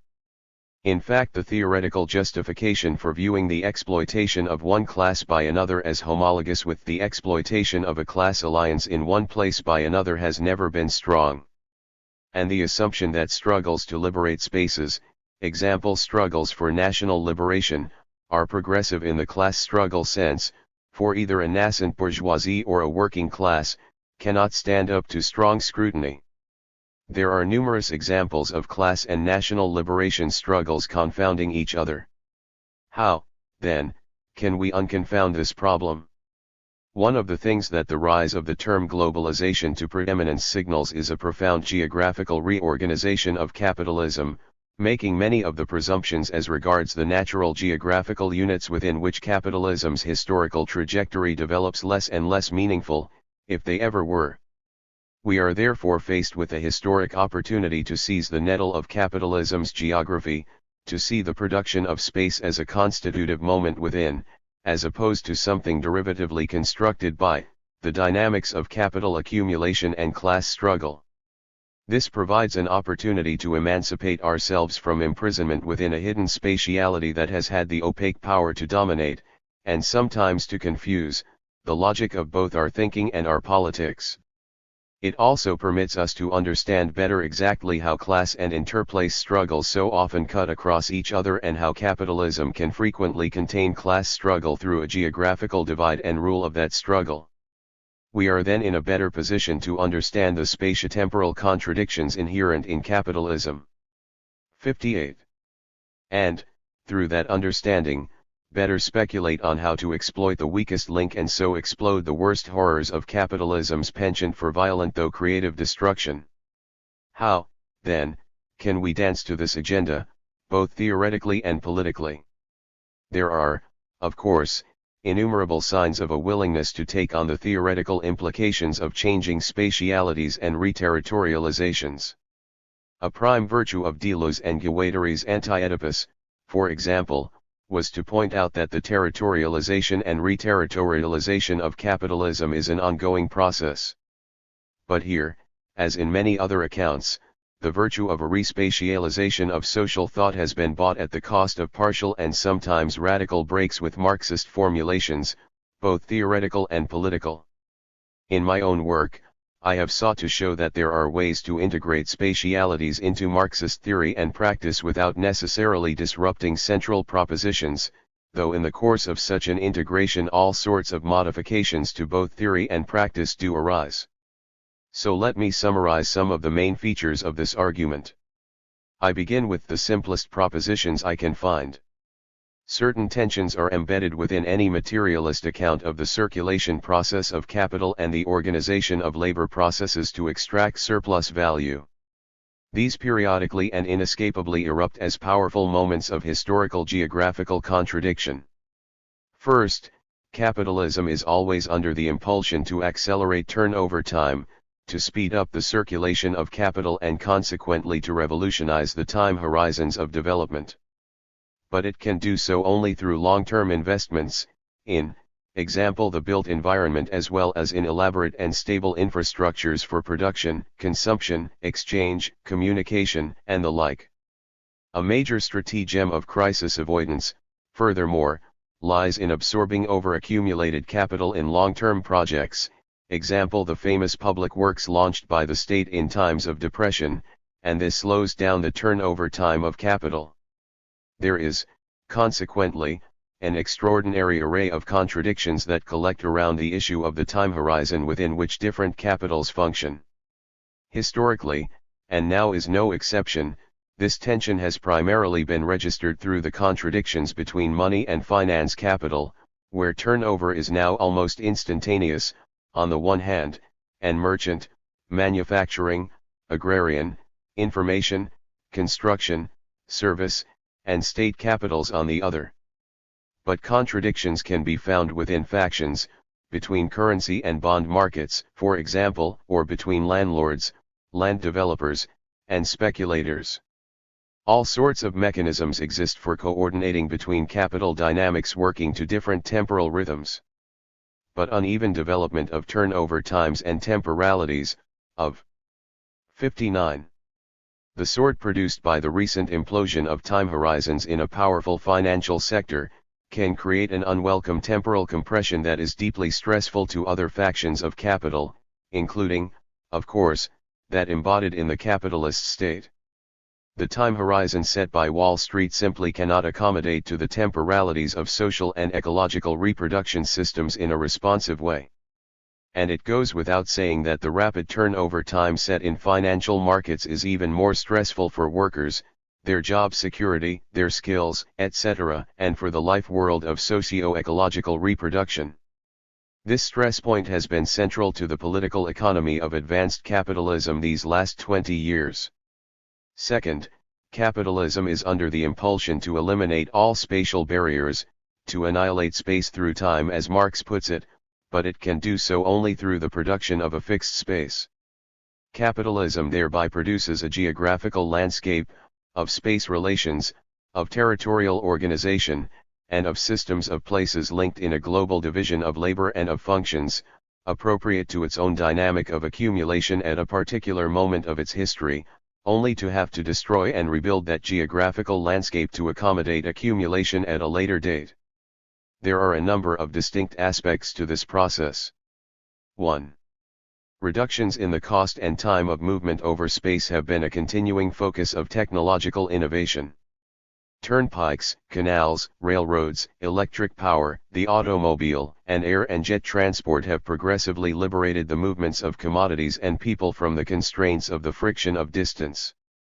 Parallel innovations in the postal system, the telegraph, the radio, telecommunications, and the World Wide Web have now pushed the cost of transfer of information, though not of the infrastructures and terminals, close to zero. 2. The building of fixed physical infrastructures to facilitate this movement as well as to support the activities of production, exchange, distribution, and consumption exercises a quite different force upon the geographical landscape. More and more capital is embedded in space as landed capital, as capital fixed in the land, creating a second nature and a geographically organized resource structure that more and more inhibits the trajectory of capitalist development. The idea of somehow dismantling the urban infrastructures of Tokyo, Yokohama, or New York City overnight and starting all over again is simply ludicrous. The effect is to make the geographical landscape of capitalism more and more sclerotic with time, thus creating a major contradiction with the increasing liberty of movement. That tendency is made even more emphatic to the degree that the institutions of place become strongly articulated and loyalties to places, and their specific qualities, become a significant factor in political action. 60. 3. The third element is the construction of territorial organization, primarily, though not solely, state powers to regulate money, law, and politics and to monopolize the means of coercion and violence according to a sovereign territorial, and sometimes extraterritorial, will. There are, of course, innumerable Marxist theories of the state, many of which engage in an unhealthy degree of abstraction from history and geography, making it seem as if states like Gabon and Liberia are on a par with the United States or Germany, and failing to recognize that most of the state boundaries in the world were drawn between 1870 and 1925. In Europe there were more than 500 political entities in 1500, reduced to 23 by 1920. In recent years the number has increased to 50 or more, with several further secessions threatened. Most states in the world became independent only after 194-5, and many of them have been in search of a nation ever since, but then this was as historically true of France and Mexico as it has recently been of Nigeria or Rwanda. So while it is true that the Treaty of Westphalia established for the first time in 1648 the principle that independent sovereign states, each recognizing their autonomy and territorial integrity, should coexist in the capitalist world, the process of territorializing the world according to that principle took several centuries to complete, accompanied by a good deal of violence. And the processes that gave rise to that system can just as easily dissolve it, as some commentators are now arguing is indeed happening as supranational organizations, such as the European Union, and regional autonomy movements within nation-states do their work. In short, we have to understand the processes of state formation and dissolution in terms of the unstable processes of globalization/territorialization. We then see a process of territorialization, deterritorialization, and reterritorialization continuously at work throughout the historical geography of capitalism. This was one of the fundamental points that Deleuze and Guattari reinforced in Anti-Oedipus. Armed with these concepts we can, I think, better understand the process of globalization as a process of production of uneven temporal and geographical development. And, as I shall hope to show, that shift of language can have some healthy political consequences, liberating us from the more oppressive and confining language of an omnipotent and homogenizing process of globalization. Two recent shifts in the dynamics of globalization bearing that in mind, let me come back to what the term globalization might signify and why it has taken on a new allure and thereby become so important in recent times. 4 shifts stand out. 61. 1. Financial deregulation began in the USA in the early 1970s as a forced response to the stagflation then occurring internally and to the breakdown of the Bretton Woods system of international trade and exchange, largely because of the uncontrolled growth of the eurodollar market. I think it important to recognize that the wave of financial deregulation was less a deliberate strategy thought out by capital than a concession to reality, even if certain segments of capital stood to benefit far more than others. Bretton Woods had been a global system too, so what happened here was a shift from a global system that was hierarchically organized and largely controlled by the United States to another global system that was more decentralized, coordinated through the market, and made the financial conditions of capitalism far more volatile. The rhetoric that accompanied this shift, which occurred in a series of steps from 1968 onwards but most from 1979 to 1985, was implicated in the promotion of the term globalization as a virtue. In my more cynical moments I find myself thinking that it was the financial press that conned us all, me included, into believing in globalization as something new when it was nothing more than a promotional gimmick to make the best of a necessary adjustment in the system of international finance. Coincidentally, the financial press has for some time now been stressing the importance of the regionalization in financial markets, the Japanese co-prosperity sphere, NAFTA, and the European Union being the obvious power blocks, sometimes referred to as the triad. Some even among the boosters of globalization have been warning that the backlash against globalization, mainly in the form of populist nationalisms, is to be taken seriously, and that globalization is in danger of becoming synonymous with a brakeless train wreaking havoc. Friedman, 1996. 2. The waves of profound technological change and product innovation and improvement that have washed over the world since the mid-1960s provide a major focus for any inquiry into recent transformations in the world economy. There have, of course, been many similar phases of technological innovation before in the long history of capitalism. Innovations tend to bunch together, for a variety of often synergistic reasons. We have certainly been living through such a concentrated period of change in recent times. But what may be more special now is the pace and rate of technology transfer and imitation across and throughout different zones of the world economy. Some of this has to do with a global arms trade, but the existence of educated and scientifically trained elites capable of adapting and absorbing technological knowledge and know-how from anywhere and everywhere also has something to do with the rapidity with which new technologies and 62. Products diffuse throughout the world. The problem of nuclear perfusion is indicative here. For this reason many now consider galloping technological innovation and transfer as the most singular and seemingly unstoppable force promoting globalization. 3. The media and communications system and, above all, the so-called information revolution brought some significant changes to the organization of production and consumption as well as to the definition of entirely new wants and needs. The ultimate dematerialization of space in the communications field had its origins in the military apparatus, but was immediately seized upon by financial institutions and multinational capital as a means to coordinate their activities instantaneously over space. The effect has been to form a so-called dematerialized cyberspace in which certain kinds of important transactions, primarily financial and speculative, could occur. But then we also came to watch revolutions and wars live on television. The space and time of media and communications imploded in a world where the monopolization of media power has become more and more of a problem, in spite of proclamations of libertarian democratization via the Internet. The idea of an information revolution is powerfully present these days and is often viewed as the dawning of a new era of globalization within which the information society reigns supreme. C.E.G. Castells, 1996. It is easy to make too much of this. The newness of it all impresses, but then the newness of the railroad and the telegraph, the automobile, the radio, and the telephone in their day impressed equally. These earlier examples are instructive since each in their own way did change the way the world works, the ways in which production and consumption could be organized, politics conducted, and the ways in which social relations between people could become converted on an ever-widening scale into social relations between things. And it is clear that the relations between working and living, within the workplace, in cultural forms, are indeed changing rapidly in response to informational technology. Interestingly, this is a key component in the right-wing political agenda in the United States.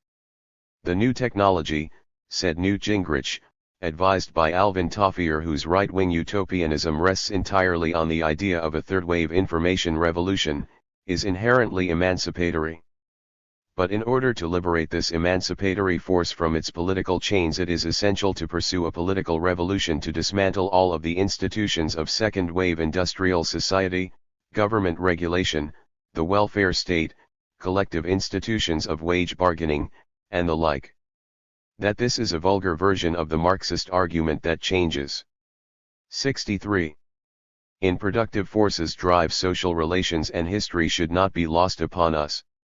Nor should we ignore the strong teleological tone to this right-wing rhetoric, perhaps best captured in Margaret Thatcher's famous declaration that there is no alternative. 4. The cost and time of moving commodities and people also tumbled in another of those shifts that have periodically occurred within the history of capitalism.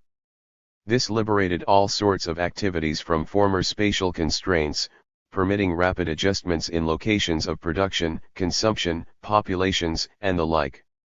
When the history of the globalization process comes to be written, this simple shift in the cost of overcoming space may be seen as far more significant than the so-called information revolution per se, though both are part and parcel of each other in practice. It is, perhaps, invidious to take these elements separately, because in the end it is probably the synergistic interactions between them which is of the greatest import. Financial deregulation could not have occurred, for example, without the information revolution, and technology transfer, which also relied heavily on the information revolution, would have been meaningless without a much greater ease of movement of commodities and people around the world. 3 consequences and contradictions. These 4 shifts in the globalization process were accompanied by a number of other important features, perhaps best thought of as derivative from the primary forces at work. 1. Production and organizational forms of multinational capital, though many small entrepreneurs also seized new opportunities, changed, making abundant use of the reduced costs of commodity and information movement. Offshore production that began in the 1960s suddenly became much more general. It has now spread with a vengeance even to Japan as production moves to China or other areas of Southeast Asia. The geographical dispersal and fragmentation of production systems, divisions of labor, and specializations of tasks ensued, albeit often in the midst of an increasing centralization of corporate power through mergers, takeovers, or joint production agreements that transcended national boundaries. Corporations, though many of them still retain a strong base in a home country, few are genuinely transnational, have more power to command space, making individual places much more vulnerable to their whims. The global television set, the global car, became an everyday aspect of political economic life. The closing down of production in one place and the 64. Opening up of production somewhere else became a familiar story. Some large-scale production operations have moved 4 or 5 times in the last 20 years. 2. The world wage labor force more than doubled in less than 20 years, see Chapter 3. This occurred in part through rapid population growth, but also through bringing more and more of the world's population, women, into the wage labor force, in for example Bangladesh, South Korea, Taiwan, and Africa, as well as ultimately in the ex-Soviet bloc and China. The global proletariat is now far larger than ever, which should, surely, put a steely glint of hope into every socialist's eye. But it has been radically feminized. It is also geographically dispersed, culturally heterogeneous, and therefore much harder to organize into a united labor movement, cf. Chapter 3. Yet it is also living under far more exploitative conditions in aggregate than was the case 20 years ago. 3. Global population has also been on the move. The USA now has the highest proportion of foreign-born in the country since the 1920s, and while there are all sorts of attempts to keep populations out, restrictions are far fiercer now than they were, say, in the 19th century. The flood of migratory movements seems impossible to stop. London, Paris, and Rome are far more immigrant cities than they used to be, making immigration a far more significant issue worldwide, including within the labor movement itself, than has ever been the case before. Even Tokyo is caught up in the process. By the same token, organizing labor or building a coherent oppositional politics to capitalism in the face of the considerable ethnic, racial, religious, and cultural diversity also poses particular political problems that nation-states in general and the socialist movement in particular have not found easy to solve. 4. Urbanization ratcheted up into hyperurbanization, After 1950, with the pace of urbanization accelerating to create a major ecological, political, economic, and social revolution in the spatial organization of the world's population. The proportion of an increasing global population living in cities has doubled in 30 years, and we now observe massive spatial concentrations of population on a scale hitherto regarded as inconceivable. World cities and city systems, as, for example, throughout the whole of Europe, have been forming with rapidly transforming effects on how the global political economy works. The city and the city region have become far more important competitive entities in the world economy, with all sorts of economic and political consequences. 5. The territorialization of the world has changed not simply because of the end of the Cold War. Perhaps most important has been the 65. Changing role of the state, which has lost some, though not all, traditional powers to control the mobility of capital, finance and money capital. State operations have, consequently, been more strongly disciplined by money capital and finance than ever before. Structural adjustment and fiscal austerity have become the name of the game, and the state has to some degree been reduced to the role of finding ways to promote a favorable business climate. The globalization thesis here became a powerful ideological tool to beat upon socialists, welfare statists, nationalists, etc. When the British Labour Party was forced to succumb to IMF demands to enforce austerity, it became apparent that there were limits to the national autonomy of fiscal policy, a condition the French also had to acknowledge after 1981. Welfare for the poor has largely been replaced, therefore, by public subventions to capital. Mercedes-Benz recently received $250 million of subventions equivalent to $168,000 subsidy per promised job, in a package from the state of Alabama in order to persuade it to locate there. But none of this means that the nation-state has been hollowed out, as writers like Ami, 199.5, claim. To make the contemporary wave of neoliberalism work, the state has to penetrate even more deeply into certain segments of political economic life and become in some ways even more interventionist than before. Thatcherism was in certain respects highly interventionist.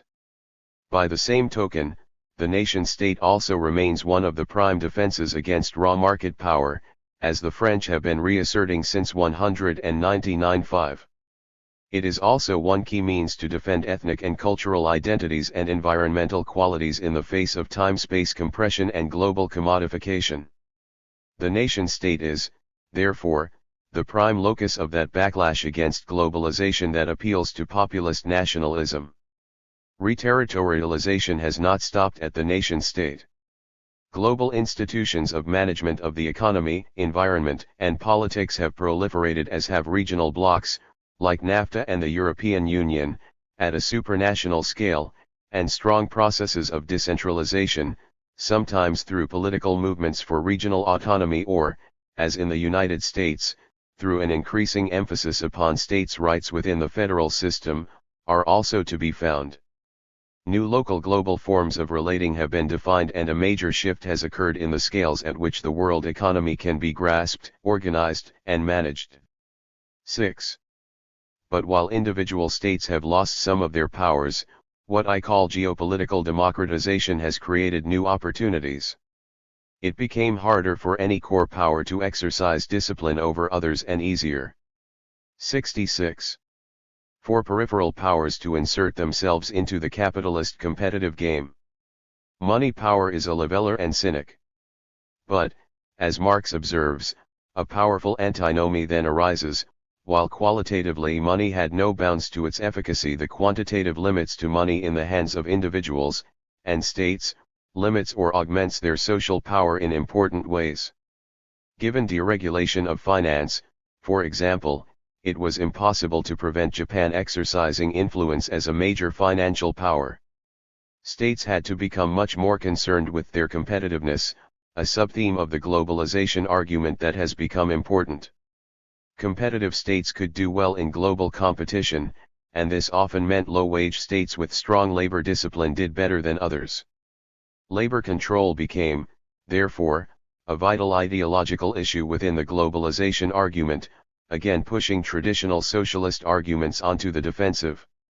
Authoritarian, relatively homogeneous territories organized on corporatist principles, like Singapore, Hong Kong, and Taiwan, have, ironically, done relatively well in an era when neoliberalism and market freedom supposedly became much more the norm. There were and are, however, limitations to the consequent dispersal of capitalist economic power among nation-states, since a central authority armed with significant political and military powers, in this case the United States, still provides an umbrella under which selective dispersal of economic power can proceed. 7. Globalization has seemingly produced a new set of global environmental and political problems. I say seemingly because it is not entirely clear as to whether the problems themselves are new, or it is more a matter that we have become increasingly aware of them through globalization itself. Widespread and episodically intense fears, for example, of social disruption arising from the imbalance between population and resources, the Malthusian specter as it were, have long been with us. But there has been a growing sense, since the publication of the celebrated Club of Rome report on the limits to growth in 1972, that the flexibility formerly conferred by having several open frontiers for economic development, migration, resource extraction, and the construction of pollution sinks was running out. Rapid global population growth, escalating pollution and waste generation, environmental degradation, and a form of economic growth that was rather profligate if not downright destructive with respect to the use of non-renewable as well as renewable resources have created a whole series of global concerns. Add to that the recognition that widespread, sometimes global, ecological consequences could be produced by small-scale activities, such as the local use of various 67 pesticides like DDT, or that the burgeoning scale of fossil fuel use has been exacerbating climate change, and that losses of habitats and of biodiversity have been accelerating, and it is clear that the environmental issue will assume prominence in global concerns in ways that have not broadly been experienced before. There is, as it were, a translation of traditional environmental concerns, about, say, clean air and water, landscape conservation, and healthy living environments, from a rather local, often urban or regional, to a more global scale. 8. There is, finally, the thorny problem of the relationship of the basic processes I have outlined to the preservation and production of cultural diversities, of distinctive ways of life, of particular linguistic, religious, and technological circumstances of both non-capitalist and capitalistic modes of production, exchange, and consumption. Again, there has been a long historical geography of cultural interventions, cross-influences, and transfers, but the scale and extent of these flows, judged by the volumes of information flow or the march of millions of tourists, to say nothing of special artifacts, commodities, and technologies across the globe, suggests a new phase of cultural interpenetration, characterized by rapidity and volatility, with major consequences for modes of thought and understanding. The problem is thorny, however, since it is far too simplistic to see this as purely a movement towards homogeneity in global culture through market exchange. There are abundant signs of all sorts of counter-movements, varying from the marketing of cultural difference as a commodity to intense cultural reactions to the homogenizing influence of global markets and strident assertions of the will to be different or special. There is, of course, nothing drastically new in all of this except perhaps the raw fact that the global market implies that there are hardly any places now left outside of market influences. The rejigging of the map of the Earth's human cultures is proceeding apace. The geographical bounding being striven for and the numerous inventions of tradition that are occurring indicate that this is a dynamic field of human activity which is moving in somewhat unpredictable ways. Yet I think it also undeniable that all of this is being strongly driven, albeit in different directions, under the impulses of capitalist globalization. 4 signs of the times. 2 broad questions can be posed about these trends. While everyone will, I think, concede the quantitative changes that have occurred, what really needs to be debated is whether these quantitative changes are great enough and synergistic enough when taken together to put us in a 68 qualitatively new era of capitalist development demanding a radical revision of our theoretical concepts and our political apparatus, to say nothing of our aspirations. The idea that this is the case is signaled primarily by all the posts that we see around us, e.g. post-industrialism, postmodernism. So has there been a qualitative transformation wrought on the basis of these quantitative shifts? My own answer is a qualified yes to that question, immediately accompanied by the assertion that there has not been any fundamental revolution in the mode of production and its associated social relations, and that if there is any real qualitative trend it is towards the reassertion of early 19th century capitalist values coupled with a 21st century penchant for pulling everyone, and everything that can be exchanged, into the orbit of capital while rendering large segments of the world's population permanently redundant in relation to the basic dynamics of capital accumulation. This is where the powerful image, conceded and feared by international capital, of contemporary globalization as a brakeless train wreaking havoc comes into play. Or, as a disgruntled conservative like John Gray, 1998, remarks, although the utopia of the global free market has not incurred a human cost in the way that communism did, yet over time it may come to rival it in the suffering it inflicts. If the argument for a limited qualitative shift has to be taken seriously, then the question is how to reformulate both theory and politics. And it is here that my proposed shift of language from globalization to uneven geographical development has most to offer. Uneven conditions offer abundant opportunities for political organizing and action. But they also pose particular difficulties, how, example, to cope with the stresses of cultural diversification or of massive income inequalities between rich and poor regions. Understanding both the potentialities and the difficulties is crucial to the formulation of an adequate politics. It is at this point, however, that the question of globalization as an explicit geopolitical project must be confronted. There are, in this regard, two main features that work together to give the recent push towards further globalization its distinctive form and tone. The first is the stark fact that globalization is undoubtedly the outcome of a geopolitical crusade waged largely by the United States, with some notable allies, such as Britain during the Thatcher years. This has been, as I shall later argue, see Chapter 5, a utopian crusade which has increasingly come in for criticism from radicals and conservatives alike. Cf. the recent left-right alliance in attacking the role of the IMF in regulating world economies. But globalization as a process has since 1945 been US-centered. It simply would not have happened in the way it has without the US operating as 69. Both a driving force and a supervisory agent of the whole process. And this has also meant a certain confusion between specifically US needs and modes of operation, business methods, corporate cultures, traditions of personal mobility and consumerism, political conceptions of individual rights, the law and democracy, and global requirements. It is hard not to see that the US has over the years frequently thought locally and acted globally, all too frequently without even knowing it. The answer to the question who put globalization on the agenda is, therefore, capitalist class interests operating through the agency of the US foreign, military, and commercial policy.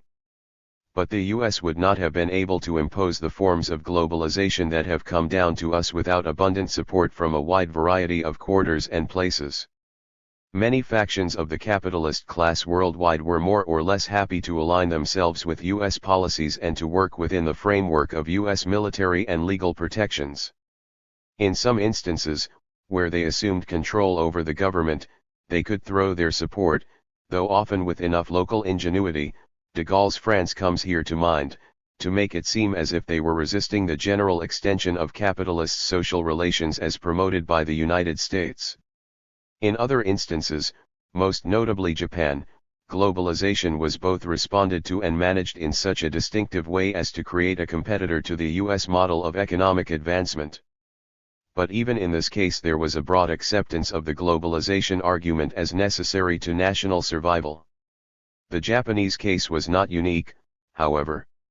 And in a sense it is important to see how globalization has been constructed in part through a wide variety of agents, the governments of nation-states, thinking locally and acting globally in exactly the same way that the US did as the hegemonic power driving the whole process. The primary significance for the left in all of these changes is that the relatively privileged position of the working classes in the advanced capitalist countries has been much reduced relative to conditions of labor in the rest of the world.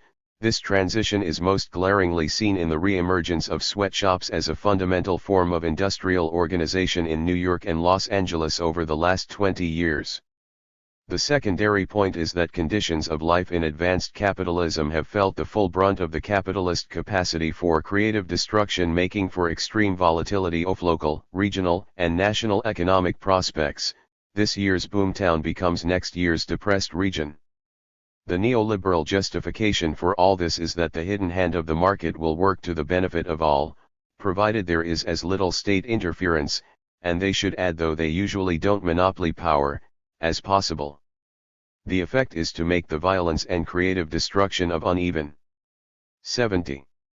Geographical development, through example geographical reorganization of production, just as widely felt in the traditional heartlands of capitalism as elsewhere, in the midst of an extraordinary technology of affluence and conspicuous consumption that is instantaneously communicated worldwide as one potential set of aspirations. No wonder even the promoters of globalization have to take the condition of backlash seriously. As long-term promoters of globalization like Klaus Schwab and Claude Smaja, organizers of the influential Davos Symposium, cited in Friedman, 1996, put it, economic globalization has entered a critical phase. A mounting backlash against its effects, especially in the industrial democracies, is threatening a disruptive impact on economic activity and social stability in many countries. The mood in these democracies is one of helplessness and anxiety, which helps explain the rise of a new brand of populist politicians. This can easily turn into revolt. By 1999, Schwab and Smaja, 1999, were still urgently looking for ways to give globalization a human face. Appealing to a rhetoric that echoes in certain respects that of the Zapatistas, see below, they write. We must demonstrate that globalization is not just a code word for an exclusive focus on shareholder value at the expense of any other consideration, that the free flow of goods and capital does not develop to the detriment of the most vulnerable segments of the population and of some accepted social and human standards. We need to devise a way to address the social impact of globalization, which is neither the mechanical expansion of welfare programs nor the fatalistic acceptance that the divide will grow wider between the beneficiaries of globalization and those unable to muster the skills and meet the requirements of integration in the global system. Or, as John Gray, 1998, 207, concludes, we stand on the brink not of the era of plenty that free marketeers project, but a tragic epoch, in which the anarchic market forces and shrinking natural resources drag sovereign states into ever more dangerous rivalries. Global market competition and technological innovation have interacted to give us an anarchic world economy. Such an economy is bound to be a site for major geopolitical conflicts. Thomas Hobbes and Thomas Malthus are better guides to the world that global-laissez-faire has created than Adam Smith or Friedrich von Hayek, a world of war and scarcity at least as much as the benevolent harmonies of competition. That a conservative commentator of this sort should end up in exactly the same analytic position to that derived from Marx, cf. My Own Limits to Capital, chapters 12 and 13, or Grider, 1997, is, of course, intriguing. 71. Powerful currents of reaction to free market globalization are setting in, cf. For example, the writings of an eminent capitalist speculator/financier like George Soros, 1996. The socialist movement has to configure how to make use of these revolutionary possibilities. It has to counter multiple right-wing populist nationalisms, like that advocated by Pat Buchanan in the United States, often edged with outright appeals to a localized fascism, Le Pen in France or the Lombardy Leagues in Italy. It has at the very minimum to focus on the construction of a socially just and ecologically sensitive alternative society. To do this effectively, however, it must come to terms with the conditions of globalization as they currently exist and the growing chorus of demands to reform and manage it. Above all, it must learn to ride the powerful waves of uneven geographical development that make grassroots and popular organizing so precarious and so difficult. If workers of all countries are to unite to combat the globalization of the bourgeoisie, cf. Chapter 3, so ways must be found to be just as flexible over space in both theory and political practice as the capitalist class has proven to be. There is one useful way to begin to think of this. Ask first, where is anti-capitalist struggle to be found? The answer is everywhere. There is not a region in the world where manifestations of anger and discontent with the capitalist system cannot be found. In some places or among some segments of a population, anti-capitalist movements are strongly implanted. Localized militant particularisms, I return to the phrase of Raymond Williams, are everywhere to be found, from the militia movements in the Michigan woods, much of it violently anti-capitalist and anti-corporate as well as racist and exclusionary, through the movements in countries like Mexico, India, and Brazil militating against World Bank development projects to the innumerable IMF riots that have occurred throughout the world. And there is plenty of class struggle at work even in the heartlands of capitalist accumulation, such as the extraordinary outbursts of militancy in France in the fall of 1995 and the victorious UPS workers' strike in the United States in 1997. The interstices of the uneven geographical development hide a veritable ferment of opposition. But this opposition, though militant, often remains particularist, sometimes extremely so, and often threatens to coalesce around exclusionary and populist nationalist political movements. To say the opposition is anti-capitalist, therefore, is not to say it is necessarily pro-socialist. Broad-based anti-capitalist sentiments lack coherent organization and expression.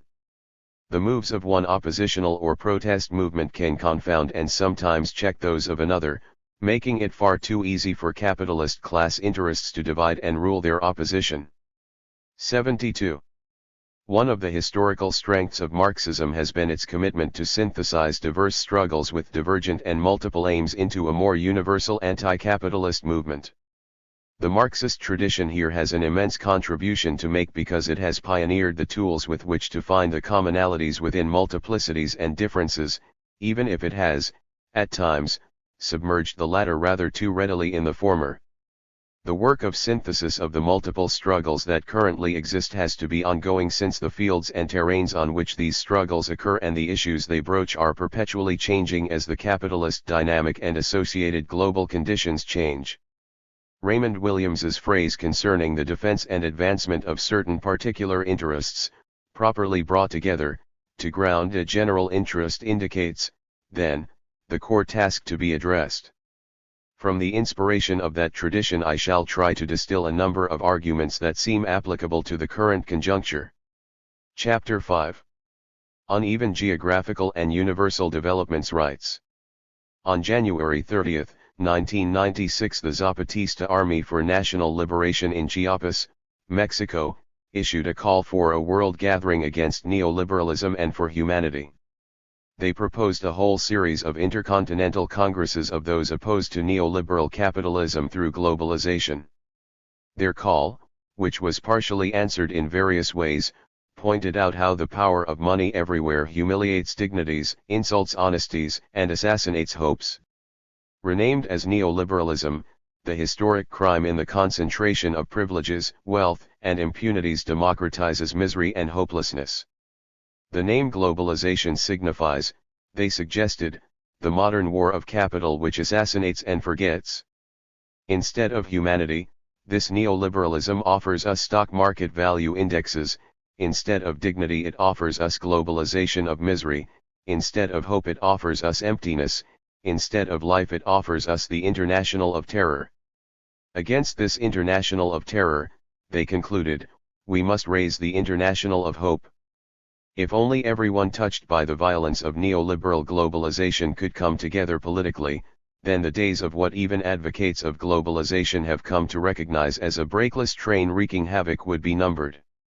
The Zapatista case has fascinated the left for a variety of good and bad reasons. To begin with, the Zapatistas used modern means of communication to good effect. They gave prominence to the way movements can use the internet as a mobilizing tool to promote international campaigns on labor rights, human rights, women's rights, environmental justice, and the like. Some of these movements have experienced considerable success.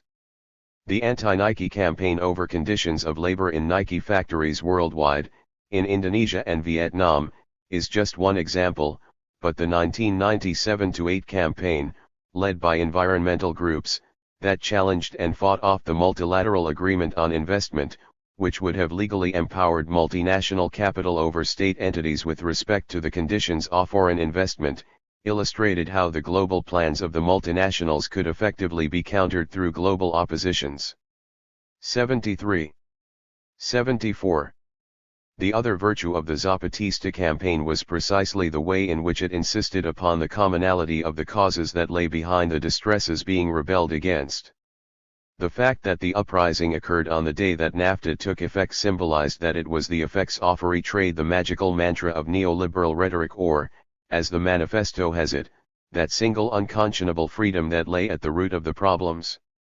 Furthermore, it appealed fundamentally to notions of the rights and dignity of labor, of indigenous and regional ways of life, in the face of the homogenizing forces of commodification backed by state power. But on the negative side, the reception of the Zapatista movement has unquestionably been characterized by a certain romance of marginality, of a supposedly authentic otherness outside the all-encompassing forms of globalization felt to surround and corrupt oppositional forces at every turn within the heartlands of capitalism. The Zapatista movement thus fell within the orbit of a wide variety of similar movements, such as the Chipko in Nepal, Chico Mendes, and the rubber tappers in Amazonia, or Native Americans in the United States, who gained general attention by laying claim to their own cultural identities. They appeared as authentic bearers of a true alternative to a homogenizing and globalizing capitalism. To depict the general reaction on the left in bourgeois democracies this way is not to argue that struggles to sustain or protect distinctive cultural identities are irrelevant or politically vacuous, far from it. Nor does it deny that the experience of marginalization is one of the key resources upon which to build significant movements towards a more universal politics. Indeed, the destructiveness of neoliberal utopianism towards distinctive cultural forms and institutions is, as even a conservative like John Gray argues, one of its most signal failings. But constructing a universal political response purely in such terms falls precisely into the trap of separating off culture from political economy and rejecting the globalism and universality of the latter for the essentialism, specificity, and particularity of the former. What is missing here is an understanding of the forces constructing historical geographical legacies, cultural forms, and distinctive ways of life, forces that are omnipresent within but not confined to the long history of capitalist commodity culture and its spatio-temporal dynamics. The Zapatistas, for example, have been deeply touched by colonizing and capitalistic processes over a long time. Their movement and demands for Enlightenment values such as dignity, a concept prominent in the 1948 UN Declaration on Human Rights, is as much a product of history as it is a reflection of circumstance. I wrap together the forces that work to create and sustain such particular diversities under the rubric of a general theory of uneven geographical developments. So how can such a theory best be depicted? 75. 1. Towards a theory of uneven geographical developments, the argument that follows has two fundamental components. The first concerns the production of spatial scale and the second the production of geographical difference. Let me outline them in general terms. The production of spatial scales. Human beings have typically produced a nested hierarchy of spatial scales within which to organize their activities and understand their world. Households, communities, and nations are obvious examples of contemporary organizational forms that exist at different scales. We immediately intuit in today's world that matters look differently when analyzed at global, continental, national, regional, local, or household/personal scales. What appears significant or makes sense at one scale does not automatically register at another. Yet we also know that what happens at one scale cannot be understood outside of the nested relationships that exist across a hierarchy of scales. Personal behaviors, e.g. driving cars, produce, when aggregated, local and regional effects that culminate in continent-wide problems of, say, acid deposition or global warming. Such an intuitive breakdown is inadequate, however, because it makes it appear as if the scales are immutable or even wholly natural, rather than systemic products of changing technologies, modes of human organization and political struggle. This does not mean that the relevant scales are defined outside of so-called natural components or influences. Ecological processes and the multiple physical processes that regulate the conditions of lands, waters, and atmospheres themselves operate at a variety of scales, and are usually so represented in the physical and ecological sciences. The definition of where an ecosystem might begin and end and what kind of entity it might be at what kind of scale, a pond or a continent, is fundamental to the whole question of how to formulate an ecologically sensitive politics. It is, therefore, through a dynamic interaction with what might be called natural process scalars that human beings produce and instantiate their own scales for pursuing their own goals and organizing their collective behaviors. Consider an example we have already briefly noted. The case of changing territorialization clearly shows that there is nothing natural about political boundaries, even if natural features have often played some kind of role in their definition. Territorialization is, in the end, an outcome of political struggles and decisions made in a context of technological and political economic conditions.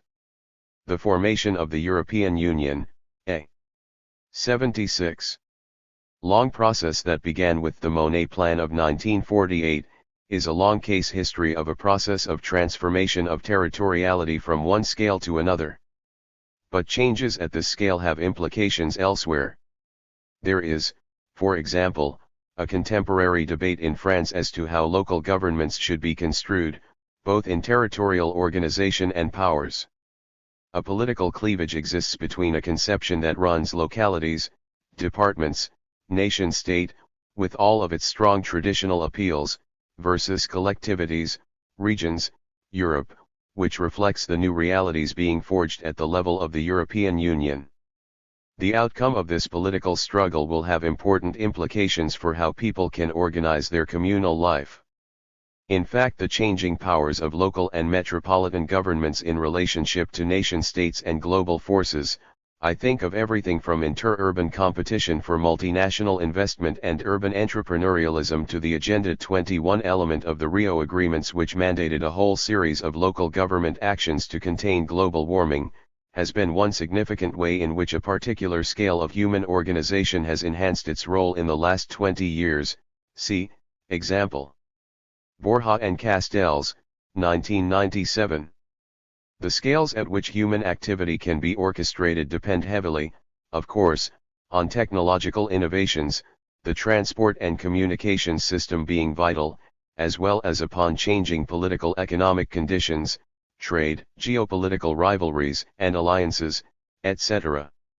They are also outcomes of class and other forms of political/social struggle at the same time as they then define the scales at which class struggle must be fought, see Herod, 1998. As Swangadu, 1997, 141, argues.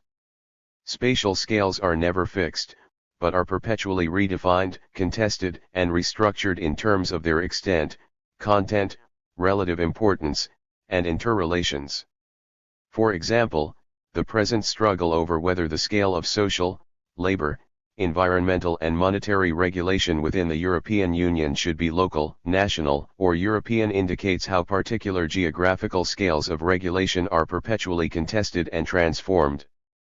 Clearly, relative social power positions will vary considerably depending on who controls what at which scale. When, to take another example, city governments assume too much oppositional power in relation to capital accumulation in the progressive era in the United States, then the bourgeoisie moved to a different scale and called for the centralization of powers within the federal government which it was in a better position to control. Margaret Thatcher disbanded the Marxist-led Greater London Council and reorganised local government for exactly the same reason. the relocation of legal powers to international organizations like the World Trade Organization with its 77. Far more insidious counterpart of the proposed multilateral agreement on investment, as well as the formation of larger-scale entities like the European Union and NAFTA, have likewise been politically led by capitalist class interests. Oppositional forces often push in the other direction. Secessionist movements and demands for local autonomy, such as those voiced by the Zapatistas, spring up to protect, for example, ethnic minorities, achieved standards of living and welfare protections, or environmental values, where the slogan "small is beautiful" has considerable purchase. Even when we regard a particular scale, say that of the urban, as fixed, it turns out that it is also shifting dramatically over time. The scale at which a city/place like Baltimore gets defined, see Plate 3.1, makes it a quite different entity today than was the case 200 years ago. The implications for politics and economy, for sociality and for the meaning that can possibly be put upon the idea of the city, recalling Plato's view that the ideal republican city should have no more than 5,000 people, are legion. From all these standpoints, therefore, we can meaningfully talk of the production of scale in human affairs and cast it as one vital aspect of any theory of uneven geographical developments, see Smith, 1990, 1992. Plainly, the hierarchical scales at which human activities are now being organized are different from, say, 30 years ago. Globalization in part signifies an important aspect of that shift.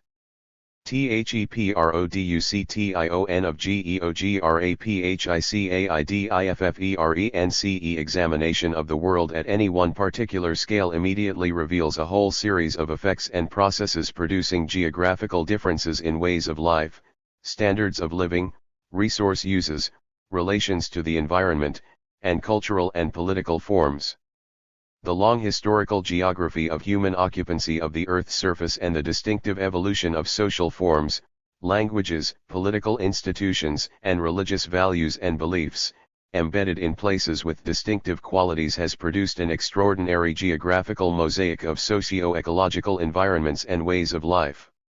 This mosaic is itself a palimpsest, made up of historical accretions of partial legacies superimposed in multiple layers upon each other, like the different architectural contributions from different periods layered into the built environments of contemporary cities of ancient origin.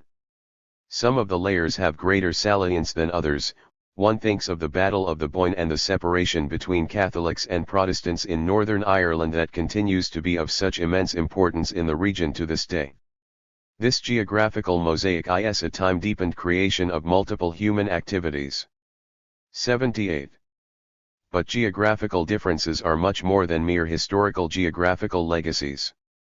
They are perpetually being reproduced, sustained, undermined, and reconfigured by political, economic, and socio-ecological processes occurring in the present.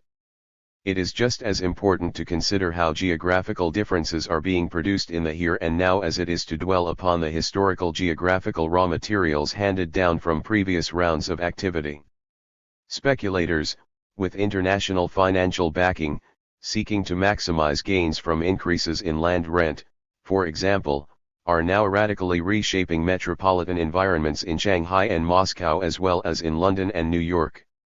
The more generalized search for differential rent creates geographical differences in the intensity of capital investments, often ensuring that capital-rich regions grow richer while capital-poor regions grow relatively poorer.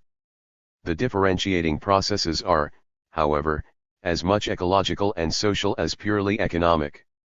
The development of lifestyle niches and communities of shared values, everything from gay culture districts, religious settlements, and the communes of ecologists to wilderness and wildlife habitat preservation programs pushed by conservation groups, have considerable importance. And ecological changes occurring in their own right and at specific scales, though often with strong anthropogenic inputs, as in the silting of channels, hurricane and flood damages, global warming, also play a role.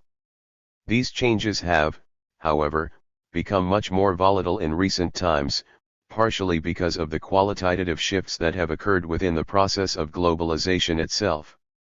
The powerful currents of deindustrialization and relocation of manufacturing activities that have swept across the world since 1965 illustrate the speed with which geographical differentiations in manufacturing and employments are now being reconfigured. Economic power has similarly shifted around from one part of the capitalist world to another, flowing easily from the United States to the Pacific Rim and Southeast Asia and now back again. It is important, then, to appreciate the volatility and dynamism of contemporary geographical forms. Whole cities and metropolitan regions, think of Seoul or even a long-established city like Barcelona, have been reconfigured and geographically transformed in the space of a generation. Cultural changes, those encouraged by transnational communication systems, are also exhibiting an extraordinary efflorescence and volatility. And there is a good deal of evidence, accompanied by a good deal of worry, that ecological and natural systems are in accelerated states of change, with a good deal of attendant stress. So even though geographical variations reflect and incorporate material, historical, cultural, and political legacies from the past, it is a gross error to presume. 79. They are even relatively static, let alone immutable. The geographical mosaic has always been in motion at all scales. Its contemporary volatility leaves the widespread but superficial impression, however, of global anarchy rather than of the working out of systemic forces of production of uneven geographical developments. The analytics and politics of uneven geographical developments. The general conception of uneven geographical development that I have in mind entails a fusion of these two elements of changing scales and the production of geographical differences. We need to think, therefore, about differentiations, interactions, and relations across and within scales. A common error of both analytical understanding and political action arises because we all too often lock ourselves into one and only one scale of thinking, treating the differences at that scale as the fundamental line of political cleavage. This is, I submit, one of the most pervasive errors to arise from all the globalization talk to which we are now exposed. It erroneously holds that everything is fundamentally determined at the global scale. This is such a serious issue that it warrants brief elaboration. Consider, for example, Huntington's, 1996, view that the future depends on some great clash of civilizations East versus West. He assembles a lot of history and ideas to make what seems like a plausible argument. But in the end he fails to make proper sense even at that global scale precisely because he does not recognize the imbrication of other scales of activity which run counter to his simplifying thesis. Different actors and agents often operate, sometimes craftily, across different scales. A diaspora of Chinese business entrepreneurs, armed with a whole set of values drawn from their own civilization's history, operates capitalistically, armed with universalizing Western concepts about wealth, power, and technology, and globally in a world of scattered but tightly bound ethnically distinct Chinese communities. Forming enclaves often isolated from the habits and laws of the host country, these communities provide pools of captive and compliant labor for Chinese entrepreneurs, giving the latter a certain competitive advantage. The distinctive globalization achieved by this diaspora rests, therefore, upon the existence of distinctive communities defined at a much more local scale. At that scale, Chinatown in New York looks like a community concerned to retain cultural distinctness and identity, and we outsiders might sympathize politically with that in the same way we enjoy the restaurants. But this misses out entirely on the other highly exploitative and often illegal relation of labor practices set up in Chinatown under the control of the global diaspora of Chinese entrepreneurs. The 80.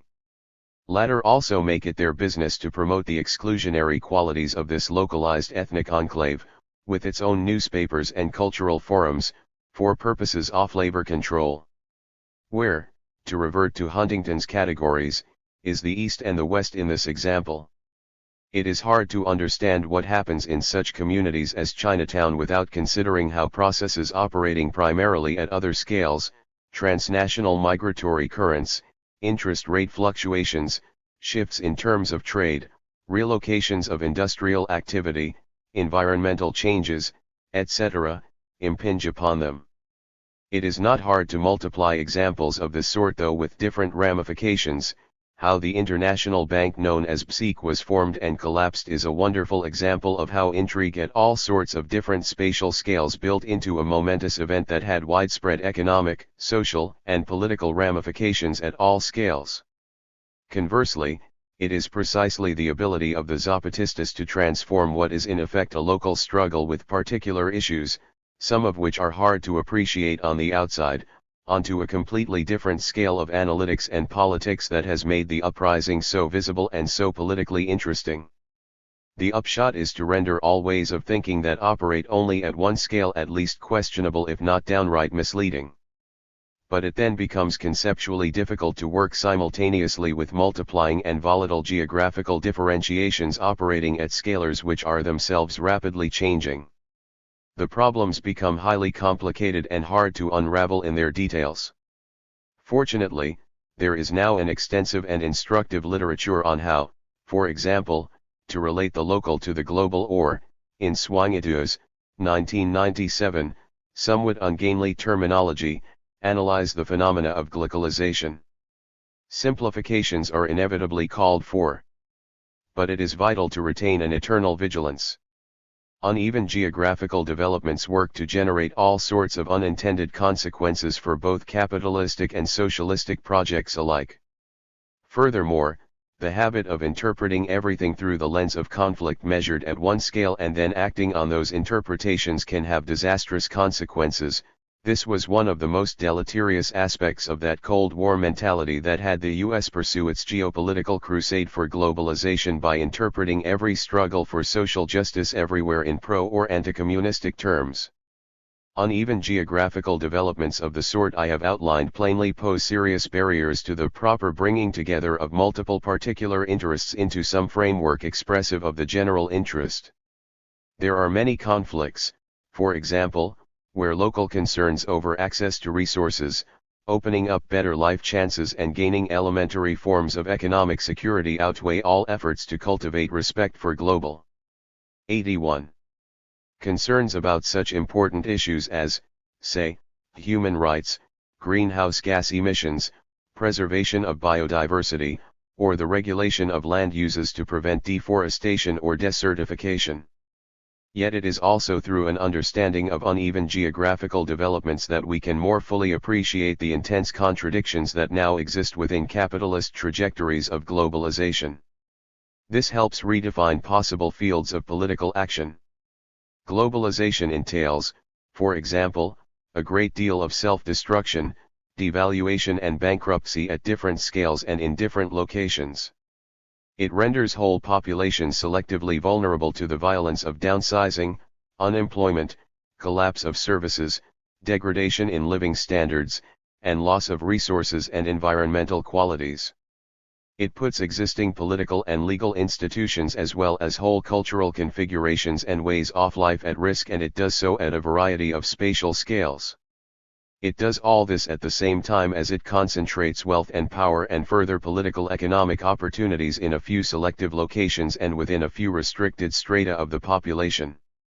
The positive and negative effects vary in intensity from place to place. It is important to recall, therefore, that globalization has always been a specific project pursued and endorsed by particular powers in particular places that have sought and gained incredible benefits and augmentations of their wealth and power from freedoms of trade. But it is precisely in such localized contexts that the million and one oppositions to capitalist globalization also form, crying out for some way to be articulated as a general oppositional interest. This requires us to go beyond the particularities and to emphasize the pattern and the systemic qualities of the damage being wrought across geographical scales and differences. The pattern is then describable as the uneven geographical consequences of the neoliberal form of globalization. The analysis can then be broadened outwards to embrace a diverse array of social and environmental issues that on the surface appear disconnected. Issues like AIDS, a devastating problem in Africa where, in some countries, as many as 1 in 4 are HIV positive, global warming, local environmental degradation, and the destructions of local cultural traditions can be understood as inherently class issues. Building some sort of international community in class struggle can better alleviate the conditions of oppression across a broad spectrum of socio-ecological action. This is not, I emphasize, a plea for pluralism, but a plea that we seek to uncover the class content of a wide array of anti-capitalist concerns. This idea will encounter opposition from within the radical left, for to insist upon a class formulation often invites dismissal as pure sectarianism of the old guard sort, to say nothing of being rejected as passé in the media and academia. But all for one and one for all in anti-capitalist struggle. 82.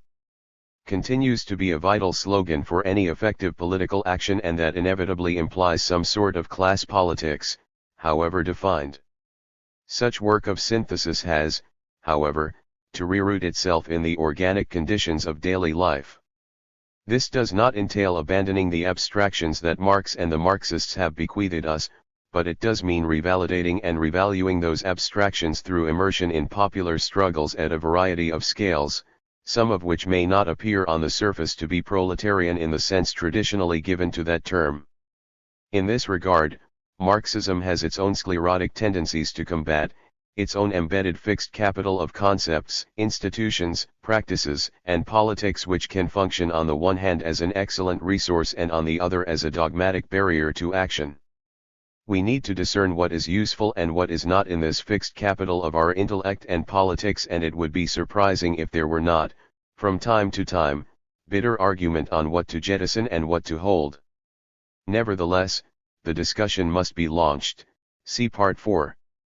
For example, the traditional Marxist categories imperialism, colonialism, and neocolonialism appear far too simplistic to capture the intricacies of uneven spatio-temporal developments as these now exist. Perhaps they were always so, but the reterritorialization and respatialization of capitalism over the last 30 years makes such categories seem far too crude to express the geopolitical complexities within which class struggle must now unfold. While a term like globalization repeats that error in a disempowering way for socialist and anti-capitalist movements, we cannot recapture the political initiative by reversion to a rhetoric of imperialism and neocolonialism, however superior the political content of those last terms might be. Here, too, I believe a shift to a conception of uneven geographical developments can be helpful in order both to appreciate the tasks to be surmounted and the political potentialities inherent in multiple militant particularist movements of opposition that cry out to be combined. Consideration of the scale problem draws our attention back to the proper scale at which oppositions may be formulated. The grand, and in my view unfortunate, divisions between anarchists and Marxists over the years has in part been over the appropriate scale at which oppositions should be mounted and the scale at which an alternative social form should be envisaged and constructed. See Foreman, 1998, and Thomas, 1985.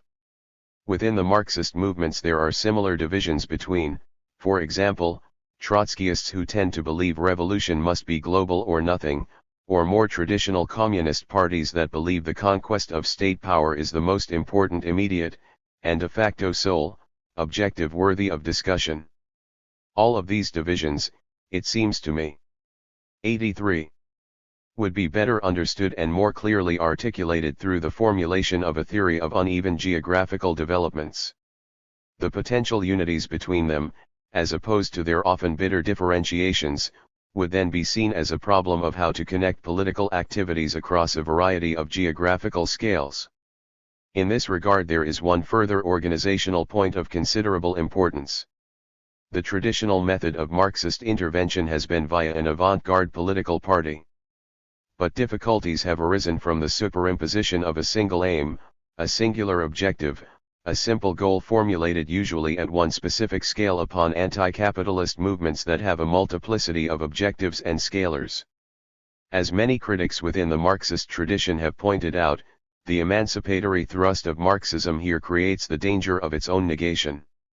It suppresses and even represses at one scale in order to achieve at another. It is therefore vital to understand that liberating humanity for its own development is to open up the production of scales and of differences, even open up a terrain for contestation within and between differences and scales, rather than to suppress them. This is something that the right wing sometimes argues for, though it rarely practices it, as its turn to religious fundamentalism indicates. But we should note the power of the argument. The production of real, by which I mean effective and socially embedded, as opposed to commodified cultural divergence, for example, can just as easily be posed as an aim of anti-capitalist struggle. The aim to create a unified, homogeneous socialist person was never plausible. After all, capitalism has been a hegemonic force for the production of a relatively homogeneous capitalist person, and this reductionism of all beings and all cultural differences to a common commodified form of uneven geographical development has itself generated strong anti-capitalistic sentiments. The socialist cause must, surely, be just as much about emancipation from that bland homogeneity as it is about the creation of some analogous condition. This is not, however, a plea for an unchecked relativism or unconstrained postmodern eclecticism, but for a serious discussion of the relations between commonality and difference, the particularity of the one and the universalism of the other. And it is at this point that socialism, as an alternative vision of how society will work, social relations unfold, and human potentialities be realized, itself becomes the focus of conceptual work. Uneven geographical developments need to be liberated from their capitalistic chains.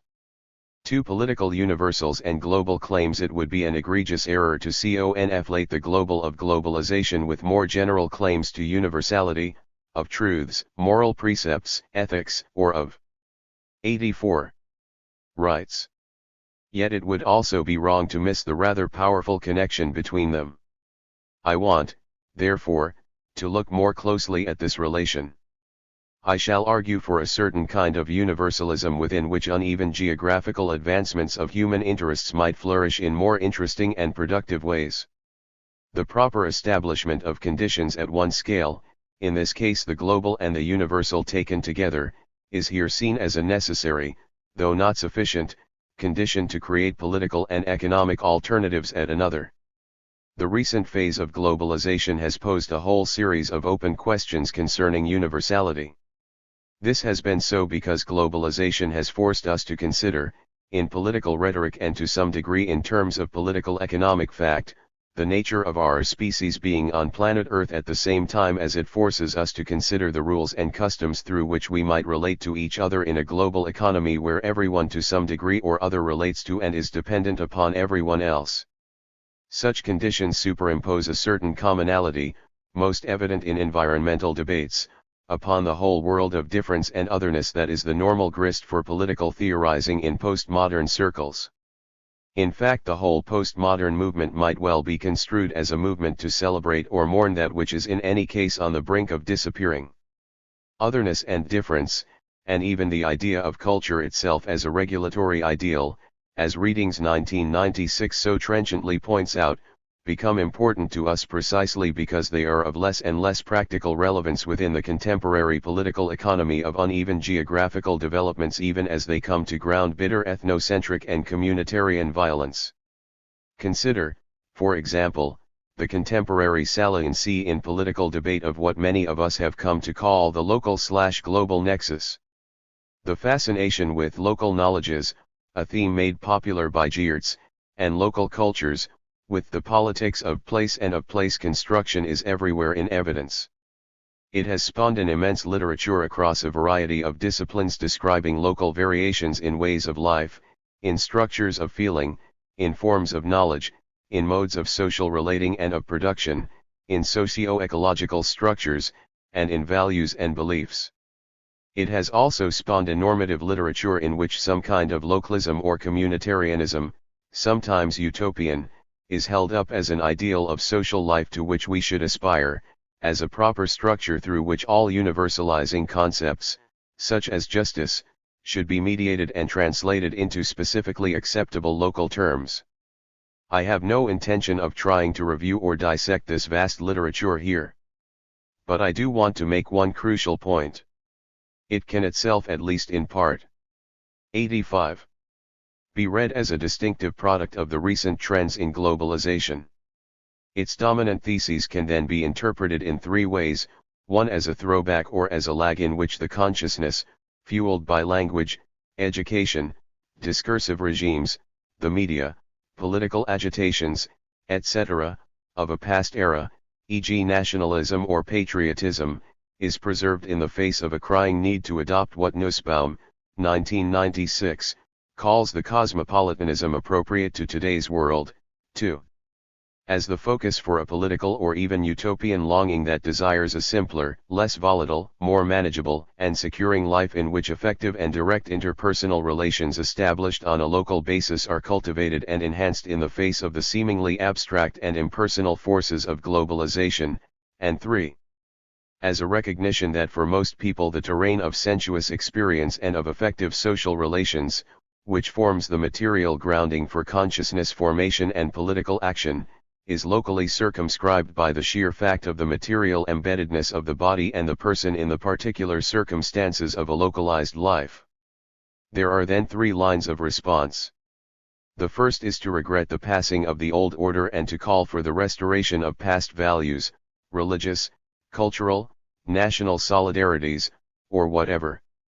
Much of the current thinking on both the left, C.F. Grider, 1997, and the right, C.F. Gray, 1998, is hopelessly infected with nostalgia in its prescriptions and predictions. The second is to pursue the utopian vision of some kind of communitarianism, including movements of national redemption as an answer to the alienations and abstractions of a globalizing political economy and culture. Many political movements now trend in this direction, sometimes appealing to some sort of political mythology laced with nostalgia for a lost golden age of organic community. The third path is to take globalization literally and make universal claims of precisely the sort that the Zapatistas have advanced from their mountainous retreats in southern Mexico.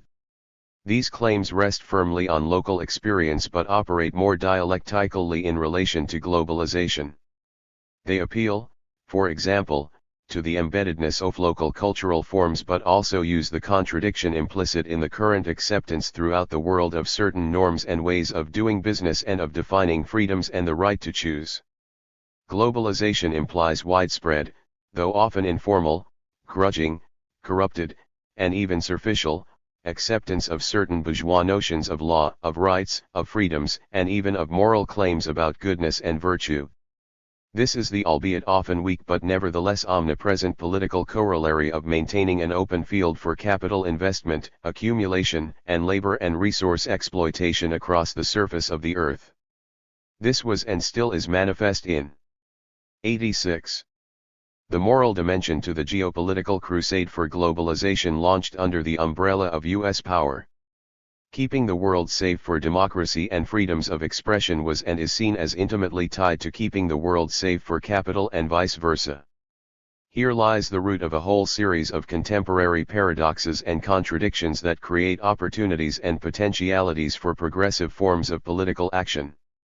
Consider, for example, the Universal Declaration of Human Rights signed in 1948 as part of the UN Charter. Mainly constructed at the behest of the United States, it was immediately put to use as a tool in the struggles around the Cold War. But it was a rather weak tool, to the degree that the United States itself paid no attention to it in the face of its own political expediency. For this reason, Amnesty International was founded in 1961 as a transnational organization dedicated to raising the issue of universal rights in a geopolitically divided, socially fragmented, but also globalizing world. It is only in the last 20 years, however, that the meaning of these rights have assumed a new saliency, in part with the end of decolonization struggles such as those in Africa and Asia. During the Carter presidency, human rights issues became more visible with significant effects, in Central and South America.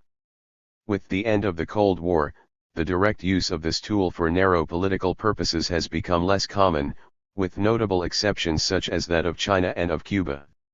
The question of the application of the Universal Declaration of Human Rights now hovers over the world as a contested set of universal principles looking for application, see Alston, 1992. What, then, do we make of these principles under contemporary conditions of globalization?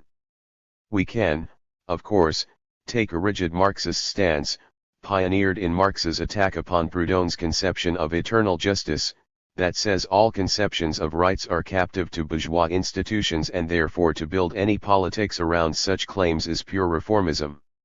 Or we can take a broadly postmodern stance and attack them as a mere stepchild of erroneous patterns of Enlightenment thought, incapable of adaptation to a world of incommunicability and irreconcilable cultural difference. And considerable evidence has been assembled to show how the claim of universality can all too easily become a vehicle for repression and domination of other interests, and that the claim is in any case far too deeply embedded in the concept of 18th-century liberalism to ever be mobilized for any other or deeper emancipatory purpose. The alternative is to recognize that all claims to universality are fraught with difficulty, and that the distinction between reformism and revolution is never as sharp as some Marxists maintain. Nor can the distinction between particularity and universality be so easily defined. The problem, 87, is then to find ways to broaden and amplify the scope of human rights in ways that are as sympathetic as possible to the right to be different or the right to the production of space. Any strict and narrow interpretation of human rights must be contested. But in practice we observe that such contestation has been a relatively permanent feature over the past 50 years, as the meaning and application of the UN principles have had to be fought out on the ground from place to place and from case to case. C.F. Alston, 1992, Phillips and Rosas, 1995, even leaving some of the stated principles of 1948 a practical dead letter, while in other instances exhuming largely ignored rights, such as those of minorities, in order to confront new problems, such as those encountered in what was once Yugoslavia and the Soviet Union. Contestation existed, of course, at the very beginning. In 1947, for example, the Executive Board of the American Anthropological Association submitted a collective statement to the United Nations Commission on Human Rights. It began by pointing out that, in the world order, respect for the cultures of differing human groups was just as important as respect for the personal individual. Respect for the latter must construe the individual as a member of the social group of which he is a part, whose sanctioned modes of life shape his behavior, and with whose fate his own is thus inextricably bound. It then went on to worry that the UN Declaration would appear as a statement of rights conceived only in terms of the values prevalent in the countries of Western Europe and America. In seeking to ameliorate this difficulty, the Executive Board insisted that any statement of rights must recognize how values and desires are arrived at through subtle processes of learning in cultural settings which differ markedly. While tolerance between different accepted belief systems was possible, in the history of Western Europe and America, economic expansion, control of armaments, and an evangelical religious tradition have translated the recognition of cultural differences into a summons to action. This has been emphasized by philosophical systems that have stressed absolutes in the realm of values and ends. Definitions of freedom, concepts of the nature of human rights, and the like, have thus been narrowly drawn. Alternatives have been decried, and suppressed where controls have been established over non-European peoples. The hardcore of similarities between cultures has consistently been overlooked. The consequences of this point of view have been disastrous for mankind. The Executive Board then went on to advance three fundamental propositions. 88. 1. The individual realizes his personality through his culture, hence respect for individual differences entails a respect for cultural differences. 2. Respect for differences between cultures is validated by the scientific fact that no technique of qualitatively evaluating cultures has been discovered. 3. Standards and rules are relative to the culture from which they derive, so that any attempt to formulate postulates that grow out of the beliefs or moral codes of one culture must to that extent detract from the applicability of any declaration of human rights to mankind as a whole. Cultural relativism and critical commentary on universalism have long been features of political and academic thought.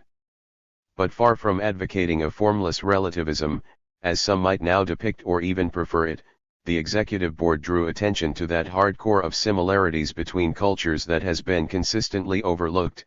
The italicized similarities is in the original, and accepted the idea that worldwide standards of freedom and justice must be basic. The problem, then as now, is to devise an effective world order which permits the free play of personality of the members of its constituent social units, and draws strength from the enrichment to be derived from the interplay of varying personalities. The Executive Board concluded.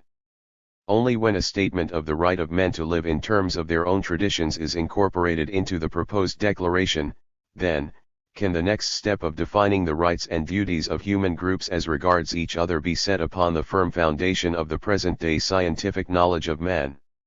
These are, it seems to me, exactly the kinds of claims that the Zapatistas are making.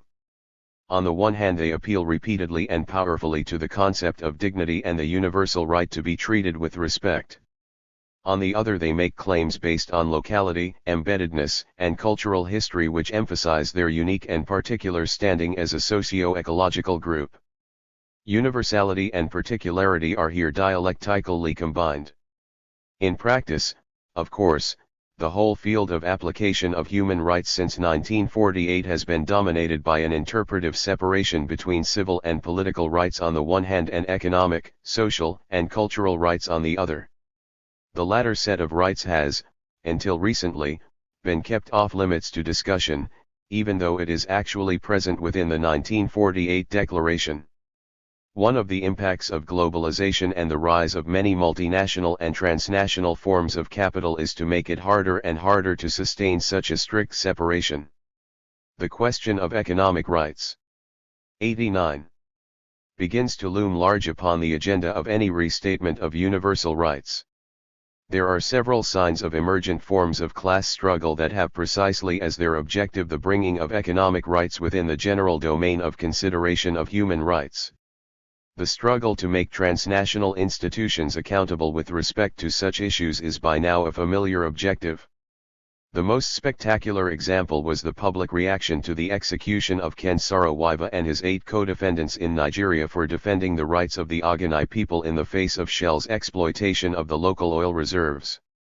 Shell could not easily sustain its fictitious position that it cannot interfere in the internal political affairs of a country like Nigeria. It patently does so all the time, and was forced ultimately to concede limited support to some of the main tenets of human rights law, though, sadly, only years after the executions rather than before. It is hard, of course, to go beyond the spectacular case, but the vulnerability of transnational institutions to such questions is becoming apparent. There are now much broader struggles in the offing that echo some of the national struggles that occurred in the 19th century. International conventions to outlaw child labor are proposed, and international accords to circumscribe and regulate sweatshops worldwide are being debated. There is now an international movement to push for a global living wage as a standard to be observed across all industries and in all places. Such movements are growing in significance. Pollen and Luce, 1998, even though they remain small and underreported in the mainstream media, though not on the internet.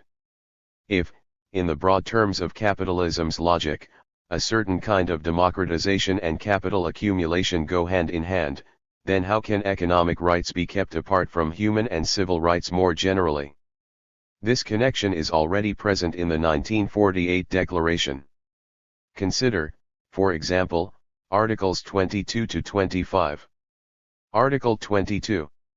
Everyone, as a member of society, has the right to social security and is entitled to realization, through national effort and international cooperation and in accordance with the organization and resources of each state, of the economic, social, and cultural rights indispensable for his dignity and the free development of his personality. Article 23(1). Everyone has the right to work, to free choice of employment, to just and favorable conditions of work and to protection against unemployment. 2. Everyone, without any discrimination, has the right to equal pay for equal work. 3. Everyone who works has the right for just and favorable remuneration, ensuring himself and his family an existence worthy of human dignity, and supplemented, if necessary, by other means of social protection. 90. 4. Everyone has the right to form and to join trade unions for the protection of his interests. Article 24. Everyone has the right to rest and leisure, including reasonable limitation of working hours and periodic holidays with pay. Article 25L. Everyone has the right to a standard of living adequate for the health and well-being of himself and of his family, including food, clothing, housing, and medical care and necessary social services, and the right to security in the event of unemployment, sickness, disability, widowhood, old age, or other lack of livelihood in circumstances beyond his control. 2. Motherhood and childhood are entitled to special care and assistance. All children, whether born in or out of wedlock, shall enjoy the same social protection. What is striking about these articles, when stripped of their strong gender bias, itself an easy indicator as to how fraught all universal declarations are, is the degree to which hardly any attention has been paid over the last 50 years to their implementation or application, and how almost all countries that were signatories to the Universal Declaration are in gross violation of these articles. Strict enforcement of such rights would entail massive and in some senses revolutionary transformations in the political economy of capitalism. Neoliberalism could easily be cast, for example, as a gross violation of human rights. Certainly, the whole policy trajectory over the past 20 years in the United States, continued most dramatically through the reform of welfare in the Clinton administration, has been diametrically opposed to the securing of such rights. Practical applications of human rights have also typically distinguished between rights in the public and private spheres. The former, like voting and freedom of political expression, have been highlighted, whereas the latter, the subservience of women within the family, cultural practices like genital mutilation, and the rights of women to control their own bodies or resist domestic violence, are broadly ignored. The result has been an intense gender bias within the concept of human rights, captured within the language of the original articles. Here, too, the neoliberal sweeping away of many distinctions between private and public through, for example, privatization of many formerly public functions and, conversely, the bringing of many supposedly private issues, over, say, reproductive rights and personal health, into the public domain has made it harder and harder to preserve the distinction. The broadly regretted loss of a clearly demarcated public sphere for politics here creates an opportunity to redefine notions of human rights in general. 91. At the outset, I considered the politics of globalization mainly in its negative and disempowering aspects. What now becomes clear is that the contradictions and paradoxes of globalization offer opportunities for an alternative progressive politics. Contemporary globalization offers a rather special and unique set of conditions for radical change. There is, first of all, the widespread demand for reform of the system given its manifest instabilities, the periodic financial difficulties, phases of deindustrialization, and the like, and deepening economic inequalities. Secondly, the environmental difficulties are everywhere apparent, and many of these also call for regulatory action and interventions at all scales, including that of the global. New institutional arrangements are therefore widely considered as necessary to guarantee more stable and more sustainable economic growth. Thirdly, the spread of Western ways of thinking about self-fulfillment and self-realization, as represented by the 1948 Declaration, has unleashed a set of powerful forces of mounting economic, social, and cultural frustration. The move towards a more universal popular culture, though it may be regretted, pushes demands for self-fulfillment while feeding alienation and frustration. The global crusade to impose bourgeois democratic rights and freedoms has also promoted a groundswell of global cultural revolution that is anti-authoritarian, individualistic, subversive of deference, and to some degree awkwardly egalitarian. This is evident in the unfolding of women's movements in, say, Japan and Southeast Asia. So while it may be true that local differentiations and adaptations, even local innovations and initiatives, are widespread on questions of rights and values, there is a discernible trend to recognize how these variations are part of some family of meanings rather than incommunicably different. Globalization, in short, poses the question of our species being on planet Earth all over again, see Chapter 10. It opens up terrains both of conceptual and theoretical debate, and of political struggles, shadowy forms of which can already be discerned. Above all, it makes it necessary and possible to redefine universal human rights that stretch far beyond those acknowledged in 1948, a matter I shall take up again in Chapter 12. Such rights will not be freely given or conferred precisely because they may lead towards revolutionary changes in social orders and political economies. They will be achieved only through struggles. This will entail intense and often irreconcilable arguments, when the rights are in contradiction to each other or, more significantly, set precedents that are antagonistic to the workings of market capitalism. Consider, for example, the general idea that laborers everywhere should be treated with dignity, that they should be accorded a living wage that guarantees them the minimum of economic security and adequate access. 92. To life chances. That universal conception, thoroughly consistent with the Universal Declaration of 1948, plainly runs up against the conditions of uneven geographical development that capital has both fed upon and, in many instances, actively produced.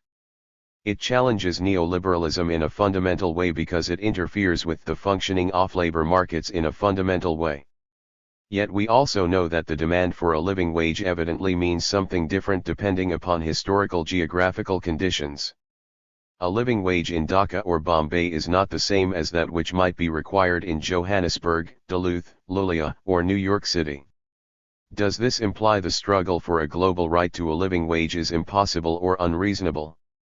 On July 17 to 19, 1998, some 40 representatives from worker rights organizations in the United States, the Caribbean, Central America, Mexico, Canada, and Europe met to consider exactly that question. See Benjamin, 1998. They concluded that a campaign for setting a living wage as a global standard, initially in the shoe and apparel industries, was both feasible and worthwhile, even though any formula to calculate that wage, no matter how carefully crafted to take account of cultural, social, and economic differences between countries and regions, would doubtless be the focus of intense controversy. It would, moreover, be unlikely to enjoy universal acceptance. But, they concluded, the more controversy over this formula and the more alternative formulas proposed the better. Benjamin, 1998, 4.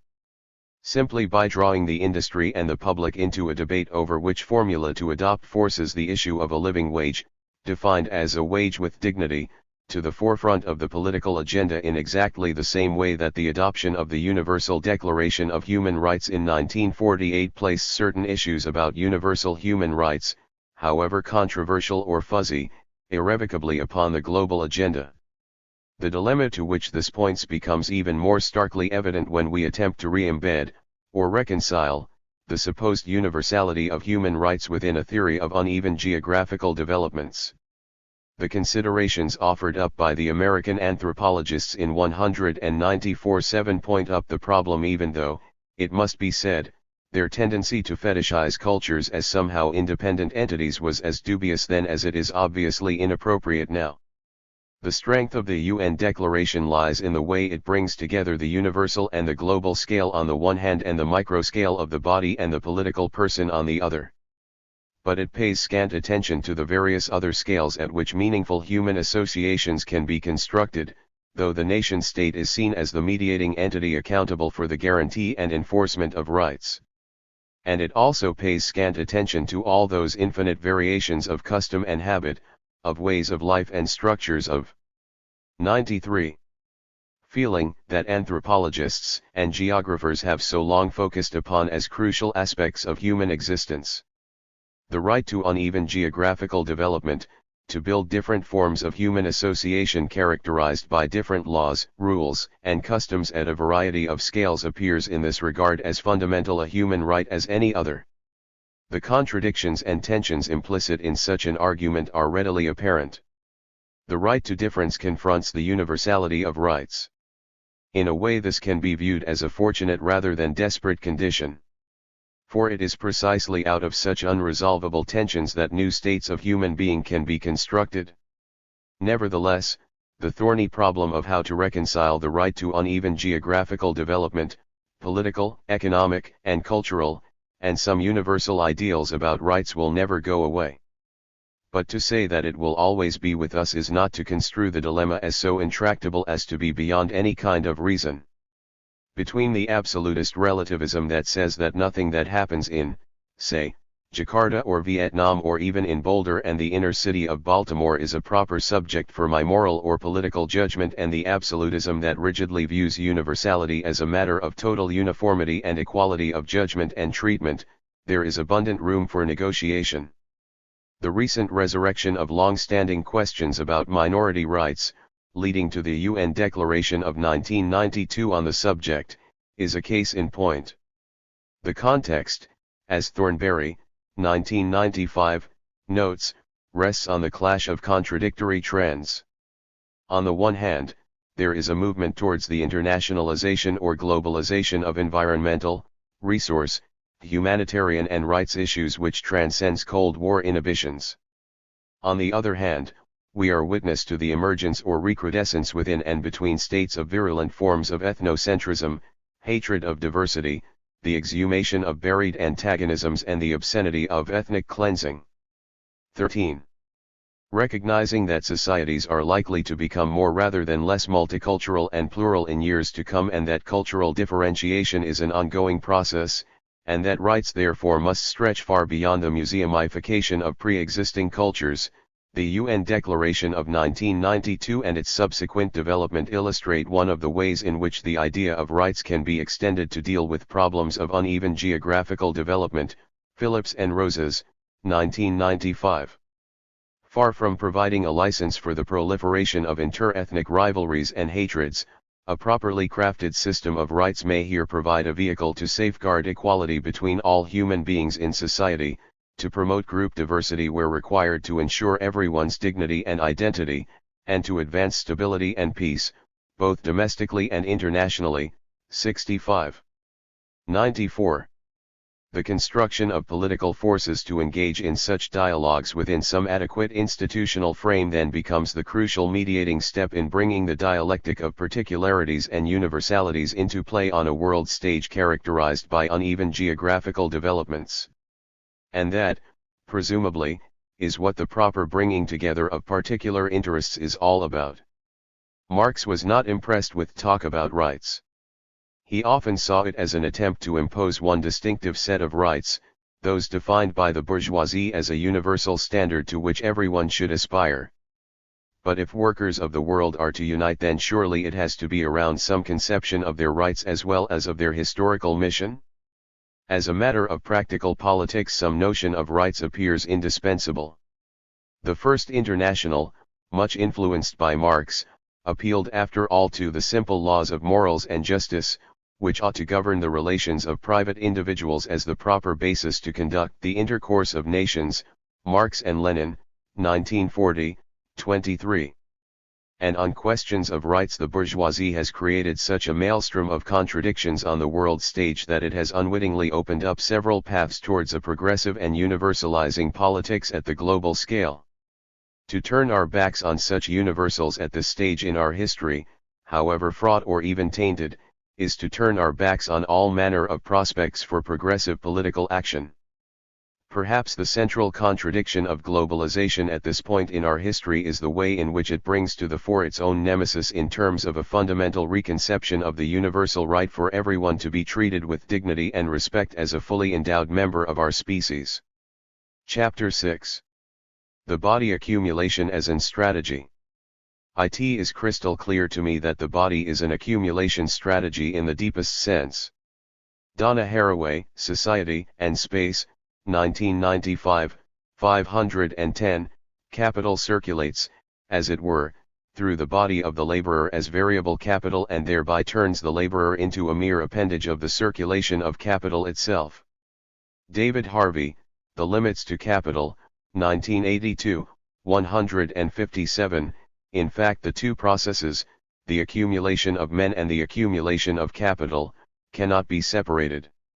Michel Foucault, Discipline and Punish, 1975-1995, 221. Why focus on these citations?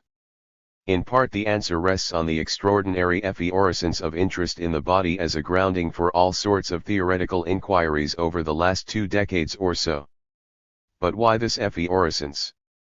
The short answer is that a contemporary loss of confidence in previously established categories has provoked a return to the body as the irreducible basis for understanding, cf. Chapter 1 and Low, 1995, 14.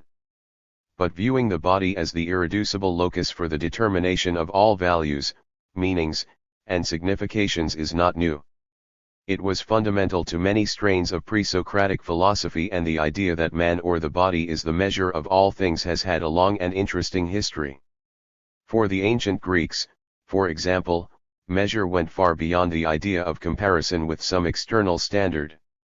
It was regarded as a form of insight into the essence of everything perceived through the senses and the mind. Such insight into inner meanings and proportionalities was considered fundamental in achieving a clear perception of the overall realities of the world and, hence, fundamental to living a harmonious and well-ordered life. Our modern views, as Bohm, 1983, points out, have lost this subtlety and become relatively gross and mechanical, although some of our terminology, e.g. the notion of measure in music and art, indicates a broader meaning. The resurrection of interest in the body in contemporary debates does provide, then, a welcome opportunity to reassess the bases, epistemological and ontological, of all forms of inquiry. Feminists and Queer. 97. 98. Theorists have pioneered the way as they have sought to unravel issues of gender and sexuality in theory and political practices. And the question of how measure lost its connection to bodily well-being has come back into focus as an epistemological problem of some significance. Puvey, 1998. The thesis I want to pursue here is that the manner of this return to the body as the measure of all things is crucial to determining how values and meanings are to be constructed and understood. I want in particular to return to a broader relational meaning of the body as the measure of all things and propose a more dialectical way of understanding the body that can better connect discourses on the body with that other discursive shift that has placed globalization at the center of debate. 1. Bodily processes. I begin with 2 fundamental propositions. The first, drawn from writers as diverse as Marx, 1964 edition, Elias, 1978, Gramsci, 1971 edition, Bourdieu, 1984, Stafford, 1991, Lefebvre, 1991, Haraway, 1991, Butler, 1993, Grosch, 1994, and Martin, 1994, is that the body is an unfinished project, historically and geographically malleable in certain ways. It is not, of course, infinitely or even easily malleable, and certain of its inherent, natural or biologically inherited, qualities cannot be erased. But the body continues to evolve and change in ways that reflect both an internal transformative dynamics, often the focus of psychoanalytic work, and the effect of external processes, most often invoked in social constructionist approaches. The second proposition, broadly consistent with, if not implicitly contained in, the first, is that the body is not a closed and sealed entity, but a relational thing that is created, bounded, sustained, and ultimately dissolved in a spatio-temporal flux of multiple processes. This entails a relational dialectical view in which the body, construed as a thing-like entity, internalizes the effects of the processes that create, support, sustain, and dissolve it. The body which we inhabit and which is for us the irreducible measure of all things is not itself irreducible. This makes the body problematic, as the measure of all things. The body is internally contradictory by virtue of the multiple socio-ecological processes that converge upon it. For example, the metabolic processes that sustain a body entail exchanges with its environment. If the processes change, then the body either transforms and adapts or ceases to exist. Similarly, the mix of performative activities available to the body in a given place and time are not independent of the technological, physical, social, and economic environment in which that body has its being. And the representational practices that operate in society likewise shape the body, and in the forms of dress and postures propose all manner of additional symbolic meanings. This means that any challenges to a dominant system of representation of the body, e.g. those mounted by feminists and queer theorists in recent years, become direct challenges to bodily practices. The net effect is to say that different processes, physical and social, produce, both materially and representationally, radically different kinds of bodies. Class, racial, gender, and all manner of other distinctions are marked upon the human body by virtue of the different socio-ecological processes that do their work upon that body. To put the matter this way is not to view the body as a passive product of external processes. What is remarkable about living entities is the way they capture diffuse energy or information flows and assemble them into complex but well-ordered forms. Creating order out of chaos is, as Prigogine and Stengers, 1984, point out, a vital property of biological systems.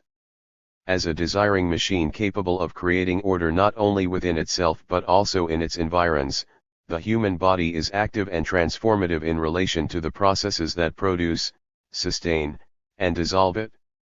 Thus, bodily persons endowed with semiotic capacities and moral will make their bodies foundational elements in what we have long called the body politic. To conceptualize the body, the individual and the self, as porous in relation to the environment frames self-other relations, including the relation to nature, in a particular way.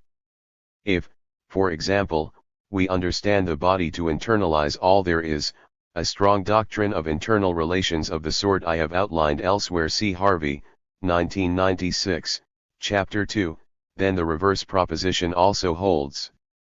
If the self internalizes all things, then the self can be the measure of all things. This idea goes back to Protagoras and the Greeks. It allows the individual to be viewed as some kind of decentered center of the cosmos, or, as Munn, 1985, 14, 17, in her insightful analysis of social practices on the Melanesian island of Goa, prefers to put it, bodily space-time serves as a condensed sign of the wider space-time of which it is a part. It is only if the body is viewed as being open and porous to the world that it can meaningfully be considered in this way. It is not how the body is seen in the dominant Western tradition. Strathern, 1988, 135, underlines the problem. The socialized, internally controlled Western person must emerge as a microcosm of the domesticating process by which natural resources are put to cultural use.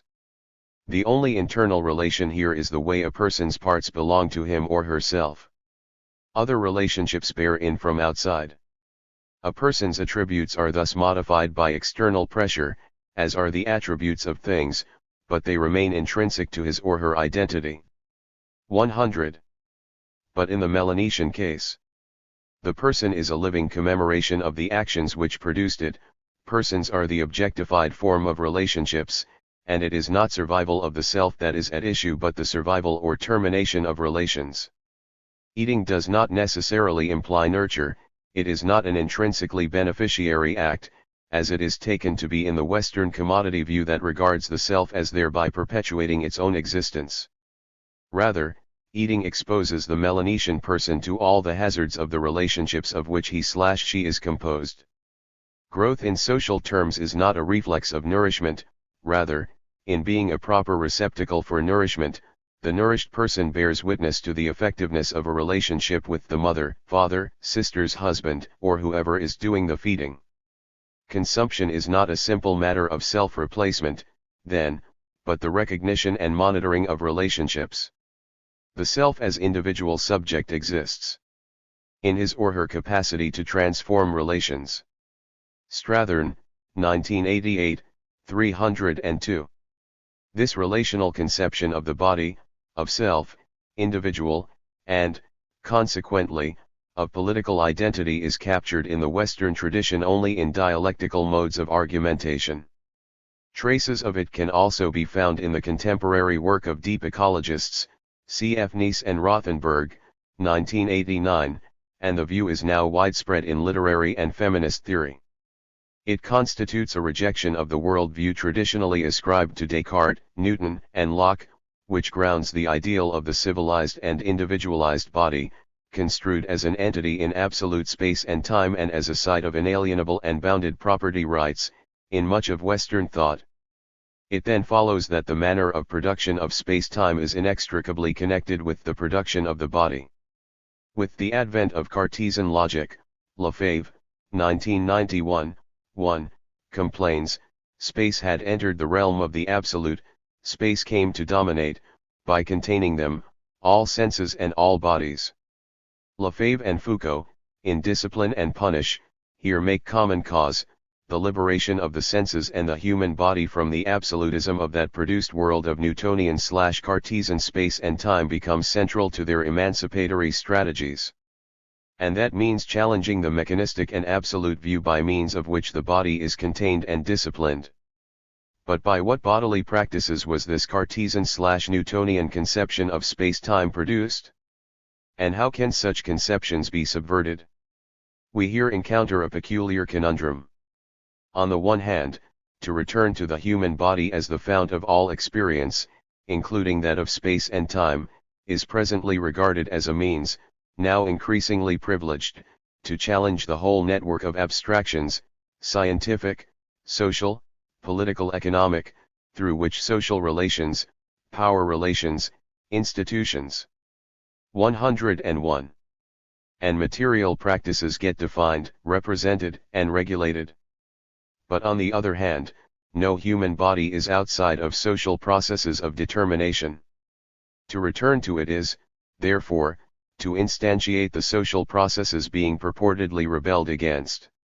If, for example, workers are transformed, as Marx suggests in Capital, into appendages of capital in both the workplace and the consumption sphere, or, as Foucault prefers it, bodies are made over into docile bodies by the rise of a powerful disciplinary apparatus, from the 18th century onwards, then how can their bodies be a measure, sign, or receiver of anything outside of the circulation of capital or of the various mechanisms that discipline them?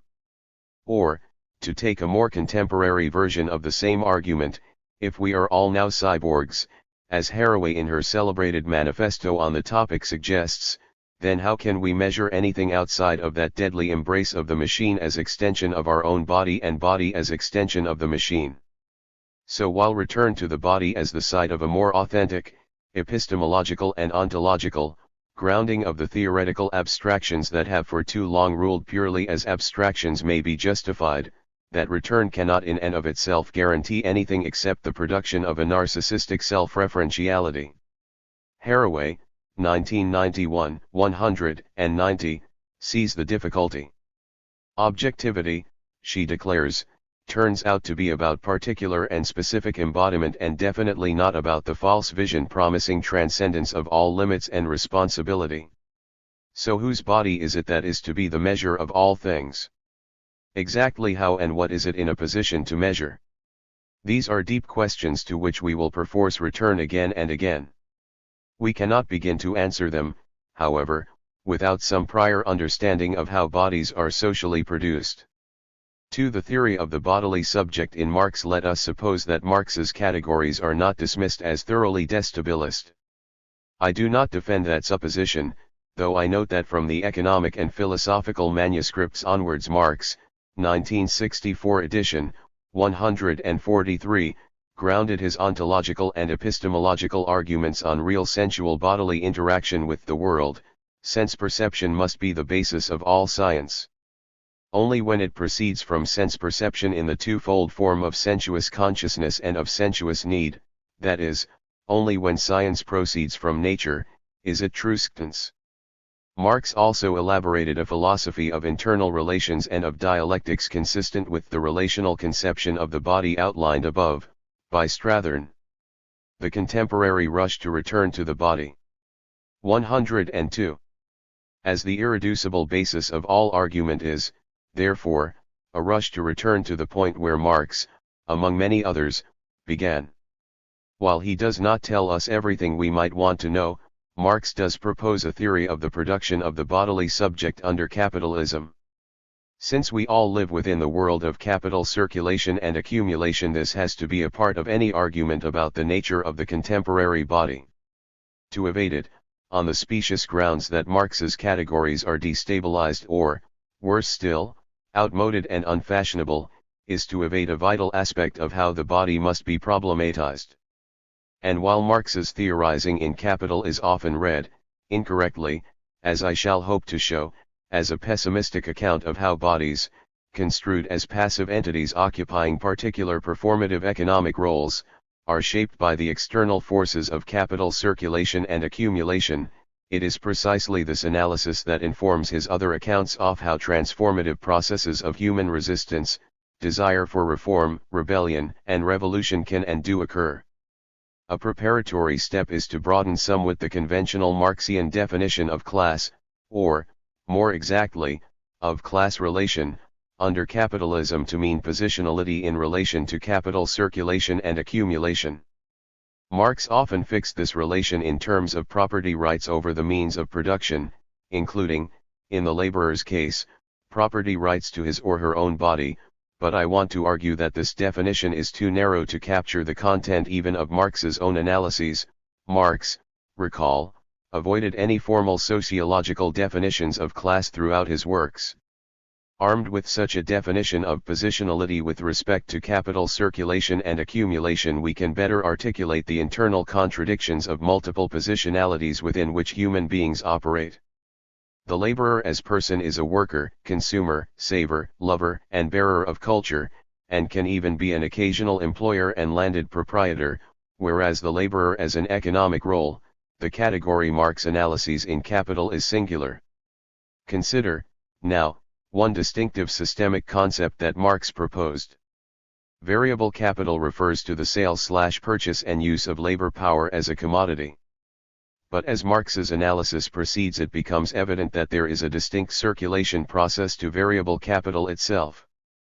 The laborer, a person, sells labor power, a commodity, to the capitalist to use in the labor process in return for a money wage which permits the laborer to purchase capitalist-produced commodities in order to live, in order to return to work.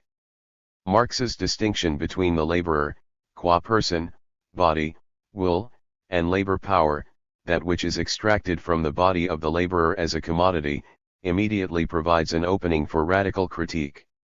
Laborers are necessarily alienated because their creative capacities are appropriated as the commodity labor power by capitalists. But we can broaden the question: what effect does the circulation of variable capital 103.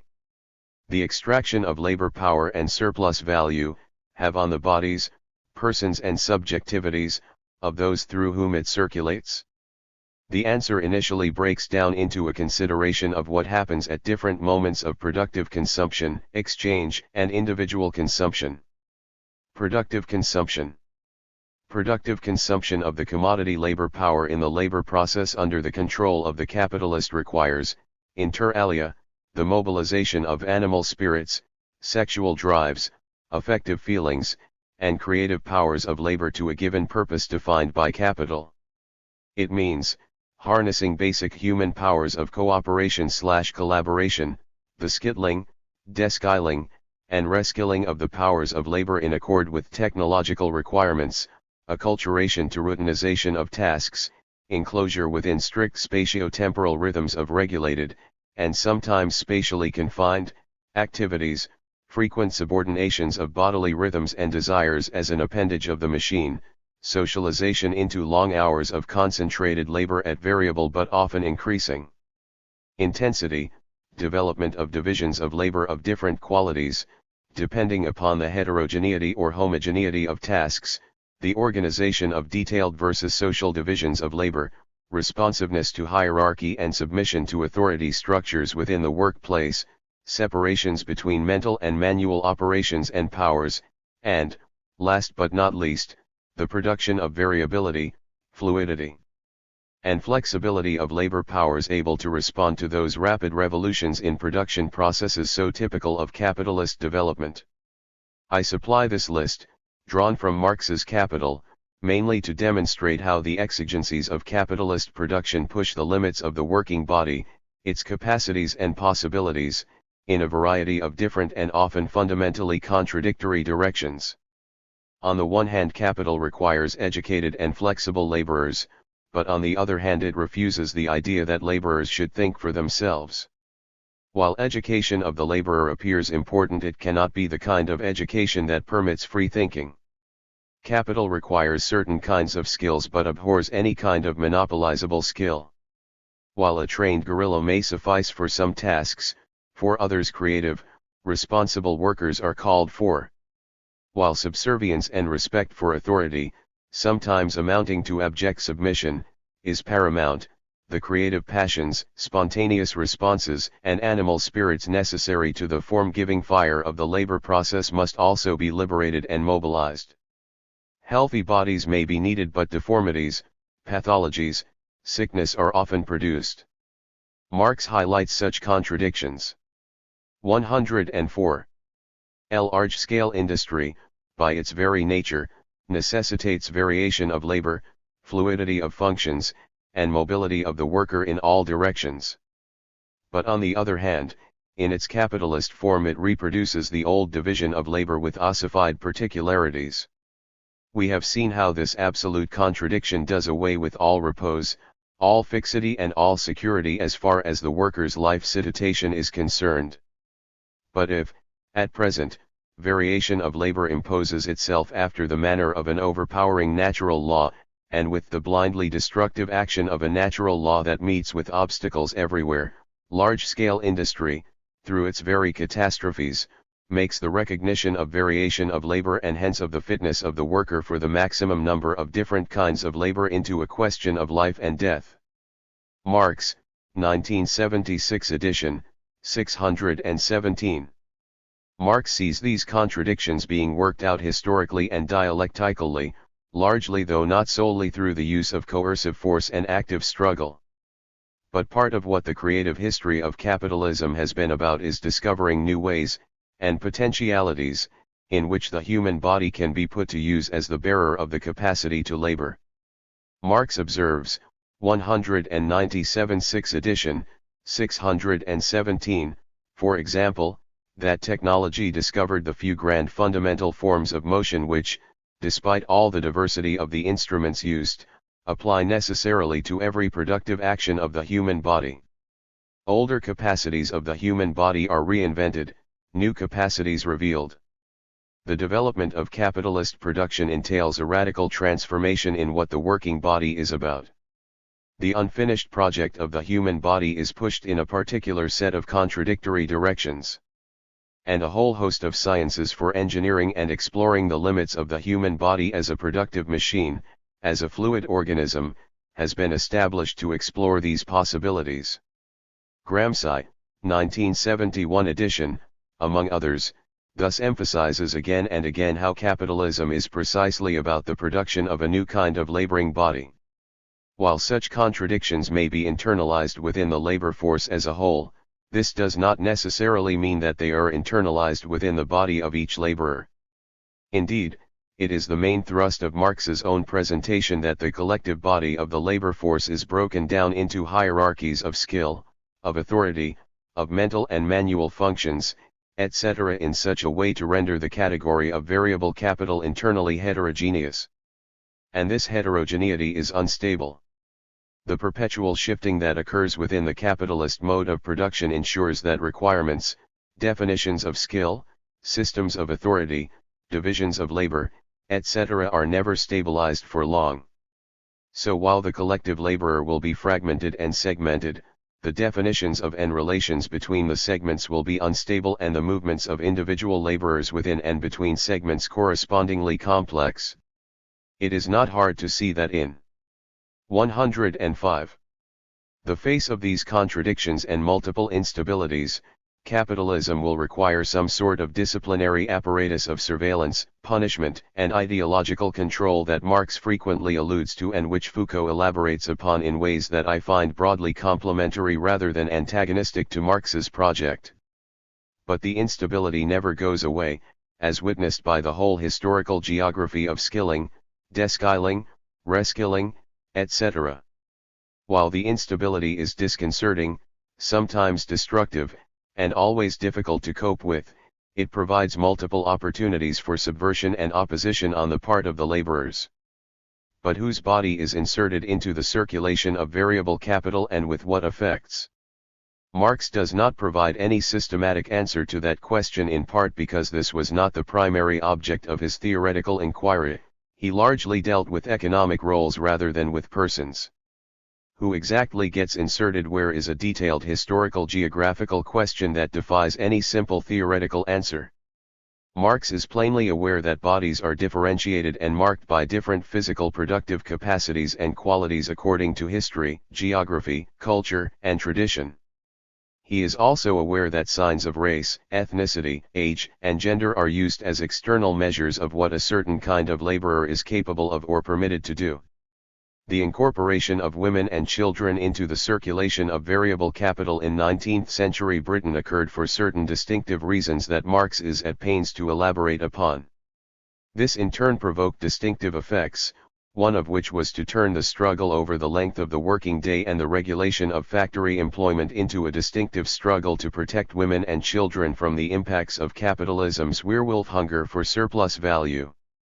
The employment of women and children as wage laborers, furthermore, not only provided a new foundation for the division of labor, Marx, 1976, 615, it also posed, and continues to pose, a fundamental challenge to many traditional conceptions of the family and of gender roles. However terrible and disgusting the dissolution of the old family ties within the capitalist system may appear, large-scale industry, by assigning an important part in socially organized processes of production, outside the sphere of the domestic economy, to women, young persons, and children of both sexes, does nevertheless create a new economic foundation for a higher form of the family and of relations between the sexes. It is also obvious that the fact that the collective working group is composed of individuals of both sexes and all ages must under the appropriate conditions turn into a source of humane development, although in its spontaneously developed, brutal, capitalist form, the system works in the opposite direction, and becomes a pestiferous source of corruption and slavery, since here the worker exists for the process of production, and not the process of production for the worker. 106. In remarks on slavery, colonialism, and immigrants, e.g. the Irish into Britain, Marx makes clear that constructions of race and ethnicity are likewise implicated in the circulation process of variable capital. Insofar as gender, race, and ethnicity are all understood as social constructions rather than as essentialist categories, so the effect of their insertion into the circulation of variable capital, including positioning within the internal heterogeneity of collective labor and, hence, within the division of labor and the class system, has to be seen as a powerful force reconstructing them in distinctively capitalist ways. There are a number of corollaries. Firstly, the productiveness of a person gets reduced to the ability to produce surplus value. To be a productive worker, Marx, 1976, 644, ironically notes, is therefore not a piece of luck but a misfortune.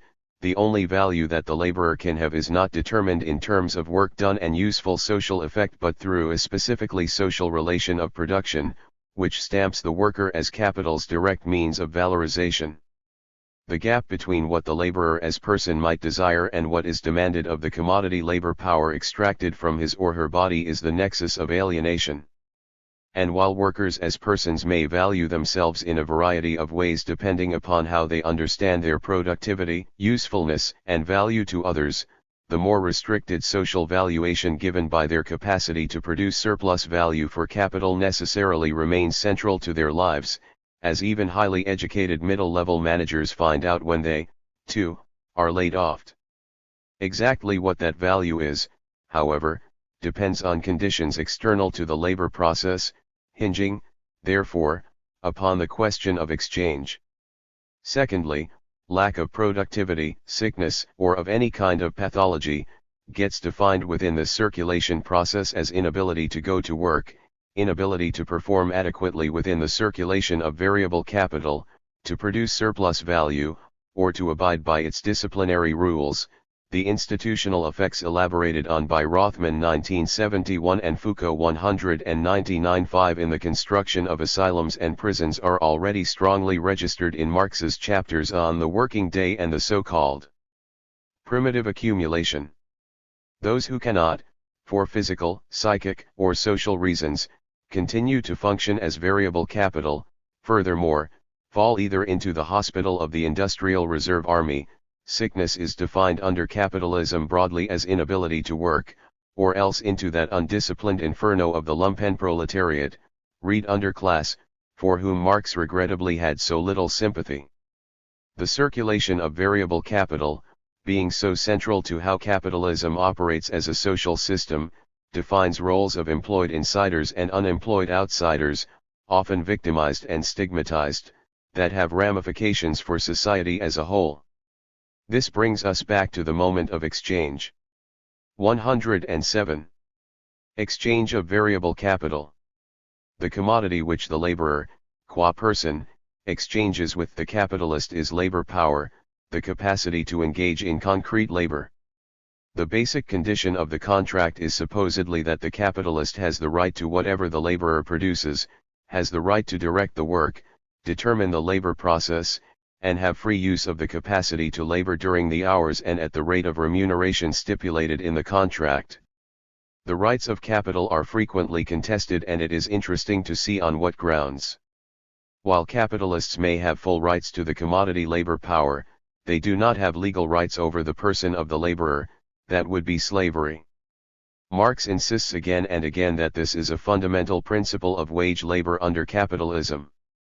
The laborer as person should have full rights over his or her own body and should always enter the labor market under conditions of freedom of contract, even if, as Marx, 1976, 272-3, notes, a worker is free in the double sense that as a free individual he can dispose of his labor power as his own commodity, and that, on the other hand, he has no other commodity for sale, i.e. he is rid of them.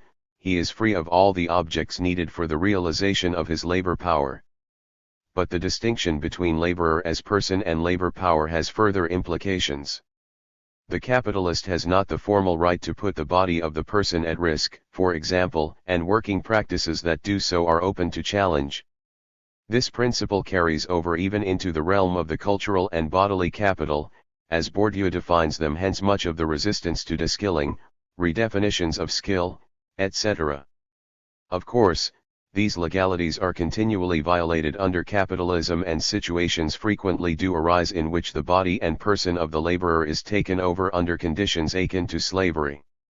But Marx's point is that preservation of the integrity and fullness of the laboring person and body within the circulation process of variable capital is the fulcrum upon which contestation and class struggle both within and without the labor process occurs.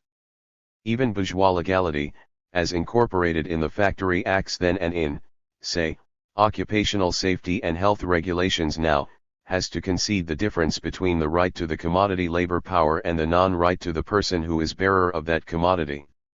This struggle carries over into the determination of the value of variable capital itself, because here the neediness of the body of the laborer forms the datum upon which conditions of contract depend.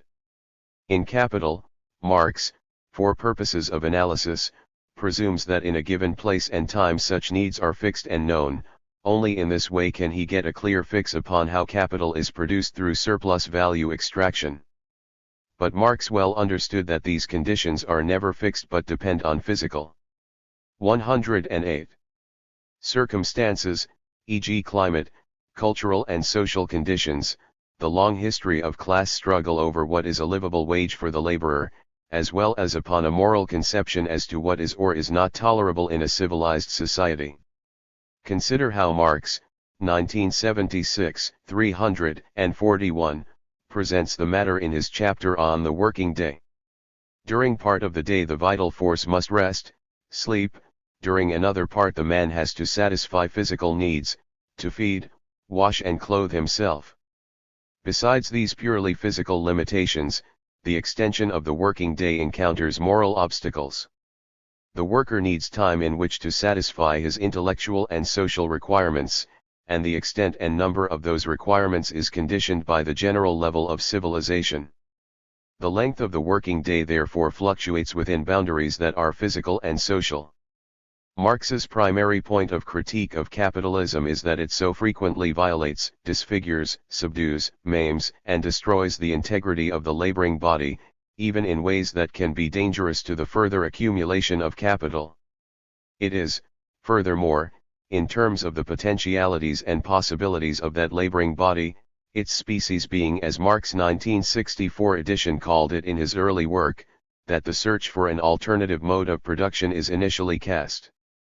But surplus value depends upon the difference between what labor gets, the value of labor power, and what labor creates, the value of the commodity produced. The use value of the commodity labor power to the capitalist is that it can engage in concrete labor in such a way as to embed a given amount of abstract labor in the commodity produced. For the capitalist it is abstract labor that counts, and the value of labor power and the concrete practices of the laborer are disciplined and regulated within the circulation of variable capital by the laws of value which take abstract labor as their datum. Abstract labor, value, is measured through exchange of commodities over space and time and ultimately on the world market. Value is a distinctive spatio-temporal construction depending upon the development of a whole array of spatio-temporal practices, including the territorialization of the Earth's surface through property rights and state formation and the development of geographical networks and systems of exchange for money and all commodities, including that of labor power itself. The value of labor power to the capitalist is itself contingent upon the realization of values across a world of socially constructed spatio-temporal political economic practices. This limits the value that the laborer can acquire in a particular place both in production and in the market. Furthermore, the conditions of exchange of labor power are limited in labor markets both by 109. Systematic biases, gender and racial disparities in remuneration for comparative work are well documented, and by mobilization of an industrial reserve army, either in situ or through the migratory movements of both capital and labor searching for better contractual conditions. It is exactly at this point that the connection between what we now refer to as globalization, see Chapter 4, and the body becomes explicit. But how should this be thought about? Marx depicts the circulation of variable capital as a commodity for commodity exchange. The worker exchanges the use value of labor power for the use value of the commodities that can be bought for the money wage. Exchanges of this sort are usually highly localized and place-specific. The worker must take his or her body to work each day, even under conditions of telecommuting. But labor power is inserted as a commodity into a money circulation process which easily escapes the spatio-temporal restraints of local labor markets and which makes for capital accumulation on the world stage. Accumulation accelerates turnover time, it shortens working periods, circulation times, etc., while simultaneously annihilating space through time while preserving certain territorialities, of the factory and the nation-state, as domains of surveillance and social control. Spatio-temporality defined at one scale, that of globalization and all its associated meanings, intersects with bodies that function at a much more localized scale. Translation across spatio-temporal scales is here accomplished by the intersection of two qualitatively different circulation processes, one of which is defined through the long historical geography of capital accumulation while the other depends upon the production and reproduction of the laboring body in a far more restricted space. This leads to some serious disjunctions, of the sort that Harvey, 1982, identifies in her analysis of family time and industrial time. But as Harvey goes on to show, these two spatio-temporal systems, though qualitatively different from each other, have to be made cogredient or composable, see Harvey, 1996, for a fuller explication of these terms, with each other. Thus do links between the local and the global become established. Different bodily qualities and modes of valuation, including the degree of respect for the bodily integrity and dignity of the laborer, achieved in different places are brought into a spatially competitive environment through the circulation of capital. Uneven geographical development of the bodily practices and sensibilities of those who sell their labor power becomes one of the defining features of class struggle as waged by both capital and labor. Put in more direct contemporary terms, the creation of unemployment through downsizing, the redefinitions of skills and remunerations for skills, the intensification of labor processes and of autocratic systems of surveillance, the increasing despotism of orchestrated detailed divisions of 110. Labor, the insertion of immigrants, or, what amounts to the same thing, the migration of capital to alternative labor sources, and the coerced competitive struggle between different bodily practices and modes of valuation achieved under different historical and cultural conditions, all contribute to the uneven geographical valuation of laborers as persons. The manifest effects upon the bodies of laborers who live lives embedded in the circulation of variable capital is powerful indeed. Sweatshops in New York mimic similar establishments in Guatemala and subject the workers incorporated therein to a totalizing and violently repressive regime of body disciplines.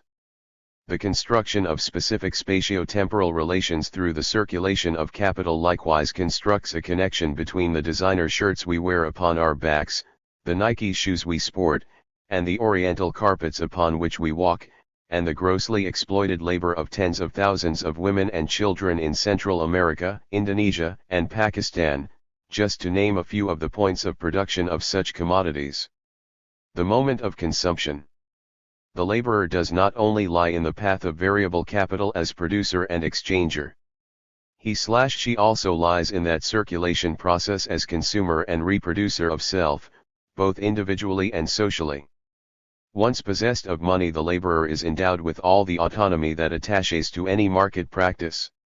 It is the worker himself who converts the money into whatever use values he desires, it is he who buys commodities as he wishes and, as the owner of money, as the buyer of goods, he stands in precisely the same relationship to the sellers of goods as any other buyer. Of course, the conditions of his existence, and the limited amount of money he can earn, compel him to make his purchases from a fairly restricted selection of goods.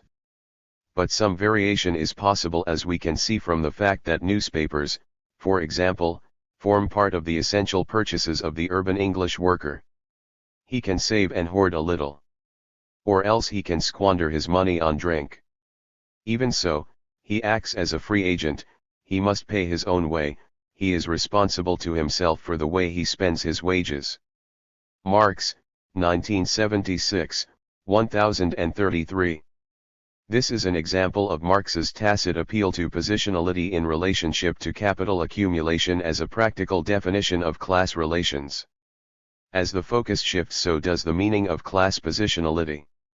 The laborer has limited freedom to choose not only a personal lifestyle but also, through the collective exercise of demand preferences, he/she can express his/her desires, individually and collectively, and thereby influence the capitalist choice of what to produce.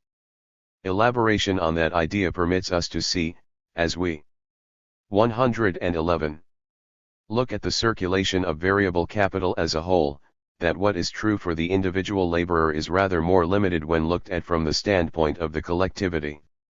The capitalist class is constantly giving to the working class drafts, in the form of money, on a portion of the product produced by the latter and appropriated by the former. The workers give these drafts back just as constantly to the capitalists, and thereby withdraw from the latter their allotted share of their own product.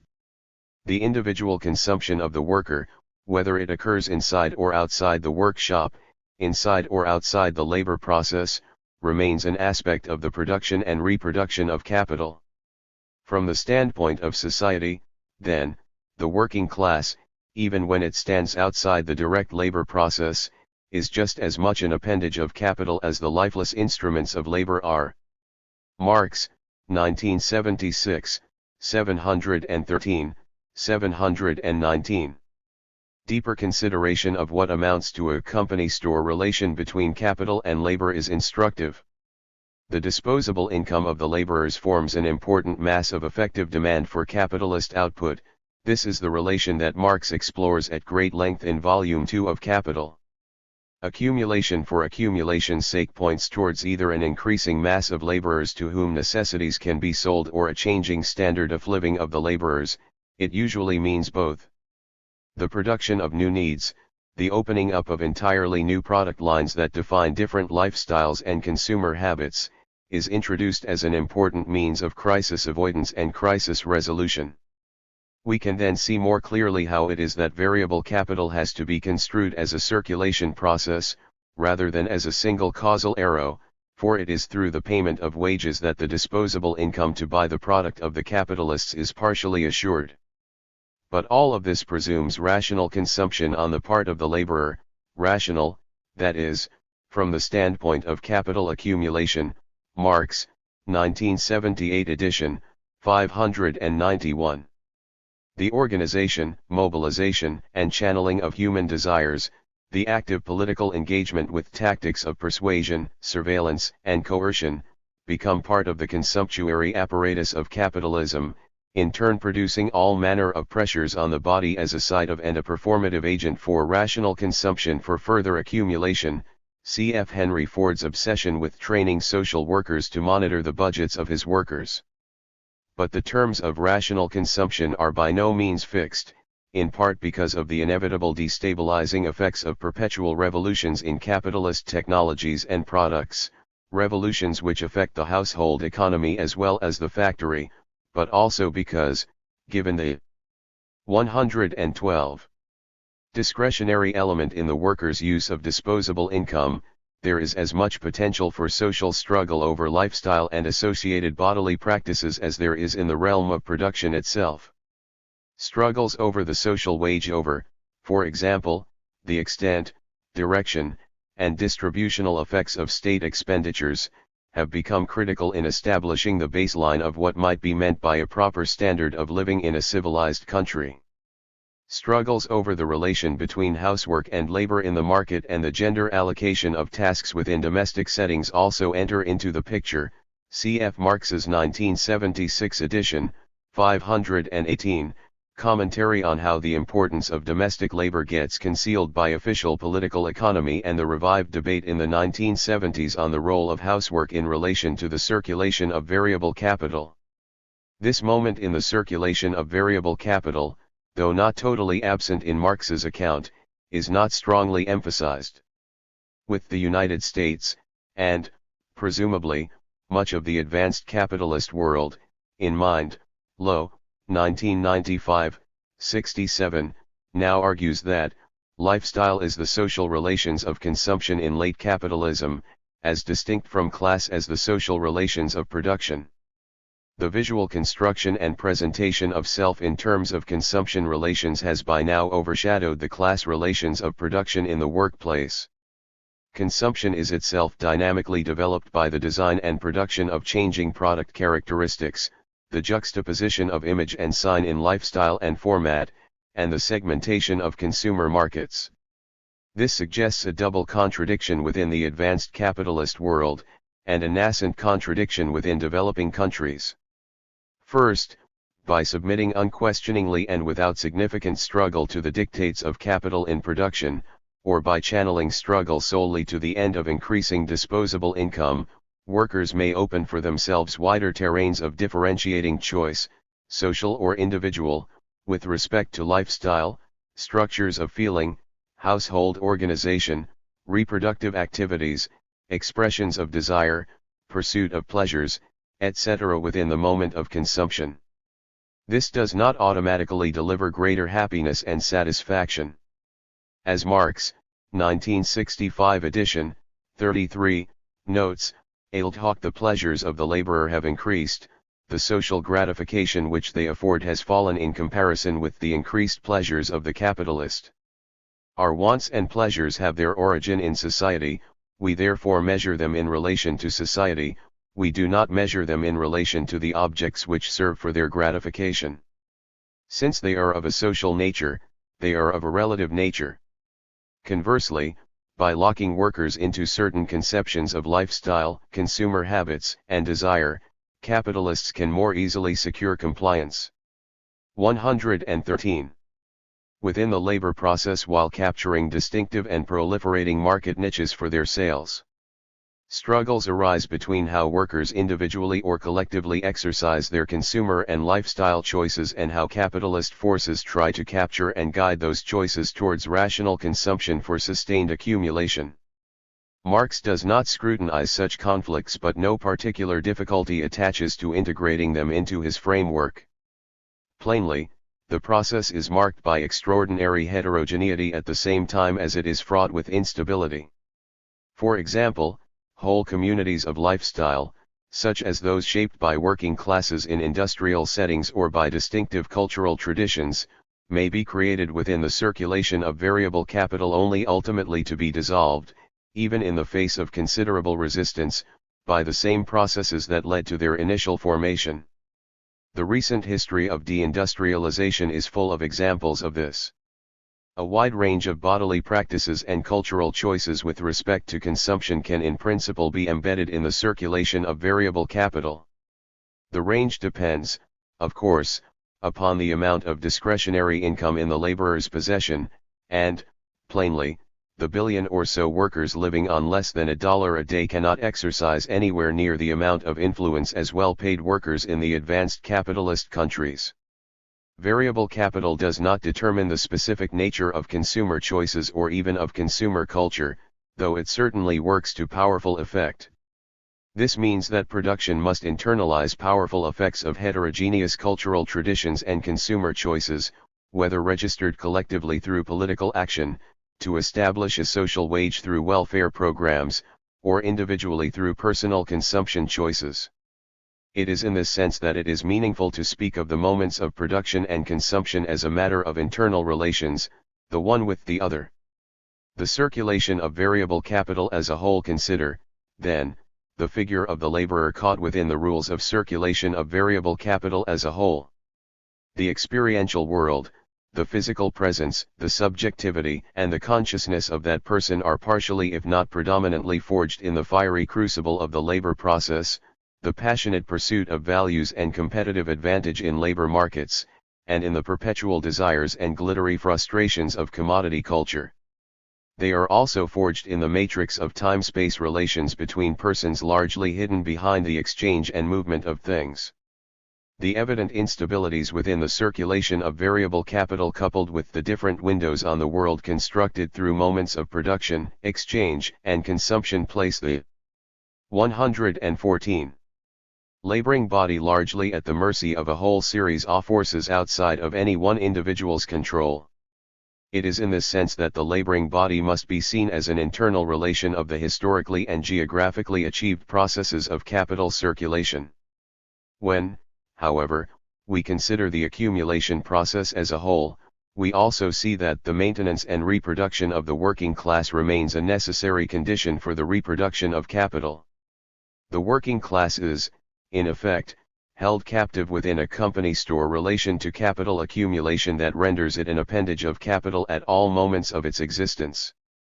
The capitalist, in short, produces the worker as wage laborer. Marx, 1973 edition, 717-18, continues.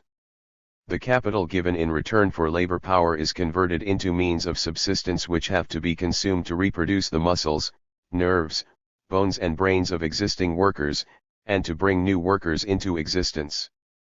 Within the limits of what is absolutely necessary, therefore, the individual consumption of the working class is the reconversion of the means of subsistence given by capital in return for labor power into fresh labor power which capital is then again able to exploit. It is the production and reproduction of the capitalist's most indispensable means of production, the worker.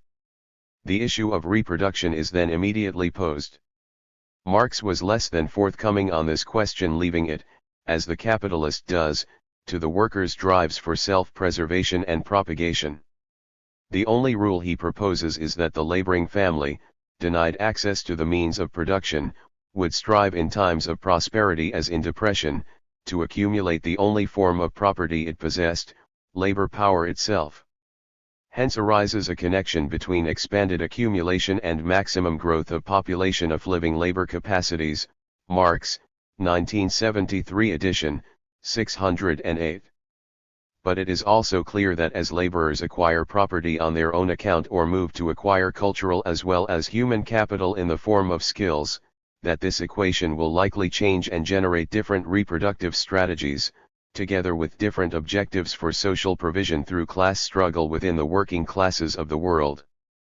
Furthermore, Marx's occasional commentaries on the family as a socially constructed unit of reproduction, coupled with Engels's treatise on origin of the family, private property, and the state with its emphasis upon division of labor between the sexes and propagation of the species, indicates a material point at which questions of sexuality and gendering intersect with political economy. Elaborations by socialist feminists in recent years here assume great importance. If the circulation of variable capital as a whole is about the reproduction of the working class in general, then the 115. Question of the conditions of its biological and social reproduction must be posed in ways that acknowledge such complexities, cf. The controversy between Butler, 1998, and Fraser, 1997. Potentialities for reaction and revolt against capital get defined from the different perspectives of production, exchange, consumption, or reproduction. Nevertheless, in aggregate we can still see how the pernicious capitalistic rules that regulate the process of circulation of variable capital as a whole operate as a constructive/destructive force, both materially and representationally, on laboring bodies across these different moments. Capital continuously strives to shape bodies to its own requirements, while at the same time internalizing within its modus operandi effects of shifting and endlessly open bodily desires, wants, needs, and social relations, sometimes overtly expressed as collective class, community, or identity-based struggles, on the part of the laborer.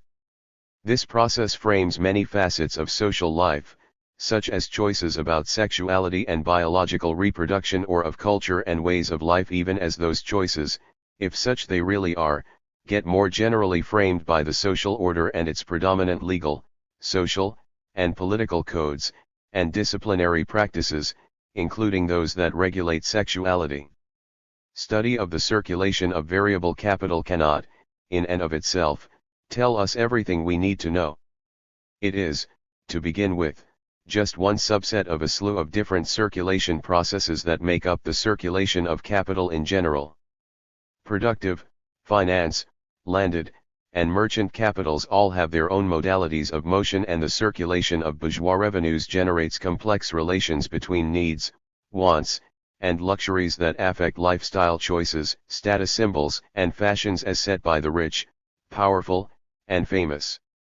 These set relative standards for the laboring poor since, as Marx also insists, the sense of well-being is a comparative rather than an absolute measure, and the gap between rich and poor is just as important as the absolute conditions of sustenance. Furthermore, the mediating activities of states, as registered through the circulation of tax revenues and state-backed debt, in determining social wages and setting civilized and morally acceptable standards of education, health, housing, etc., play crucial roles on the world stage of capital accumulation and in setting conditions within which the circulation of variable capital can occur. The point here is not to insist on any complete or rigorous accounting, either theoretical or historical, of these intersecting processes. But an understanding of the conditions of circulation of variable capital is indisputably a necessary condition for understanding what happens to bodies in contemporary society. There are innumerable elaborations, modifications, reformulations, and even outright challenges to Marx's limited but tightly argued theory. 116. Of the production of the laboring body and of individual and collective subjectivities. There is much that is lacking, or only lightly touched upon, in Marx's schema, including the sexual and erotic, the gendering and racial identifications of bodies, the psychoanalytic and representational, the linguistic and the rhetorical, the imaginary and the mythical, to name just a few of the obvious absences. The roles of gender within the spatial and social divisions of labor have been the focus, for example, of a considerable range of studies in recent years, see, example Hansen and Pratt, 1994, and the question of race relations or ethnic/religious discriminations within segmented labor markets has likewise been brought under the microscope, see, example Goldberg, 1993, in ways that have given much greater depth and purpose to Marx's, 1976 edition, 414, observation that labor in a white skin cannot emancipate itself where it is branded in a black skin. So there are plenty of other processes, metabolic, ecological, political, social, and psychological, that play key roles in relation to bodily practices and possibilities. But these absences cannot be cured by an erasure of either the method or substance of Marx's approach. The latter is something to build upon rather than to negate. The human body is a battleground within which and around which conflicting socio-ecological forces of valuation and representation are perpetually at play. Marx provides a rich conceptual apparatus to understand processes of bodily production and agency under capitalism. Just as important, he provides an appropriate epistemology, historical, geographical as well as dialectical, to approach the question of how bodies get produced, how they become the signifiers and referents of meanings, and how internalized bodily practices might in turn modify the processes of their self-production under contemporary conditions of capitalistic globalization. Chapter 7.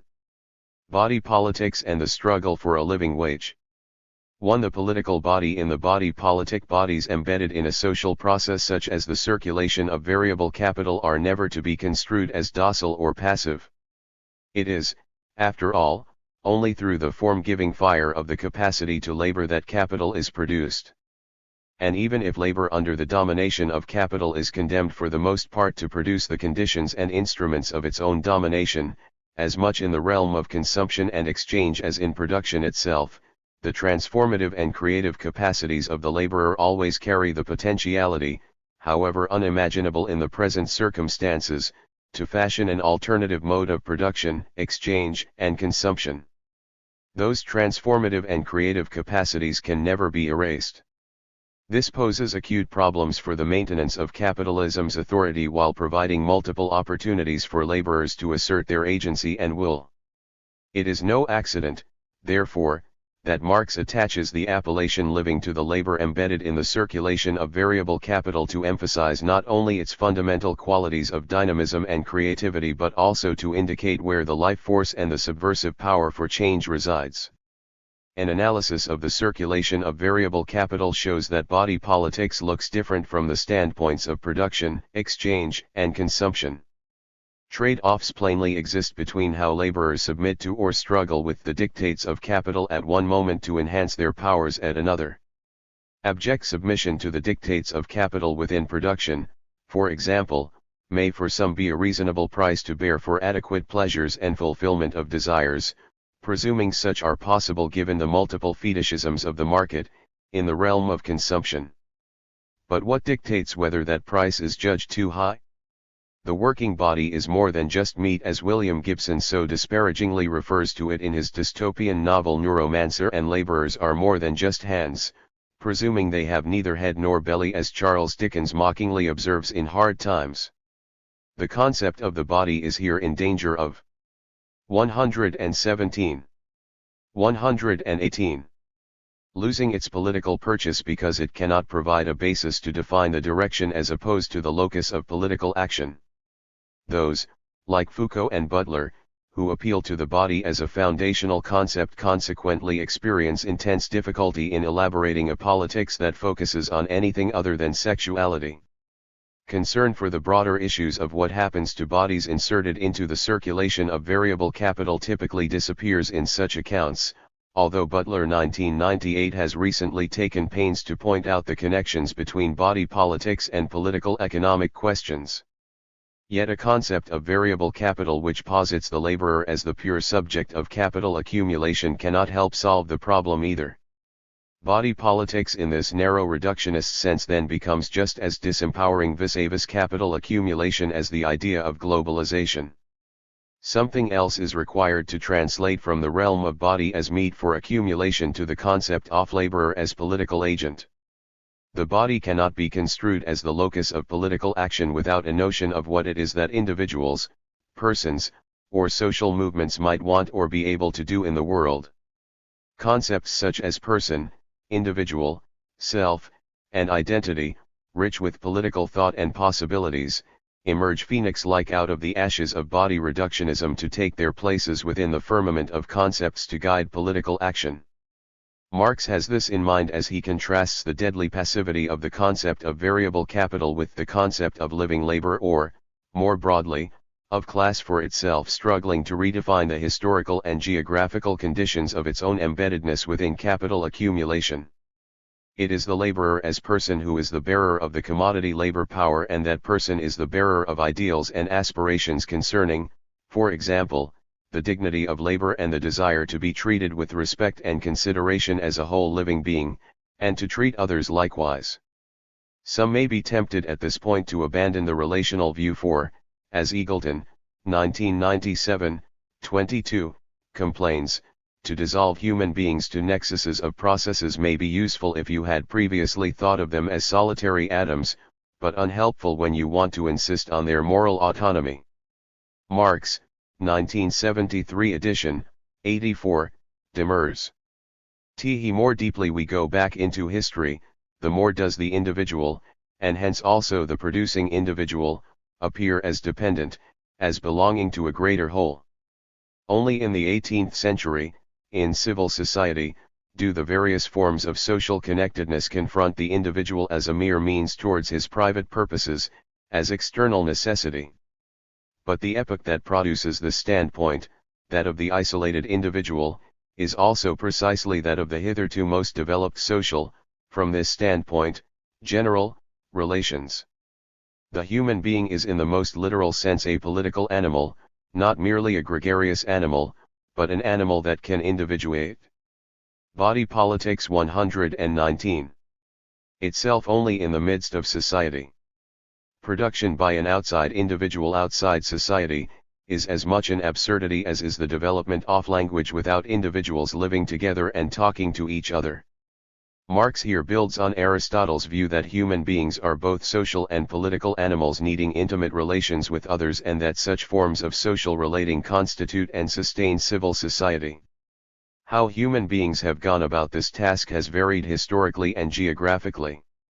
The sense of self and of personhood is relational and socially constructed, and Marx here anticipates Strathern's formulation cited above, in exactly the same way as the body is a social construct, except that the forces at work, and it is no accident that Marx cites language as his parallel, are significantly different. The notion of individuals possessed of moral autonomy, for example, is not a universal but arose in the 18th century in Europe as commodity exchange and capital accumulation became more generalized. The task of active politics, in Marx's view, is to seek transformations of social relations in the full recognition that the starting point of political action rests upon achieved historical geographical conditions. We here encounter a reflexive point from which to critique certain versions of that return to the body that has been so strongly evidenced in recent years. The dangers of body reductionism, the idea that the body is the only foundational concept we can trust in looking for an alternative politics, become plain to see.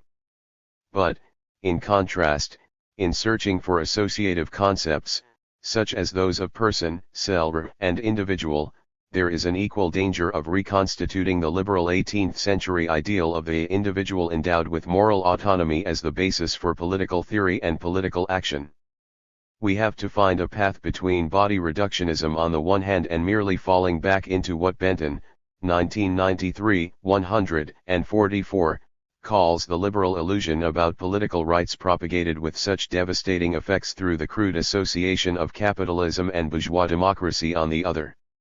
In societies governed by deep inequalities of political power, economic wealth, social standing and cultural accomplishments, the promise of equal rights is delusory, with the consequence that for the majority, rights are merely abstract, formal entitlements with little or no de facto purchase on the realities of social life.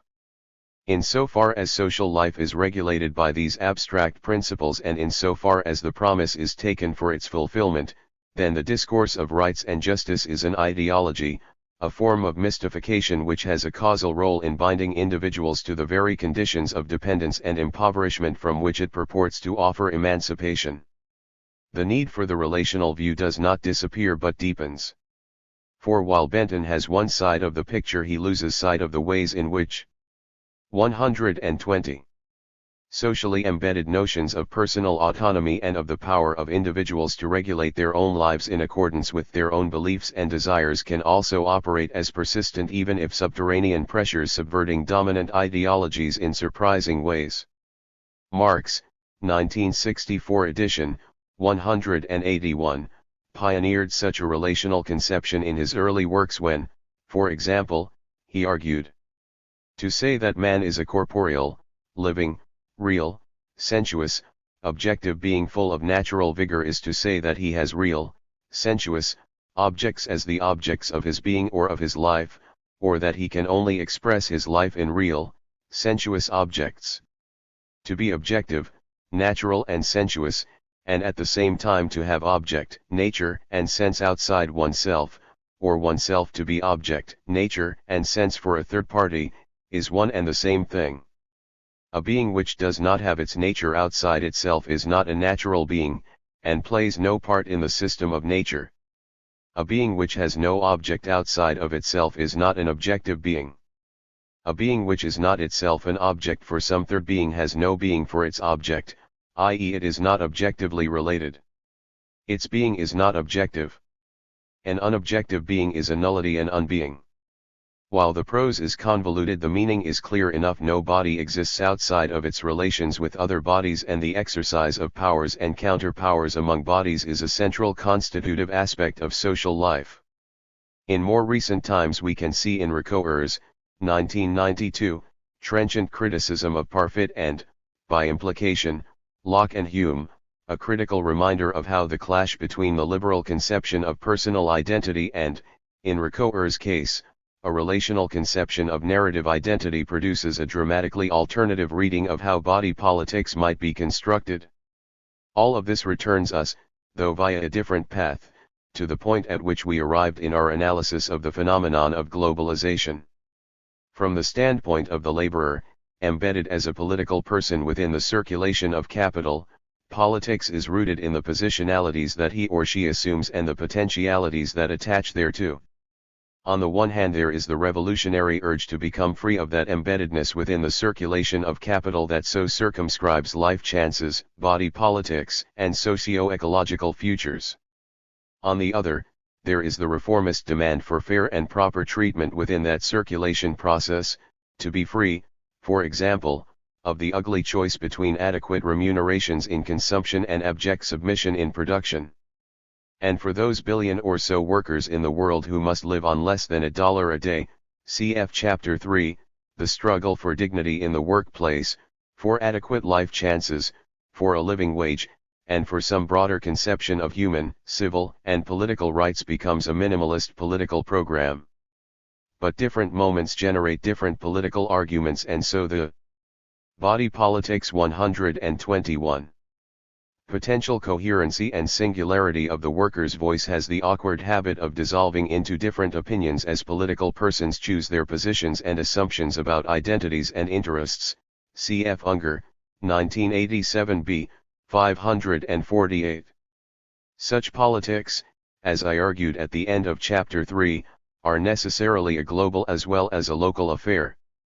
So it is to a local manifestation of such a struggle that I now turn. To struggling for a living wage. Ever since Thomas Hobbes roundly declared that the value of a man is his price, the question of the proper value of labor power has hovered over capitalism as a problem as difficult to resolve theoretically as it has been practically. The classical political economists could never quite resolve the confusion that arose from on the one hand equating value with labor and on the other hand having to recognize that the value of labor as an input to production was somehow less than the value it generated, thus leaving room for rents, profits, interest, and the like.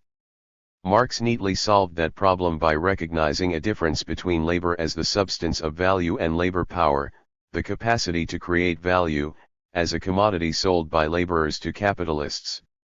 Equally neatly, the neoclassicals eviscerated the political message that came from Marx's formulation by equating proper wages with the marginal return on labor as an input to production, leaving open therefore the possibility for a fair rate of return for capital and land. That idea never worked well for, as Marx pointed out, labor is not a commodity like any other. A host of moral, social, historical, and geographical circumstances enters into its formulation and valuation. Chief among these is a long and widespread historical geography of class struggle. In the United States, for example, the concept of an adequate living wage, alongside that of a socially regulated working day, was fundamental to the agitation that began in cities like Baltimore and Pittsburgh with the massive railroad strike of 1877. As Glickman, 1997, shows, this was the kind of agitation that ultimately led to minimum wage legislation, at first at state and then subsequently at the federal level during the New Deal years. There has always been controversy as to what properly constitutes a living wage. Since 1968, as Pollan and Luce, 1998, document, the value of the minimum wage established at the federal level has declined by some 30% in real terms, placing those with full-time minimum wage jobs now well below the poverty level. Its 1997 increase, to $5.15 from a baseline of $4.25 an hour in 1994, still kept it well below 1968 standards. With a good deal of frustration at the ability to assure an adequate living wage at the federal scale, a whole series of local campaigns and agitations. 122. At a more local level have in recent years broken out across the United States. One of the pioneers in this movement exists in my hometown of Baltimore.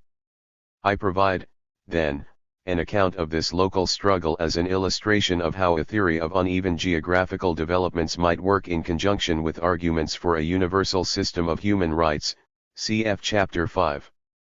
The circumstances regulating wages and living conditions in Baltimore underwent significant alterations from the late 1960s onwards, see Chapter 8.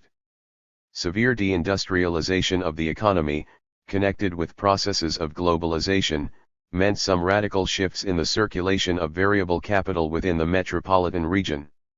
In addition to widespread structural unemployment, and the production of a so-called and much stigmatized underclass, the effect was to move employment away from the blue-collar, largely white male and unionized, industrial sector and into a wide array of service activities, those connected to the so-called hospitality sector, hotels, tourism, conventions, museums, that underpin the redevelopment effort in Baltimore.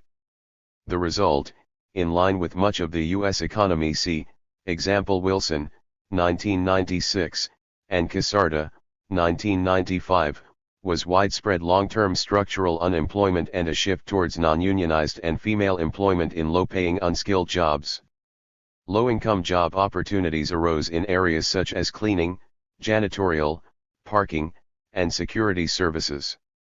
Paying only minimum wages and often resting on temporary work which yielded even less on a weekly basis, with no health, security, or pension benefits, the growth of this form of employment produced an increasing number of working poor, individuals or families fully employed whose incomes were often well below the official poverty line.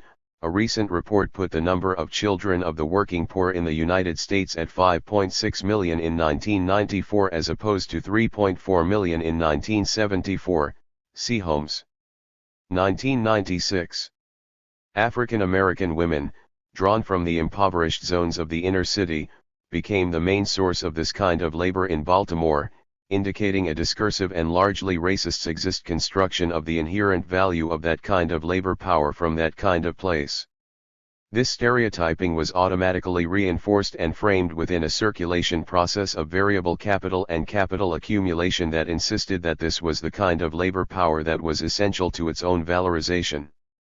These broad economic trends were paralleled by a nationwide political attack upon working-class institutions and government supports, see, example Edsel, 1984, and a general shift by a whole range of public and private institutions towards political economic practices that emphasized capital accumulation. One effect was spiraling social inequalities of the sort symbolized by the declining value of the minimum wage in real value terms. Body Politics 123. A particular instance of this political economic shift is worth recording. In 1984, the Johns Hopkins University and the Johns Hopkins Hospital, both nonprofit and educational institutions, in Baltimore formed a for-profit wholly owned subsidiary called Dome Corporation, which provides security, parking, cleaning, and janitorial services through another subsidiary called Broadway Services Inc. This firm does some of the cleaning and janitorial work in the Johns Hopkins system as well as in a number of city schools, downtown offices, and the like. Most of the employees are women and African American, drawn from the impoverished zones of Baltimore City. Most were paid at or slightly above the then prevailing minimum wage of $4.25, raised to $4.75 in 1996 and then $5.15 in 1997. Full-time employees paid circa $5 per week for minimal health insurance, but a significant portion of the work was done by temporary workers with no benefits. The Johns Hopkins system has by this strategy achieved cost savings on its cleaning bills and a healthy rate of return, circa 10%, on its investment, debt plus equity. It has since been cited by other universities as a successful model of how to cut costs by outsourcing its cleaning work while also making a profit. This is an example of how shifts in the circulation of variable capital can occur. Such shifts have radical effects upon bodily conditions and practices.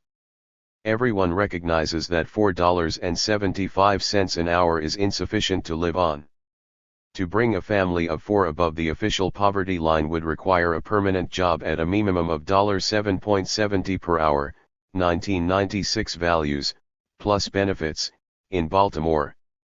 The lack of health benefits and elementary care translates into a chronic epidemiological condition for many inner-city neighborhoods, and the sad paradox of cleaners unable to use the services of the hospital they clean. The need to hold down 2 jobs to survive translates into a condition of permanent physical exhaustion from a 12-hour working day plus travel time on unreliable public transport between job sites and residences. When 2 jobs could not be had, the effect was to force some of the employed to live in shelters rather than regular housing and eat at charity soup kitchens rather than at Roy Rogers or Burger King's, the more usual places of consumption that offered cheap minimal nutrition. The demands of the labor process, often late and erratic hours, in relation to restricted locational choices for living, given rents, housing affordability, public transport availability, car ownership is not feasible, and the like, reinforced geographical segregation.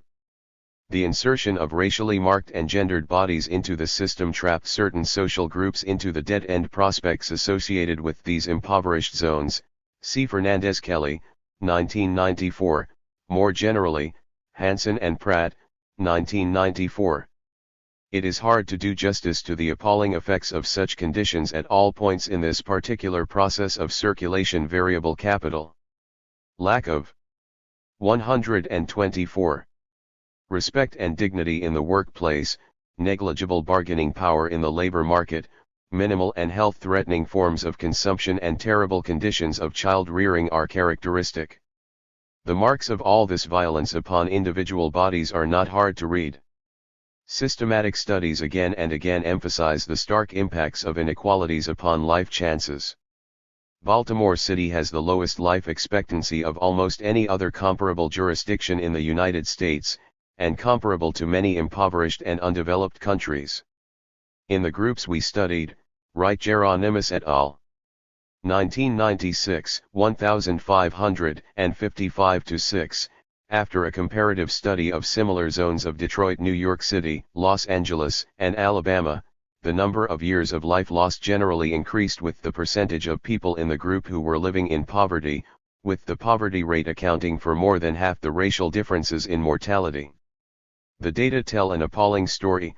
The probability that a 15-year-old girl in Harlem would survive to the age of 45 was the same as the probability that a typical white girl anywhere in the United States would survive to the age of 65. While it would be wrong to argue that lack of a living wage is the only factor at work here, the associations are far too strong to deny an active connection. A campaign for a living wage, organized by Baltimoreans United in Leadership Development, BUILD, seeks to change all this.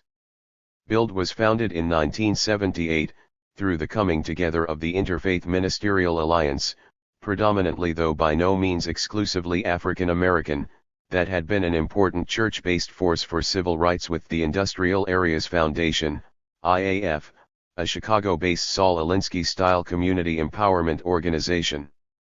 BUILD became an activist voice for social change and economic development in the city dedicated to the improved well-being of impoverished and marginalized populations. It played an important role in struggles to regenerate failing neighborhoods, and it initially joined wholeheartedly in the city and corporate-led strategy to generate employment through public investments and subsidies to business, as, example in the Inner Harbor Renewal, the construction of a convention center, a new ballpark, etc., all in the downtown core. In the early 1990s, BUILD recognized that its strategies were too limited. Revitalized neighborhoods lacking adequate employment slipped back into decay. The public investment and subsidies to corporations were producing below-poverty jobs. The corporate-backed revitalization of downtown had not delivered on its promises and was increasingly viewed by BUILD as a great betrayal. The churches that formed the basis of BUILD found themselves pushed to deliver more and more in the way of social services, soup kitchens, clothing, social assistance, to a population for whom Groucho Marx's witticism "look at me, I've made my way up from nothing to a state of extreme poverty," was cruel as well as a joke. Body Politics 125. Consistent with its religious roots, BUILD decided to launch a campaign in the name of family values and community betterment, for a living wage. They argued that business, in return for public subsidies, should commit itself to a social compact. This translated into the ideal of a minimum wage of $7.70 per hour, permanent jobs, adequate benefits, and career opportunities for all workers. Recognizing the difficulty of achieving this overnight, BUILD proposed an immediate wage hike to $6.10 an hour, rising to $6.60 in July 1996 and going to $7.10 in 1997 and $7.70 in 1999. This is actually a minimalist demand. It is worth noting that the most recent piece of living wage legislation in San Jose, California, set the level at $10.75. Like all such struggles, as Marx observed, 1976 edition, 409, the role of allies in those social layers not directly interested in the question is of considerable significance. The impetus for the campaign came from the churches. This set the tone concerning the definition of moral and civilized behavior that always enters into the determination of the value of labor power. What BUILD in effect says is that the market valuation of labor power as it now occurs in Baltimore is unacceptable as a moral datum for a civilized country. The focus on jobs connected immediately to the institutions of labor. A new form of labor organizing was needed which drew upon the skills of IAF, the power of AFSCME, state, county, and municipal employees, which became a full partner in the campaign in 1994, providing personnel and resources. This meant a move away from traditional workplace industrial organizing towards a citywide movement to change the baseline conditions for the circulation of variable capital. Jonathan Lang, 1996, the labor organizer working with BUILD, outlines the strategy as follows. Organizing is a relational activity, it takes place in a place among people, and it is not totally mobile like capital. Ultimately you are not organizing workplaces and factories, you are organizing people, so the industrial model does not make total sense. So you've got to figure out how to organize a total labor market no matter where people work, to build an organization that is transportable for people from workplace to workplace, which means that the benefit plans have to be portable, the relationships in the organization have to be portable and not built all totally on one workplace, which means that you have to understand people are not going to be leaders necessarily right away but potential leaders who can develop a following in their current workplace or when they move into their new one. It means you have to target those industries and corporations where your ability to withhold labor isn't the only strength you have, that you have other sorts of ways of getting leverage to try and reach recognition and accommodation. This is an experiment to try to figure out whether within a 126 certain labor market, if you merge, if you ally working people with other kinds of decency and power, and you carefully target institutions that are not totally mobile, that cannot just run away with their capital, can workers get themselves on a more equal footing? And if you do that enough, can you begin to really raise the basis, the floor of wages in a city? The strategy is, then, two-pronged. First, build a cadre of workers who can carry their leadership skills and potentialities with them. Some workers, mostly African American women and men, immediately joined up to lead a solidarity sponsoring committee that adopted as its motto climbing Jacob's ladder. But others were more reluctant. Second, push hard to create a powerful alliance of forces to change the baseline for the circulation of variable capital. Initially, Build's strength lay in the churches. But the fact that it was mainly women and African American women who were suffering conjoined questions of gender, race, and class in ways that could potentially unify a variety of social movements, including the unions as well as civil rights and women's organizations. The campaign, moreover, made great play with the concept of the dignity of labor and of the laborer, even daring to argue sometimes that the rule that any job was better than none ought to be brought into question when the quality, potentiality, and dignity of available labor processes was taken into account. The campaign won significant concessions in 1995. City Hall now mandates that all city wages and all subcontracts with the city should honor the living wage policy. Though the mayor initially resisted on the grounds of keeping Baltimore competitive in the face of globalization, he now claims the effort is cost-effective, when the reduced cost of social services to the impoverished poor is factored in. The World Trade Center, run by the state government, has followed suit, with, interestingly, support from the business tenants in the state-operated building but heavy criticism from business leaders in the state. Early in 1998, the city school board agreed to a living wage clause in all its subcontracts.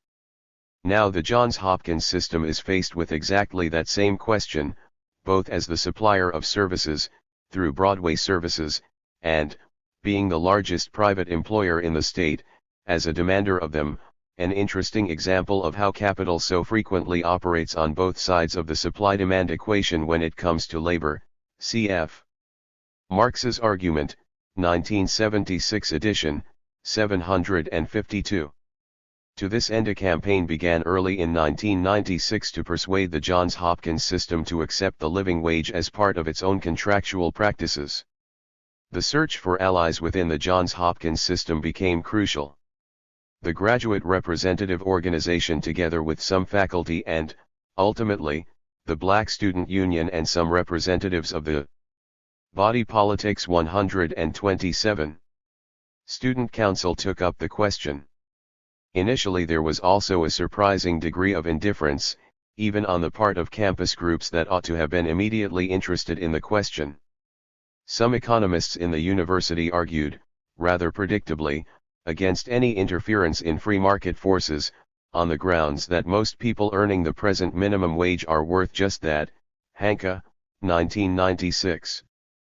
Plainly, the outcome of the struggle depended, and continues to depend, not only on the capacities of the Solidarity Sponsoring Committee, SSC, with AFSCME's help, to organize, and the powers of moral suasion of Build, but also upon the ability to create a powerful alliance within Johns Hopkins itself behind the idea that a living wage is mandatory for all those who work directly or indirectly, through subcontracts, within the institution. By 1998, most students and most faculty were persuaded of the idea but were still faced by a recalcitrant administration. By 1999, the latter, in response to both internal and external pressures, both financial and moral, had tardily recognized its responsibilities towards the appalling conditions of impoverishment and ill health that predominated in its shadow. It also finally acknowledged that its own wage policies might have some role in the construction of such conditions. It announced it would become a leader among the universities on the living wage issue and ensure that everyone would receive at least $7.75 an hour, the 1996 living wage, by 2002.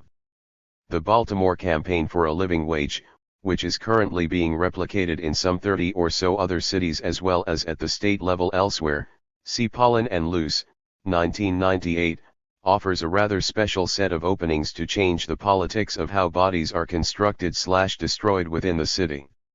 Its basis in the churches, the community, the unions, the universities, as well as among those social layers not immediately concerned with the question, starts to frame body politics in a rather special way, bypassing some of the more conventional binaries of capital/labor, white/black, male/female, and nature/culture. Radical social constructionists should presumably relish rather than frown upon this confusion of terms. If, for example, Butler's, 1993, 9, argument for a return to the notion of matter, not as site or surface, but as a process of materialization that stabilizes over time to produce the effect of boundary, fixity, and surface we call matter, is taken as the proper framing for understanding the body in a situation of this sort, then the living wage campaign is a fundamental form of body politics. This is not to say its mode is unproblematic. Consistent with its religious roots and its emphasis upon a traditional conception of the family as a proper unit of reproduction, the religious side of the campaign could be viewed as or even turn exclusionary.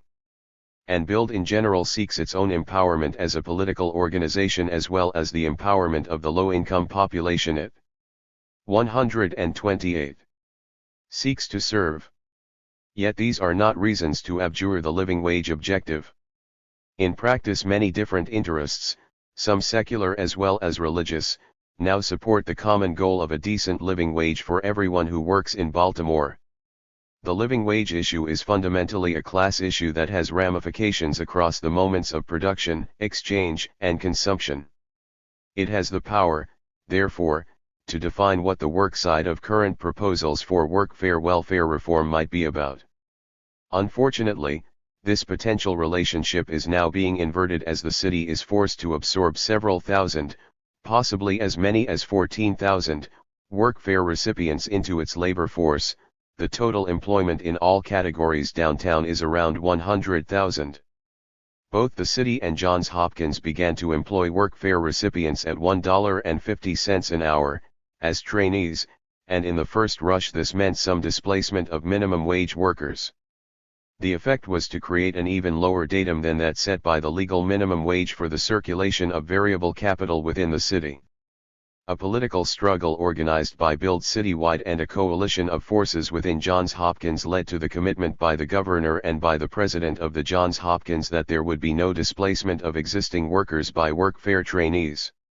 This is not an easy political battle to win more generally, and its unfolding is illustrative of how class struggle gets waged from the capitalist side.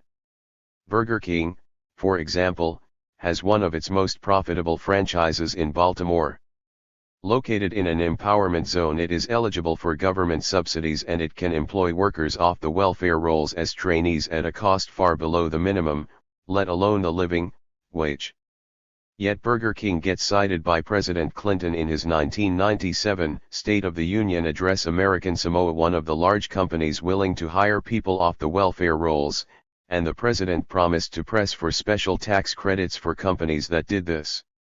Later, however, under strong pressure from organized labor and many community groups around the country, the president agreed, against intense Republican opposition, to bring all workfare employment within the framework of labor laws, allowing organizing of workfare workers and protection from the grosser forms of direct exploitation.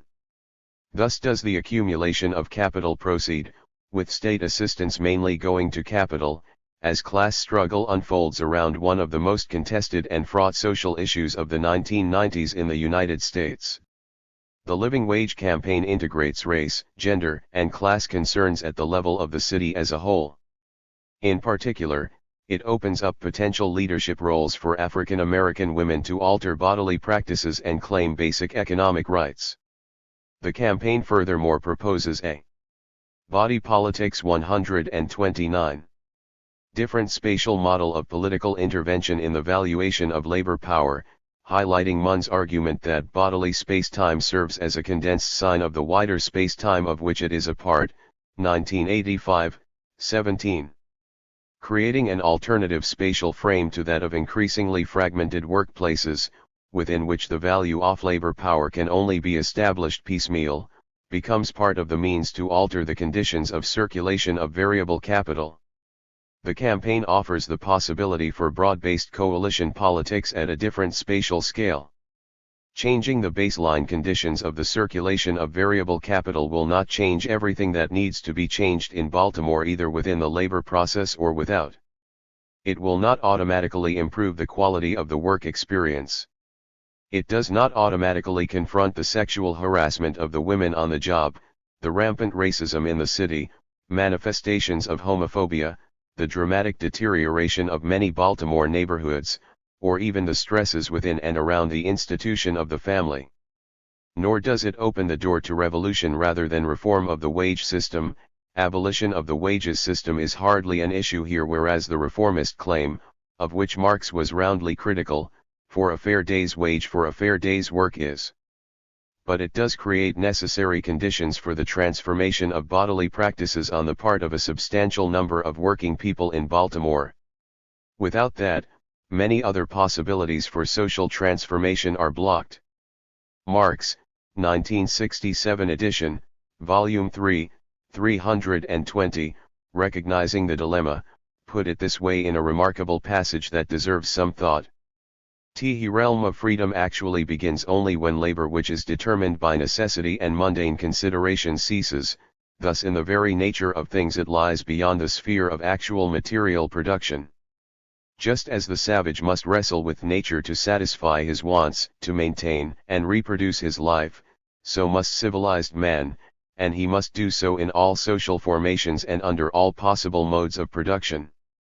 With his development this realm of physical necessity expands as a result of his wants, but, at the same time, the forces of production which satisfy those wants also increase. Freedom in this field can only consist in socialized man, the associated producers, rationally regulating their interchange with nature, by bringing it under common control, instead of being ruled by it as by the blind forces of nature, and achieving this with the least expenditure of energy and under conditions most favorable to, and worthy of, their human nature. But it nonetheless still remains a realm of necessity. Beyond it begins that development of human energy which is an end in itself, the true realm of freedom, which, however, can blossom forth only with the realm of necessity as its basis. The shortening of the working day is its basic prerequisite. 130.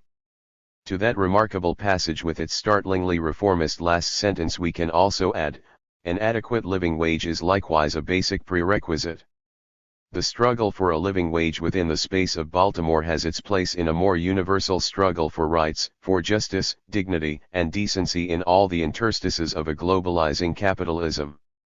Its particularities make it peculiar, give it strengths and weaknesses, but they are not irrelevant to the achievement of a more universalizing politics. And while the numbers of people so far affected are small, the manner of these campaigns illustrates how frustration of politics at one scale can potentially be met by a shift to a different scale of political action. Three bodies in space and time. The body that is to be the measure of all things is itself a site of contestation for the forces that create it.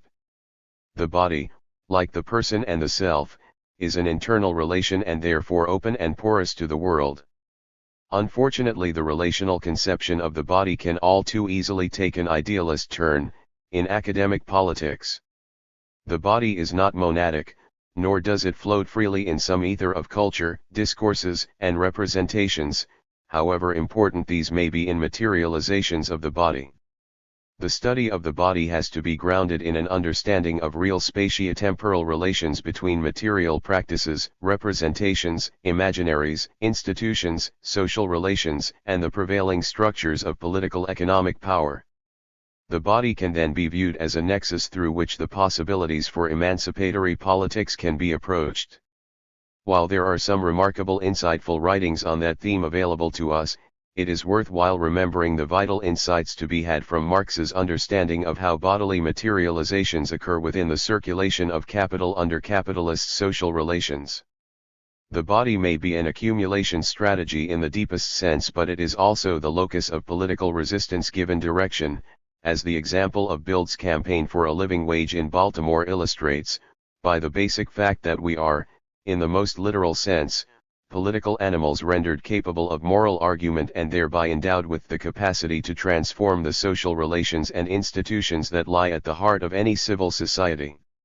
Laborers are, in short, positioned to claim rights consistent with notions of dignity, need, and contribution to the common good.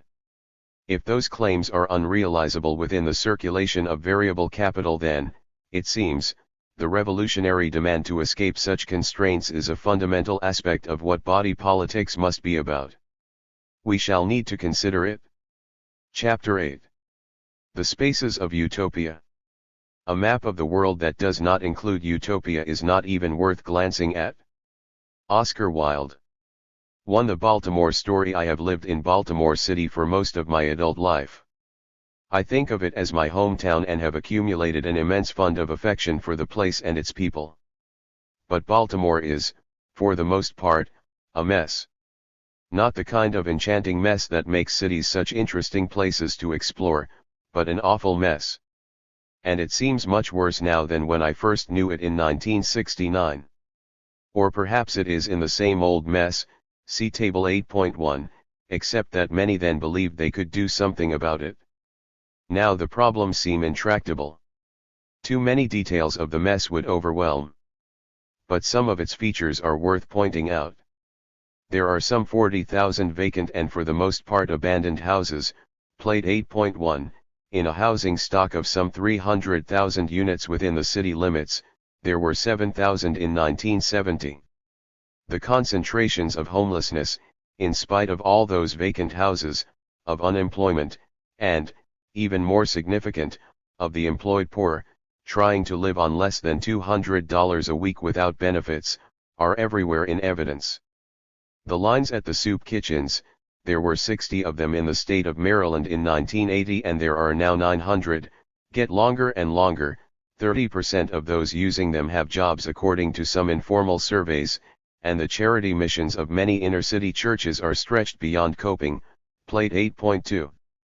The inequalities, of opportunities as well as of standards of life, are growing by leaps and bounds.